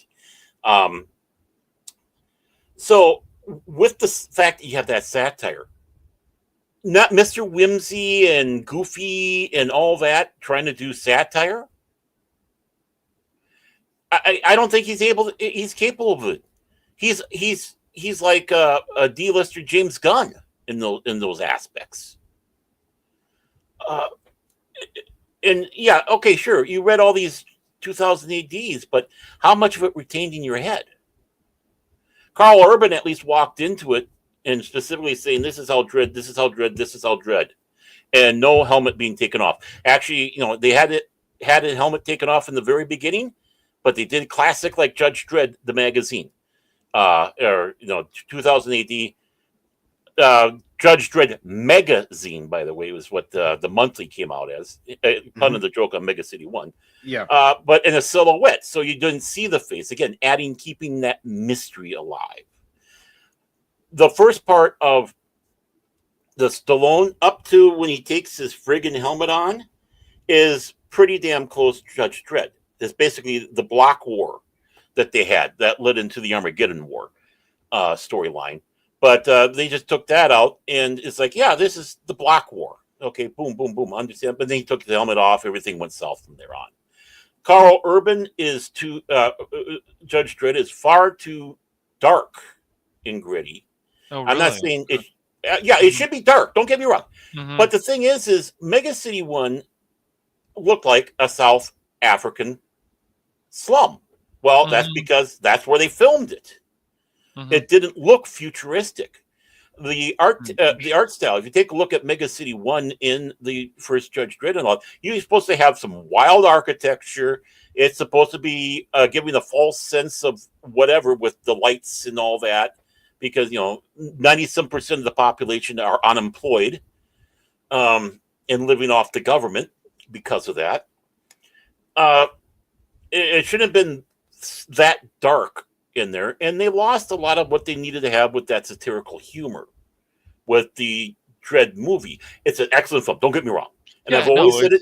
It's enjoyable. Excellent film. I need to get that on DVD, and I still say the best Judge Dredd film made is Judge Minty, the fan film. You can find it on my page under one of the the playlists where I have 2000 AD. That I think is the best as of yet Judge Dredd film made. Even though the guy that they had playing Dredd in there was but it wasn't a Dredd story. It was a Judge Minty story, which was right out of the comic books. So why I enjoy it so much reading this, especially going back and reading the old stuff, being that you're taking all stuff that was satirical of the UK at that time, Mhm. placing it in Earth about 130 some years or so into the future in America. It did, unlike other comic books where they try to show a future, this truly felt like a future because it crossed the pond and it was dealing with things that we normally don't deal with in the United States. And it really gave that impact, at least for me, reading Judge Dredd. It's like, yeah, this does feel like it's another time, not just rehashing a bunch of stuff that we have in America that we just go over and over and over again. It gets tiring and the basic tropes on that. If you're going to do a proper Dredd film, it's got to have satire. It does have to have humor in it. Mega City One's got to look like a bizarre landscape. Judge Dredd never taken helmet off, and I think everybody across the board realizes that after Stallone film, it'll never happen again. I hope. And it's who they're going to get to play Dredd. And for all we know, they're going to try to get Martin Short. This is Taika Waititi's titties. Martin Short. I mean, you never know. I have no hope for this. I don't think this man is capable of it. He when he gets into other people's IPs, he sucks. When he's doing his own thing, that's when people say, yeah, he's great. Right. Oh, yeah, because he's doing it in his universe. But he doesn't play well in other people's universes. We've seen that. I'm worried. I am worried greatly about this, and we don't need another failure. The reason why Judge Dredd 2012 did not have a good response in the theaters is because it was never advertised. Yeah. No. I never knew about it. I didn't find out about it until it was on Netflix. Yeah, Sam Ting here. I did not know. That's when I saw it. And I was pissed royal because I would have loved to have seen this in the theater. I would have loved to have seen it in 3D because of the practical effects of the glorious violence. Now, yeah, you got to have the violence in it. I mean, it's a violent future. You don't need to go overboard on it, but yeah, you need to have some good violence involved in there. Because, there's a grittiness also along with it, with the evolution of the series from the very first. In fact, issue number 2, 2000 AD, originally he was supposed to be in New York. But then if you get the omnibus editions of the Judge Dredd Chronicles or whatever they're called, I got it behind me. I can turn around and tell you what the name is, but I'm too lazy. They actually have the unprinted version of what the first issue would have been, or the first story would have been, and of course they have the other that was printed in there. You can see the similarities and the differences. But it's supposed to be New York, but then they started changing it right away to Mega City 1, which was the best thing they could ever do. That's the whole thing with this, man. If it's James Gunn, Titties, they say that they care so much, or they've read the comics from 4 to 5. This is their words, not ours. Mm-hmm. And so you care so much about this material, yet this is what you come out with. Oh, but it's a big success. Oh, we made all this money. That doesn't mean anything. No, it doesn't. It's nice, I guess, in a way. Real quick, I just want to thank Tommy for stopping by this afternoon's broadcast. Really appreciate it, brother, and I'll make sure to catch your next toy stream. I promise. Yeah, I mean, I would rather listen to you guys when it comes to Judge Dredd and this other stuff than a lot of these other people that claim that they've been fans of this for so many years. We've heard that from Patty Jenkins. We've heard that, well, maybe... yeah, to some extent. We've, of course, heard that from people with Star Wars. Oh, I've been a fan of this for years that they've been working on. And look at what they come up with. And it's just their more fan fiction or whatever it is. But we should get the Dredd story we deserve. We should get the Mortal Kombat story we deserve. We've got a new Street Fighter movie coming out. Well, if they were smart, like really smart, they would follow the anime with Ken and Ryu and their friendship and them going in and fighting these battles and fighting again and Bison and then adding on to it, things like that, instead of just doing their own thing. I mean, if you guys ever watched Rise of Chun-Li, it was like, well, first of all, I guess it shouldn't matter this woman's Asian, but Neil McDonough, the bad guy, was the only good thing about that. Everything else in that movie was throwaway. You watch the newest Tomb Raider film. It's okay, but what's the best thing about it? Walton Goggins, in my opinion. Mm-hmm. But would they? The people that they come out and they say, we care. We read the EU books. We read this. Well, how many did you read? Oh, I read a book. A book? How about 3 books? Did you read the comics? Did you play the games? Did you study the old movies? It's just stuff that came before this. Did you read what the author said? Did you watch videos? And so I think the interviewer of the people from Patty Jenkins, all that, what do you know about Wonder Woman? Okay, you seem to have a pretty good grasp with the first movie. What the hell is this?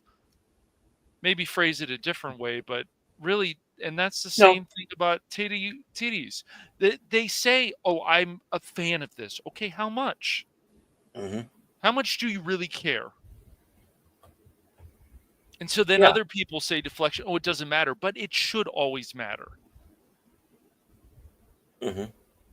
Because so many people love this.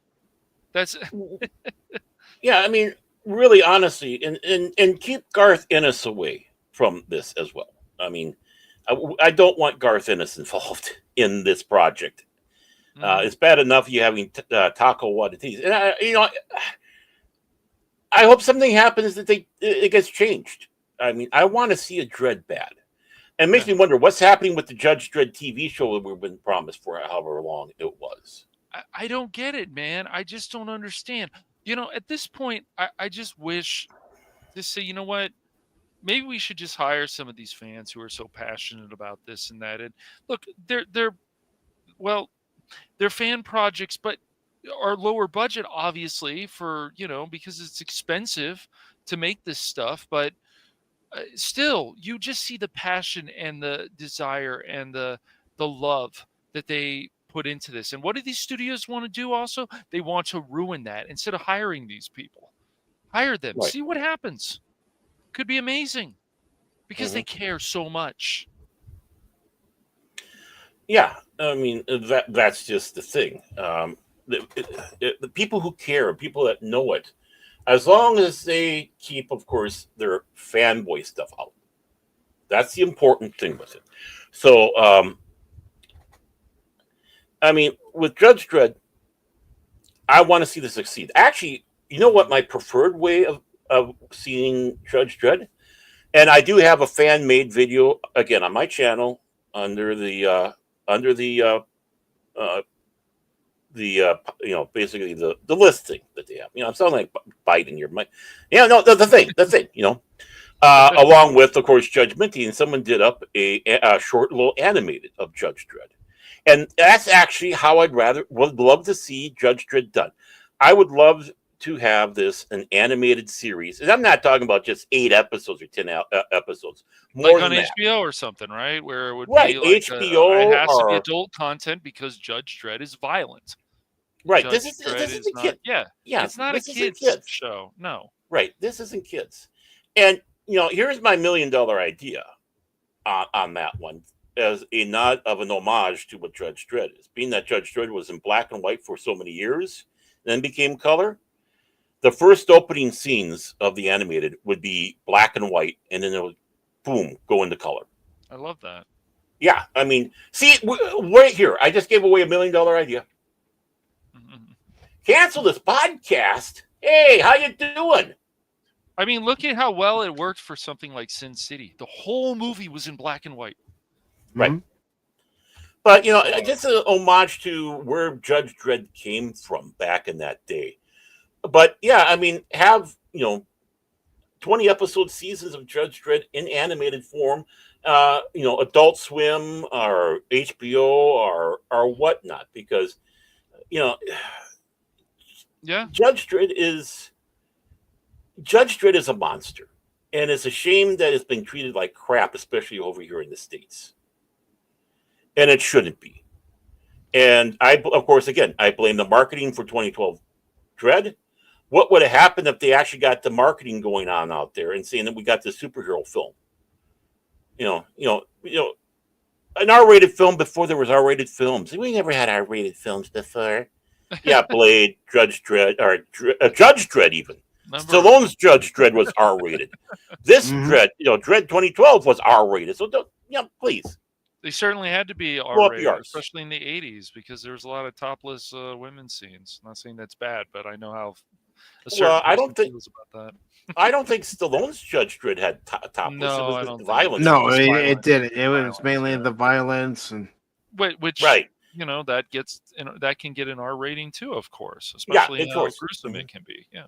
Right. And of course, they went from doing the block war, and then when they started going into the Judge Cal slash Rico Dredd storyline, and it's like, really, what the hell are you trying to do with this movie? This movie sucks. I mean, when you get to that point, and that's the other thing. Are you going to do adaptations of pre-existing stories?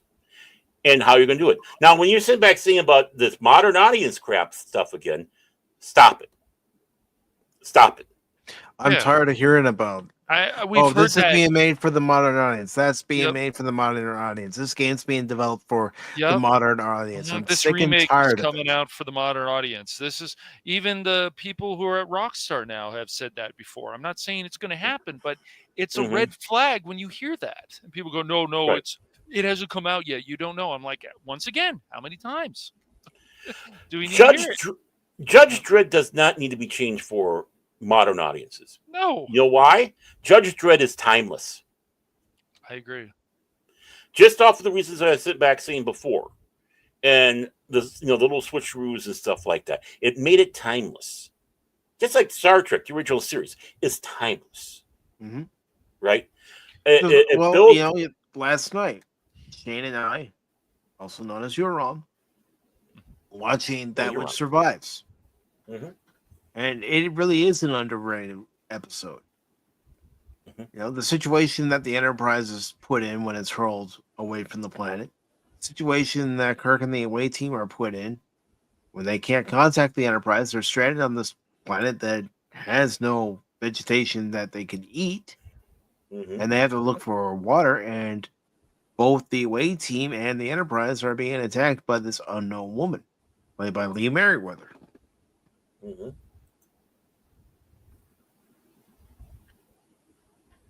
Always a woman. A sexist would say. No, sorry.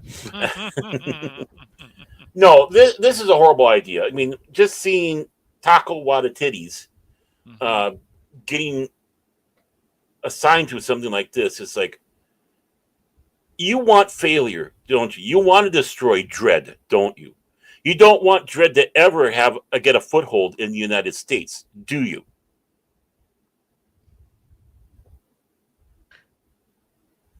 I mean, it could have gotten a foothold, a nice foothold in the United States if Mhm. back in 2012 they gave it advertising and actually pushed it and said, "Hey, there's a new Judge Dredd movie coming out," and no, it's not like the Stallone movie that came out in '95.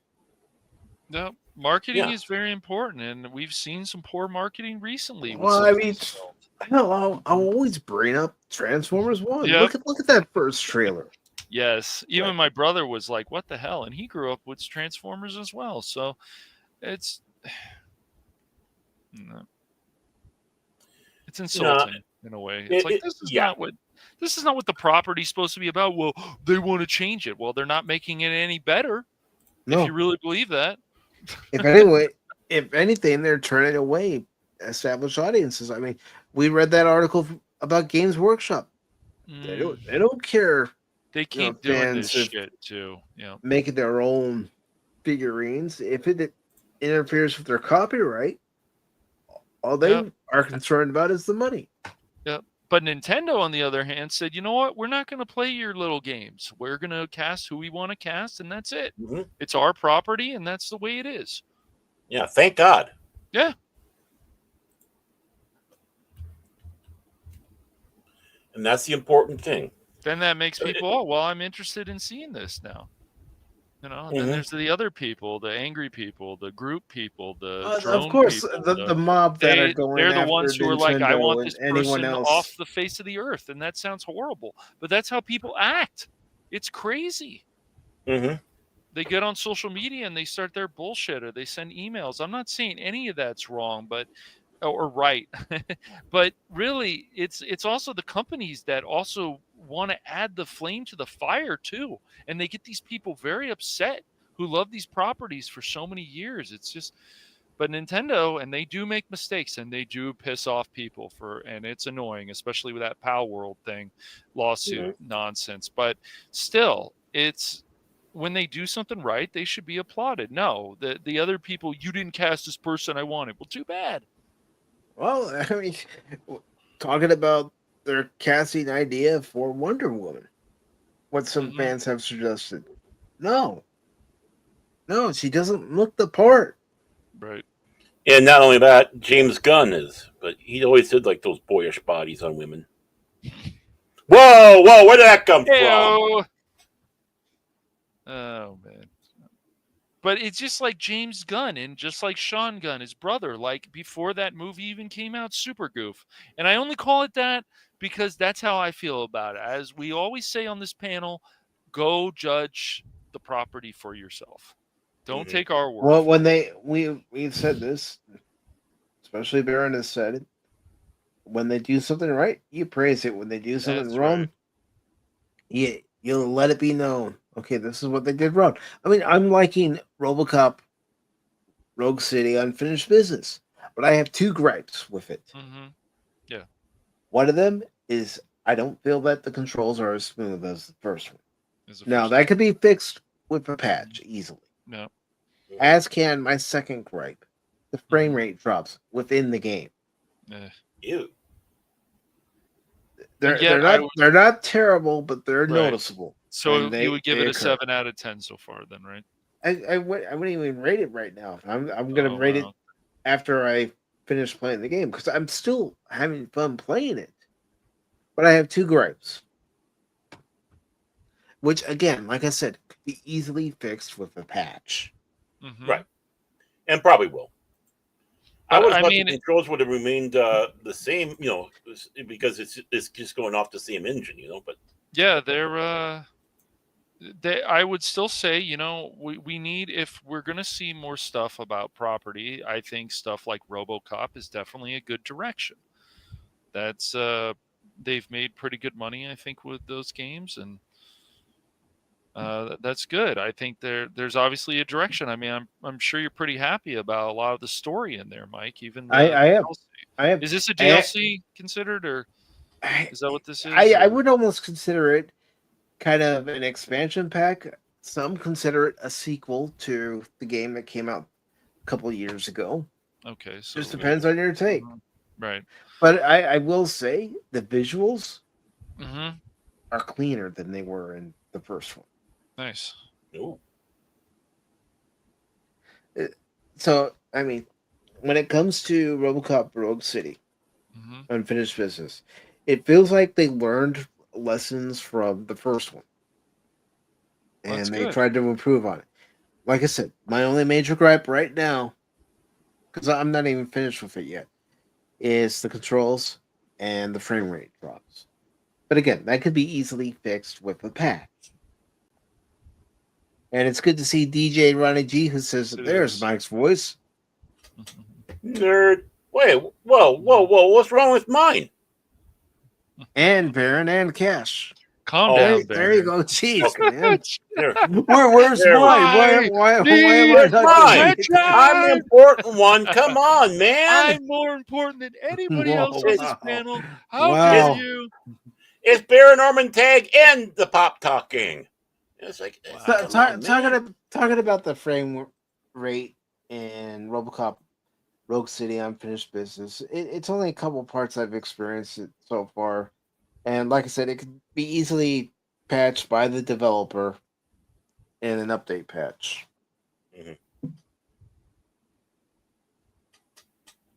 I mean, it's just like something just recently came out the other day about Star Wars Outlaws, and they're still making excuses about it. It's like, no, it just wasn't that good of a Star Wars game. Can you please come out and say that?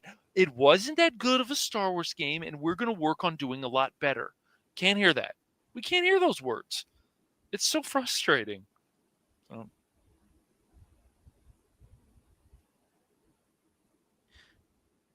It is, but again, they were trying to push Outlaws, especially with the main character as the female Han Solo, and the way they made the the character looked compared to the woman who was not only the voice actress but the motion capture actress for the character.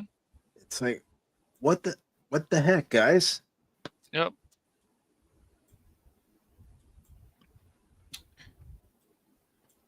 I mean, I don't have a good feeling about this Judge Dredd movie. I know they haven't filmed anything yet. We don't know anything about the script yet, but I don't have a good feeling based on Taika Waititi's track record. Right. I mean, there's even, and sometimes things surprise us, like that Indiana Jones. Sure, there, as you said, Mike, there's a little bit of an agenda in there, tiny bit, but it doesn't take away from the game. There was obviously an agenda and stuff like Fallout, but I would say it doesn't exactly take away from the show. It shouldn't be in there, I feel, but it is, and it's at least it doesn't take away from the show. But you guys, if you watch Lazarus, there's stuff in the agenda that takes away from the show, and that is a huge problem. Mm-hmm. Well, it's like Megan 2.0. I've said it over and over again. That movie doesn't know what it wants to be. Do you want to be a horror film? Do you want to be an action film? Do you want to be, like Terminator? Do you want to be a martial arts film? It doesn't know what it wants to be. Right. You gotta know what you gotta know. Mm-hmm. You've got to pick, what lane you want to be. Do you want to be horror and a little bit of action? Or do you want to be a, mishmash of different things? And that's what I felt Bangin' 2.0 was. And that's why, in my opinion, it suffered. Because it was trying to be a mishmash of things. Yeah, I mean, look at the stuff that companies should always be about making money, and look at the stuff that has failed recently. Smurfs has done horrible, $58 million budget. What Elio, right? Elio has not done very well at all. Oh no, Elio's crashed and burned.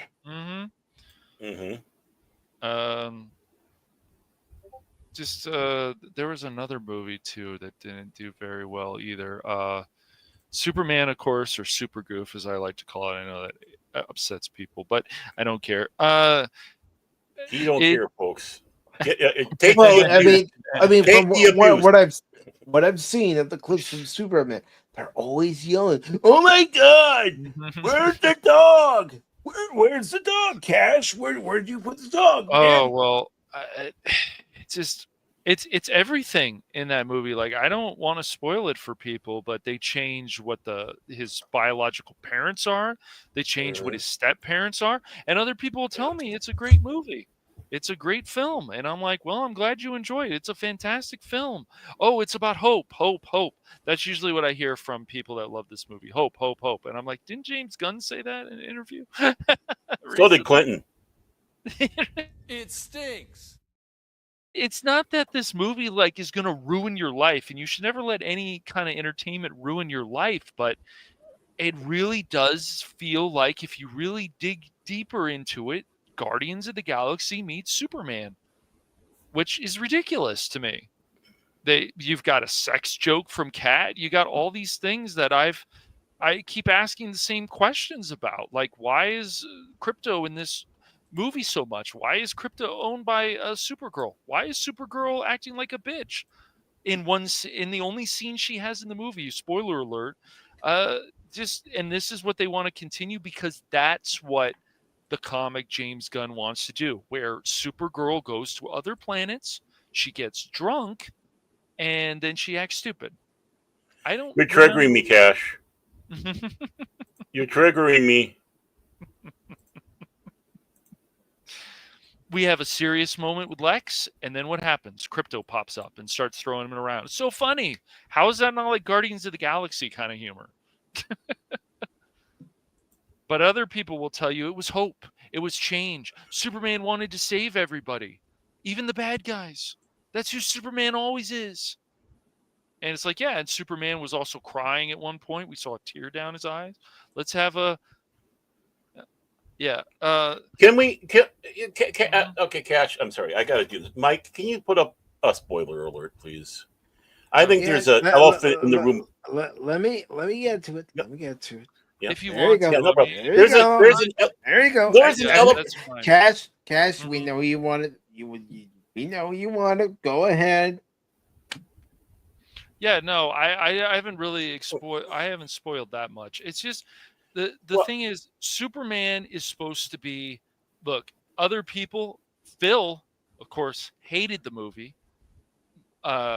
He got to see it free, of course, with his nephew. His nephew got free tickets. He fell asleep, he said, at least a few times. So this is another piece of property that a lot of people have very mixed feelings about, just like Arcane Season 2, which I know you guys haven't seen yet. I know Mike tried I've it. seen season 2. I can't Oh, get through it. You can't get through it. Okay. So, No, yeah. I can't. It's just, and that's why people need to understand that all this stuff has mixed opinions. I'm sure even season 3 of Picard, how we all feel about it. I know Baron hasn't watched it as much, I don't think, as Mike and I. We watched the whole season. We were like, let's give this a chance. Well, we found a lot of problems with it. And I'm telling you, Mike, that there's certain people that could not take our opinions while we were watching that in Discord, and they would leave. They can't take it. They couldn't take it. I was cursing like a sailor. I know. Okay. The thing is, Okay. like, if people loved it, that's fine. And I don't want to be one of these people like, oh, you have lower standards. You're a piece of this, because we have people on the other side of the fandom from Star Wars and other times who said, oh, how could you like that movie? What's wrong with you? Are you stupid? Do you have horrible taste? Like, that doesn't solve anything either. And anytime we've had people on, we've let them speak about stuff. Some people have gotten crazy, sure, but but really, it's just these things are failing lately, like the Smurfs, like this. Maybe people aren't really interested in hearing Rihanna's music in a Smurf movie. Maybe they're not interested when they see the trailer about I Smurfed myself. So funny. Dr. Jill, I did that. I smurfed. I did the thing. Okay, I want to address why I wanted to have definitely the spoilers up, but I want to address the elephant in the room. Okay. So, we've been being told by the guns and whoever else, this is a movie about immigration, right? Okay. Now, we are in a sensitive time right now when it deals with immigration. You have those of us like ourselves that do not want illegal immigration, but adore legal immigration, are true refugees, right? True people that do need help, and such. And of course, you got the others that say, "Oh, just let everybody in; doesn't matter." Okay, fine. So, this is a movie about immigration, and what's one of the things that the argument on the one side is that was this unfettered illegal immigration coming in. You have people who do not have loyalty to the nation and wish to conquer, right? Make it their own. They're waving their flags and so on and so forth. So let's help diffuse that by making Superman's true father, Jor-El, exactly that. Yes. He sent his son to go to Earth. So, okay, we could just call him illegal. So he could subjugate and take over the whole bloody planet. Destroy the planet. Destroy the Earth. Yep. Right. So, how does you? Congratulations, you have just won our argument for us about unfettered illegal immigration. Yeah. Whenever in the comics before, in any of the movies, including Man of Steel, has ever his parents acted like that? Never. No. Never. Not that I remember. Unless I'm cold missing and logical. Something. Right. Cold and logical under Johnny Byrne, and others are caring and loving, and it doesn't matter across the board. And you also had one Jor-El who would offer you a deal you can't refuse, right? So that's true with Marlon Brando playing him in 1978. Yes, but see how they shot themselves in the foot with that. You're going to make a grandstanding statement about things, and you destroyed your own argument. Because they're talking about immigration weren't talking about like we are legal and true refugees, which Superman is a refugee, right? Mm-hmm. And how we don't want the illegals to come in because they're doing nothing but harming. And the first act they do when they come over the border is, in a sense, breaking the law. So they're all lawbreakers. Yep. I mean, people seem to just ignore stuff. There should be serious moments and actually matter in this movie, Baron. But they're followed by a goofy moment, and certain people just go, "Well, that's fine," and that's fine if you love this movie, you think it's a fantastic. But you get mad at other people because they have different opinions on this. Well, and see, and I like to think that I did a good job explaining one of the biggest faults of this film and how it really hurts this film. Because they're trying to think smarter than they really are. Right. Right? We don't want people coming here and waving the flags of the countries they come from. Right. We want them waving our flag. Just like the opposite. If we went to another nation to move into that one, wave their flag. Yeah, right? If you're from that country, wave both flags. How about that? That's fine. Mm-hmm. Right. It's just when you see protests and you see people especially who are waving these flags, you just go, are you kidding me? Yeah. Where are the American flags during this protest? Right. But now you have in this movie, again, the sense that we're sending somebody into this, in this case, this world, but this country, just so they can destroy it. You just hurt yourself big time.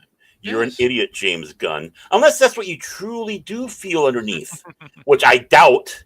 I just go with he thinks he's the smartest man in the room route. Right. That was what I wanted to touch on the elephant in the room, because you did bring up about how Jor-El and such were not dramatically changed from what they've always had been, and not for the better, and not for the better of this lore, and not for the better of this movie. The thing is, even if there's a agenda in this movie, still it's not. That's not the main problem, I feel. It's the goofiness. It's so goofy. It's like, oh, here's a serious moment of Lex, followed by a goofy. Here's another serious moment of Lex. Oh, this is supposed to be serious. Oh, you see Superman have a tear down his eyes. And you're just like, I don't care. And I should care. I should care about a Superman movie. I did not care about this one. I don't think it's terrible. I don't think it's shit like Jace.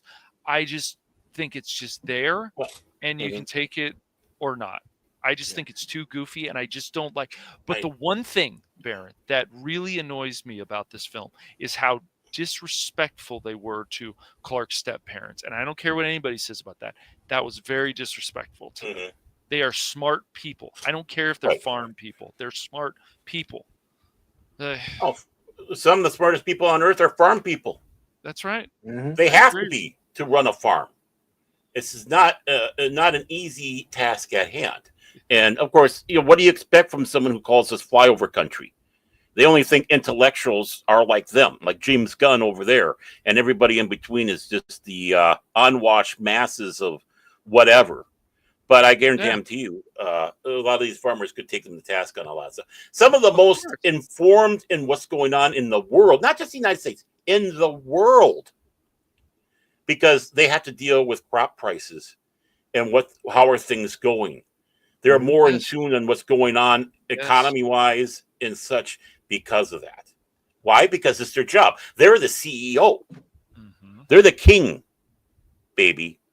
So, it's like, there are some dumb farmers out there. Don't get me wrong. I knew a few of them, as well. A few were in my family too. That's beside the point. Mm-hmm. But my uncle, my mom's sister, my mom's brother, he's one of the smartest men I know. That's a farmer, and he never made it past 8th grade, if even that. And he was held back many years. I mean, he's my mom's older brother, and he ended up eventually going through class with him because he was kept on getting flunked back, and they just basically got him, basically graduated him, did to get him out, because what's the one thing he wanted to do? The farm. He already knew what he needed to know. Mm-hmm. Right. And he's doing very well for himself. I mean, he's retired. Well, first of all, there's no such thing as a retired farmer, but he's quote unquote retired now. You know, letting his daughter take over a lot of the stuff that's going on. But that's just it. Never, you know, just because you look fancy and can use big words doesn't mean you're smart. And just because someone's in a coveralls might have some cow patties stains on it, and you know, speaks simple and plainly, doesn't mean they're an idiot. Well, we all have things that are our strengths. Yes. Mm-hmm. It's just, once again, it comes down to people educating themselves more. And if they would, they would understand this stuff better. That's if they did any kind of hard work, if they understand the property that they're talking about, whatever it is. If they come out and say, yeah, we fucked up, okay? And they were sincere about it. And they said, we're going to try to actually do better. Yeah. When this current Superman is available to rent, Mm-hmm. we are going to watch it, but we're also going to watch the original 78 film with it. Nice. So we can compare the two. What we liked about the 78 film, what we wish, you know, they would have put in the 2025 film, and vice versa. Some things that could have worked if they had the capability to put them in 78 film. But yes, I'm not going to be wishy-washy about it. If I see something I don't like, I'm going to say something. That's the whole thing. I mean, they keep changing something. It doesn't matter if it's a fantasy show. Imagine if they did a fantasy show now and you had to talk to these networks, a new one. You're like, okay, this is, I don't want the bard to be the leader of the group. I want like the paladin to be the leader or something. And you want to just go on this adventure with a character. You got goblins, you got this, you got that. Just imagine all the red tape you would have to go through with many of these studios, because they're like, you didn't check this box, you didn't check this box. Well, that's not my vision, dude. Well, see, you'd be pitching this to them, and you bring out one of the conceptual drawings, and this is one of the female warriors we have planned on it. Yeah, that looks good, but how big is the penis? I mean, that's what you're dealing with. Right. That's what you're dealing with. Part of the reason why Willow got canceled is because it wasn't about Willow. It was about everybody else but Willow. Right. And then they had some of their own agenda that should have nothing to do with Willow. If you watch any of that, it's the same with Rings of Power. It's now getting a third season because for whatever reason, Amazon is going to push that and push that. Because they've already put a lot of money into their investment. That's right. Yeah. Mm-hmm. That's exactly it. I agree. They like the pain. That's why. Yep. They like the abuse. And it's not that we're upset that this stuff adaptation. I mean, Crit showed me the adaptation, the live adaptation to How to Train a Dragon. I still feel the first animated film is just really good. This one, well, guess what? Some race swapping. Black Vikings again. So, yeah. Some Black Vikings. Yeah. Okay. Sure. Yeah, I think they get confused when they talk about the Black Dane. I think so. Yeah. I think it was because of their armor, not their skin, you morons. Yep. And so, you know, people like Spock and other people, do they have a point? Did we really need this? Why did we need this live adaptation of it? And it did follow a lot of the story that is based on the animated one, but still, you know, is it better than the animated one? I don't think so, but you know, it's made actually good money, and it did follow. It has. It's already gone over its production budget. Yep. So it's just they can do these things, but people should, even with Henry Cavill, or as some people call him, Cavill. I don't know. I've always heard it as Cavill, but I say Cavill. I don't know. I just spin a wheel in it. That's what I use. Yeah. We know Voltron's coming out. We know we're getting a new He-Man movie after this. It's like, it's not, we know Street Fighter's going to be, but it would be so nice if it followed a lot of the source material. Finally, that a lot of this stuff was so good from Street Fighter with Ken and Ryu. If you guys ever watched the original one from the 90s. I watched the anime one. Yeah, it's really good. It's really fucking good. But that's what this stuff should all be based on, because there's so much solid story there, and they can just build on that. If you really want to, or let's have some more original stuff like Lady Miss has talked about, like we've talked about, other people talked about. Let's have a new story, a new fantasy, new sci-fi with different characters, and they're fighting some aliens again and whatever. We build these characters. Oh, this happens and this happens. I mean, Spock and I and a few other people, we're going to try that Alien show that's coming on FX and Hulu, I think it is. Yeah. Alien Earth, I think it's called. We're going to try that, and hopefully that'll be good. So. Well, we hope that. We hope all this stuff is good. I hope that we new want Predator movie's entertainment to be Yes. good. Yes. Doesn't matter if it's a TV show or a movie. We want gaming to be good. Yes. I mean, again, my only two gripes with Rogue City, Unfinished Business, or the frame rate drops and the controls not being as smooth as they were in Rogue City itself. Other than that, it's a solid game. It's got a good story so far. And the fact that you got Peter Weller voicing Alex Murphy, RoboCop, again, just like the first one, icing on the cake. Mm-hmm. Yeah, of course. You know, you get Peter Cullen to do the narration, since he's still kicking and alive, and just at his age, he looks good for his age. And yeah, for Voltron. Yes. I mean, I would love. He should do the narration. That's I just would love a to no-brainer. hear him No-brainer. one more time. That's right. Say, Mhm. from the days of long ago, That's from right. uncharted regions of the galaxy, That's right. comes Voltron, defender of the universe. Exactly. I thought it was comes Cash Money. It's just, you know, and I get it. People will say, "Oh, I've seen the comic. I don't want to. I've already read this. I don't want to see this in live action." Or they go, "We don't need a live adaptation of this," which is true. Why do but we need a live still. adaptation of Captain Preacher and the Planeteers? I don't know. I don't know. I'm worried that's not going to even be like the cartoon. It's gonna have some stupid agenda about, I don't know, about some nonsense. The show was always about agendas. That's all the was. show was It was. agenda. It was, but at least, It you was know, propaganda. Yeah, I guess you can look at it that way. It's just,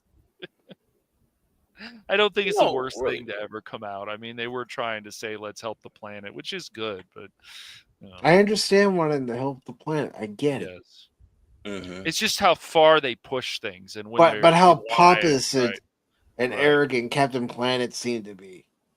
That's fair. Not one of my favorite cartoons, but I mean, I get it. It went on. Oh, you watch it all the time. You were a Planeteer. You had your I had my ring on. dial ring, and I had my ring in my shirt. Go, Captain Planet! Captain You're my Planet! hero! No, it's just like some of this stuff, like Smurfs. I never thought Smurfs was a bad show. It just wasn't. I didn't like it as much as, say, Tiny Toons or growing up, or some of this stuff. Freakazoid, if you guys ever watched Freakazoid, which I'm sure you did. I did. Yeah.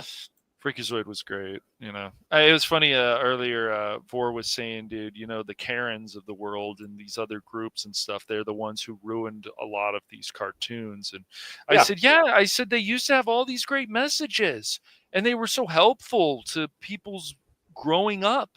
It, as cheesy as those messages were from G.I. Joe, they still made an impact. Same with He-Man. Same with some of those other shows that had those messages for kids. Good for adults too. Spider-Man had those kind of things as well. I mean, that was cool to have those messages. So they were helpful. Well, it's good to have those PSAs at the end of the TV shows back in the day. Yes. Too bad Cash didn't listen to him. Right. Baron didn't listen to him. Wait a second here. See it down power line, don't touch it. That's right. But that's where the fun is. However you have your fun, Baron, that's on you, man. Well, you know, if you want 1.21 gigawatts of electricity flowing through your body, that's on you. Well, then I go back in time, or maybe forward. Going back in time. You don't have a flux capacitor. That's hey, I went to a doctor, and you know, I still got that. So, Right. and well, things like that taught me that if you find a body near the river, poke on it several times to see if it moves or not. If it moves, run like hell.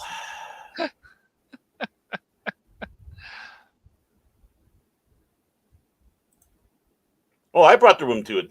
The only one who laughed was Cash. See how sick Cash is?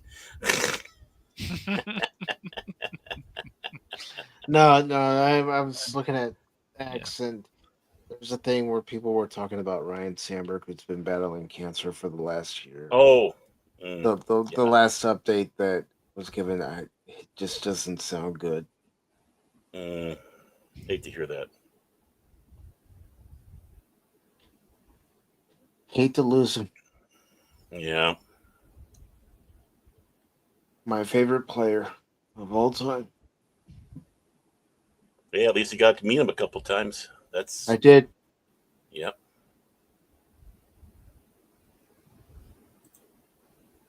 Still praying for him, though. Oh, yeah, definitely.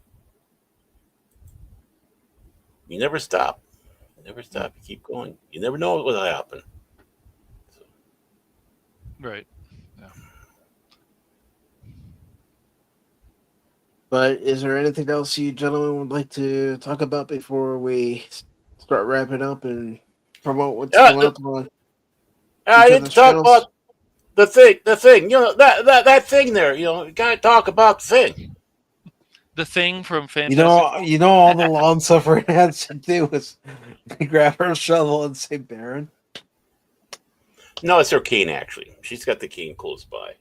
Yeah, people were also the cane with the shovel attachment. Mm-hmm. I know you're talking about the other thing there, Baron, but even the Thing, in the Fantastic Four movie, people were talking yesterday in the VC about, and I was listening to it. Are we going to have the same banter between Johnny Storm and the Thing, like we've had even in the older movies, in the comics, of course? Mm-hmm. These things are important, man. Are they going to just, leave it out? We're not into rumors here on this channel no more, but I have to sit back. I heard one. It seems ridiculous. I hope it's ridiculous. Take it with a grain of salt. Some of this stuff turns out to be Take true. it with a grain of salt. But they're trying to sit back and say Ben Grimm and Reed had a relationship. I hope that's a rumor. I hope so too. It can't be because of the. But how can you? The thing is as ridiculous as it sounds, you can't dismiss it because of no things that have turned out to be true. Yes, we've had because of the 52s. They decided, and it's been a number of years that, of course, Harley and Ivy have a relationship. That to me is still ridiculous, but yeah, it is. I mean, why can't Reed Richards and Ben Grimm just be good friends? Like brothers. Well, that's being very good friends. Who watch each other's back. It would be nice.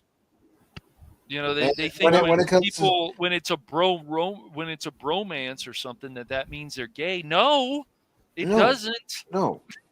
Ben Grimm looks at Reed Richards as a brother he never had. He looks at Susie as a sister. Mm-hmm. Yes. And, Johnny's that annoying kid brother that tags along.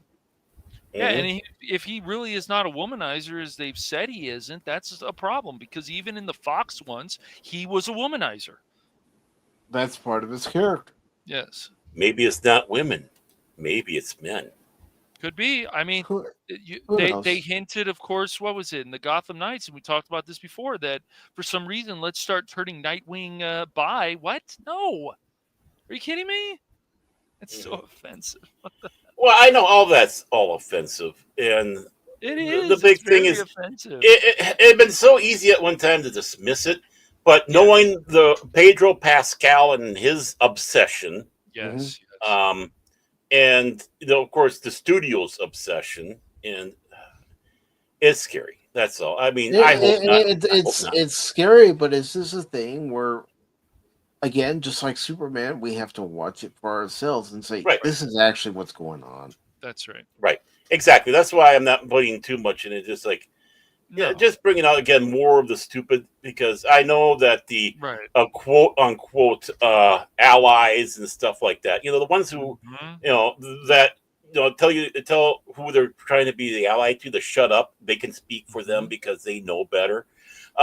Usually that comes from that group, that type of rumor, because it's their, and I'm going to say it's their fetish. Yes, it is. It is. A lot of the stuff that they're doing is their fetish. So, them, dreaming that two superheroes are doing each other of the same sex, that's their fetish. That's their fetish. Just, dude, I mean, it's crazy to me, but I shouldn't be surprised. Over 200,000 people, as IGN had put that statistic up there, watch that bear scene in the freaking Beargate 3 game. Yeah. Over 200,000 people. I'm sure some of it was curiosity, but look at the crowd and how they reacted in that theater. It's keep peanut butter and a dog away from them. That's right. Okay. Yep. They should never have a pet and peanut butter in the same room. In fact, don't even have a pet. Be kind to animals. That's right. Mm-hmm. Please be kind. If PETA was serious, they'd go after people like that, because they would. Yes.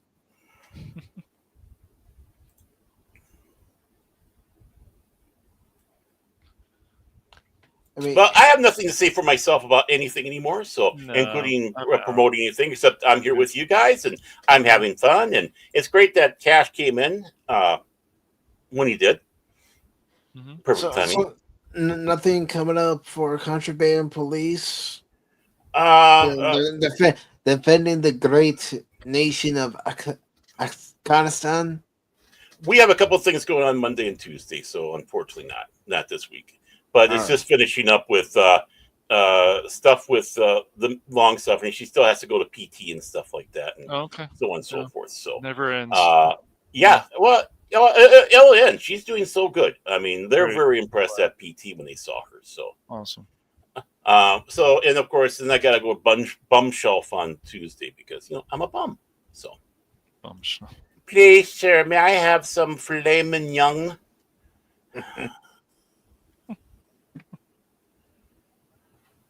What about you, Cash? Anything coming up?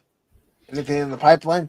Well, of course, maybe. Well, obviously we can't do it this week, but maybe next week we can have a cranky old fans finally. So, about time. We can start getting that back to normal and get it better. Yeah, it needs to get better. Yeah, it needs to get better. It does, right? It does. Yeah. Well, it's been on hiatus for a while. People are thinking, "Where the hell is it?" Yeah. Speaking of something on Yes. hiatus, for a while. Yes. I mean, when are we gonna fight for the Emperor? For the Emperor, we're gonna finally fight for the Emperor in a few weeks or sooner. We've been hearing few weeks for a few weeks. I know. You know what you sound like? You know what you sound like? You sound like those people that sit back and say, in 10 years, it's all over. And we've been through those 10 years several times now. Yeah, I know. I'm sorry, guys. It's just things that happen. I feel bad. Trust me. I know we haven't done that, and then of course. I mean, come on, Cash. You know, there's only one way out of this regiment. There's only two ways out of my command: on your feet like a man, or in a ditty bag, an itty bitty ditty bag. Yeah. I know. We got to go through the campaign, and Baron, you still haven't gone through the campaign, right? I think we can obviously do that as a group of three. So yeah. I think I haven't done the campaign. Oh, Jace, hey Jace, how you doing? And okay, just let us know the heat. I hear it's been getting warm over there in Europe. So okay, yeah. So we got that. We've got cool, man. Literally. Let's see what next week. If nothing's going on, we should be able to do a stream. Just need to find a day. We need to finish Evil West. I always want to say Evil Dead because I've played Evil Dead too, but Evil West. We got to kill them vampire and that vampire bitch. Well, we got to go after Felicity. She's trying to take over the whole world. She's a bitch, man. She's a bitch. Killing people and shit. Mike, You know what I'm beginning the feel here, though. I have to confess. It's like, hey, Cash, when are we going to be doing the gaming stream on Friday? How about no? No, I wouldn't do that to you guys. Baron, you and I are going to be too old, man. We're going to get a message from Cash. You want to stream? I can't even use the controller anymore. You bastard. Yeah. Yeah. I'm at Boom Boom. Hey, I'm at Boom Boom. I made the dog bark. He's still playing Warhammer 40K Space Marine 2 after all these years. Oh, man. Nah, I wouldn't do that to you guys. That's fucked up. That's what other people do, not me. No, they're ignorant. That's ignorant. Ignorant. Yeah. Cash's response. But yeah, we've got that. I don't know if we ever want to play any more Double Dragon. I know they've added some stuff, Mike. I haven't even looked at it since we last streamed it, to be honest with you. Yeah. You guys obviously are still interested. Phil wants to, of course, play Myth Force with us because he's like, hey, didn't Mike, he said this yesterday, didn't Mike not finish the campaign yet? I said, I don't think Baron or Mike have finished the campaign. No, I haven't finished the campaign yet, and the only time I actually loaded up the game was to see the new themes that they added. Yeah, they've added some nice stuff now. They've got to add some more to the episodes, I think. They've got 9, so we'll finish that, and then we'll do. Of course, I don't know if you guys want that freaking Phil guy around though, because what he's gonna say, and this is just true, Phil. So I don't want to hear any bitching about this. You're gonna be like, oh well, my shoulders are getting they're getting tired because I got to do all this carrying my arms too. Yeah. I had to carry you guys. Yes. So yeah, there's some stuff that we gotta work on with that. But I'm glad you guys are still interested in doing Myth Force. I think the game is actually turned into. I think it's definitely been worth the $30. Actually, it just keeps getting better. $25, $30, somewhere around there. Yeah, I'm impressed.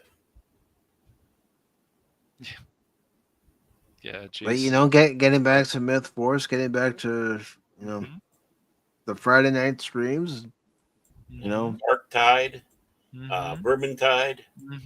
I know that your Ron has a few of the Warhammer games, so he can join us. I think he has Vermintide too. Shane, if you're still listening, please correct me if I'm wrong on that, because we know he has Vermintide too. We know Anonymous has Vermintide too. Mm-hmm. Yes. Yep, we just got to do the same thing we did before. Don't defend and move around, and just like we did in all the Space Marine games and the Hey, look over here! Look what I found over here, guys! Where are you? Mm-hmm. Don't run off too much like Baron's daughter, and we'll be fine. Or the dwarves, the Randall dwarves. Yeah. Okay. And I do want to let Jason know it's good to see you, brother, but please get better and try to stay cool, man. Yeah, yes. Most definitely. Mm-hmm. So, anything else, Cash? No, just working on some stuff. So hopefully that'll be taken care of soon. I decided I don't think I want to do a Superman review. I think I would just spend a lot of time saying how goofy it is, and but some of this other stuff, I think maybe I might do a Formula One or F1 the movie review, Mike. I'm thinking about it. You said you liked very good film. Yeah, it was nice to see. Yeah. And I'm looking at my local theaters times, and they have a couple of times in the afternoon. So maybe sometime this week, I'll go see it myself. Definitely, I think you'll like it a lot. But as far as what's coming up on Pacific414, whether it be on the YouTube channel, Rumble channel, and X, on Tuesday at 6 p.m. Eastern, I will be playing more RoboCop Rogue City Unfinished Business. We'll see how far I can get in that Tuesday night stream, and how many times I have to tell people to drop the gun. You are under arrest. And if they don't,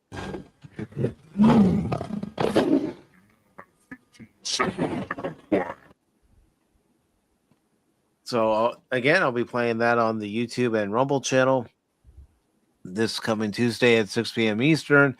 Then Wednesday, we'll have the Wednesday edition of Pop Talk. Of course, tomorrow night, I'll be looking to see what we can talk about for the Wednesday show. And also have to make the thumbnail for the Wednesday show. Right now, I just have my placeholder there as the thumbnail on the YouTube side. And then Thursday, going back to Rise of the Ronin, I got a feeling we're getting closer to the end of the game. I just don't know how much more of the actual story part of the game I still have to go through. But we'll have that at 6 p.m. Eastern. And then let's not forget that next Sunday, we'll have our Happy Gilmore doubleheader or double feature, however you want to call it. And we'll be watching the first Happy Gilmore, and then we'll be watching the second Happy Gilmore, and that will be open to Stealth as optional channel members if they want to join us on the panel and talk about it as we're watching it. And then, of course, this Wednesday, I will make an announcement as far as when the monetization celebration stream will be happening over on the YouTube channel. But again, I'll be making that announcement Wednesday. So far, it looks like something is going to align for what I have planned for that night, but just got to double check a couple of things. But there will definitely be an announcement either way this coming Wednesday. The only thing I will say is that stream will be an open panel. And let's see what Tree Rock is saying here. Gosh, yeah, don't do a Superman movie review. It will only make you sick of humanity. Oh, he already is. Come on.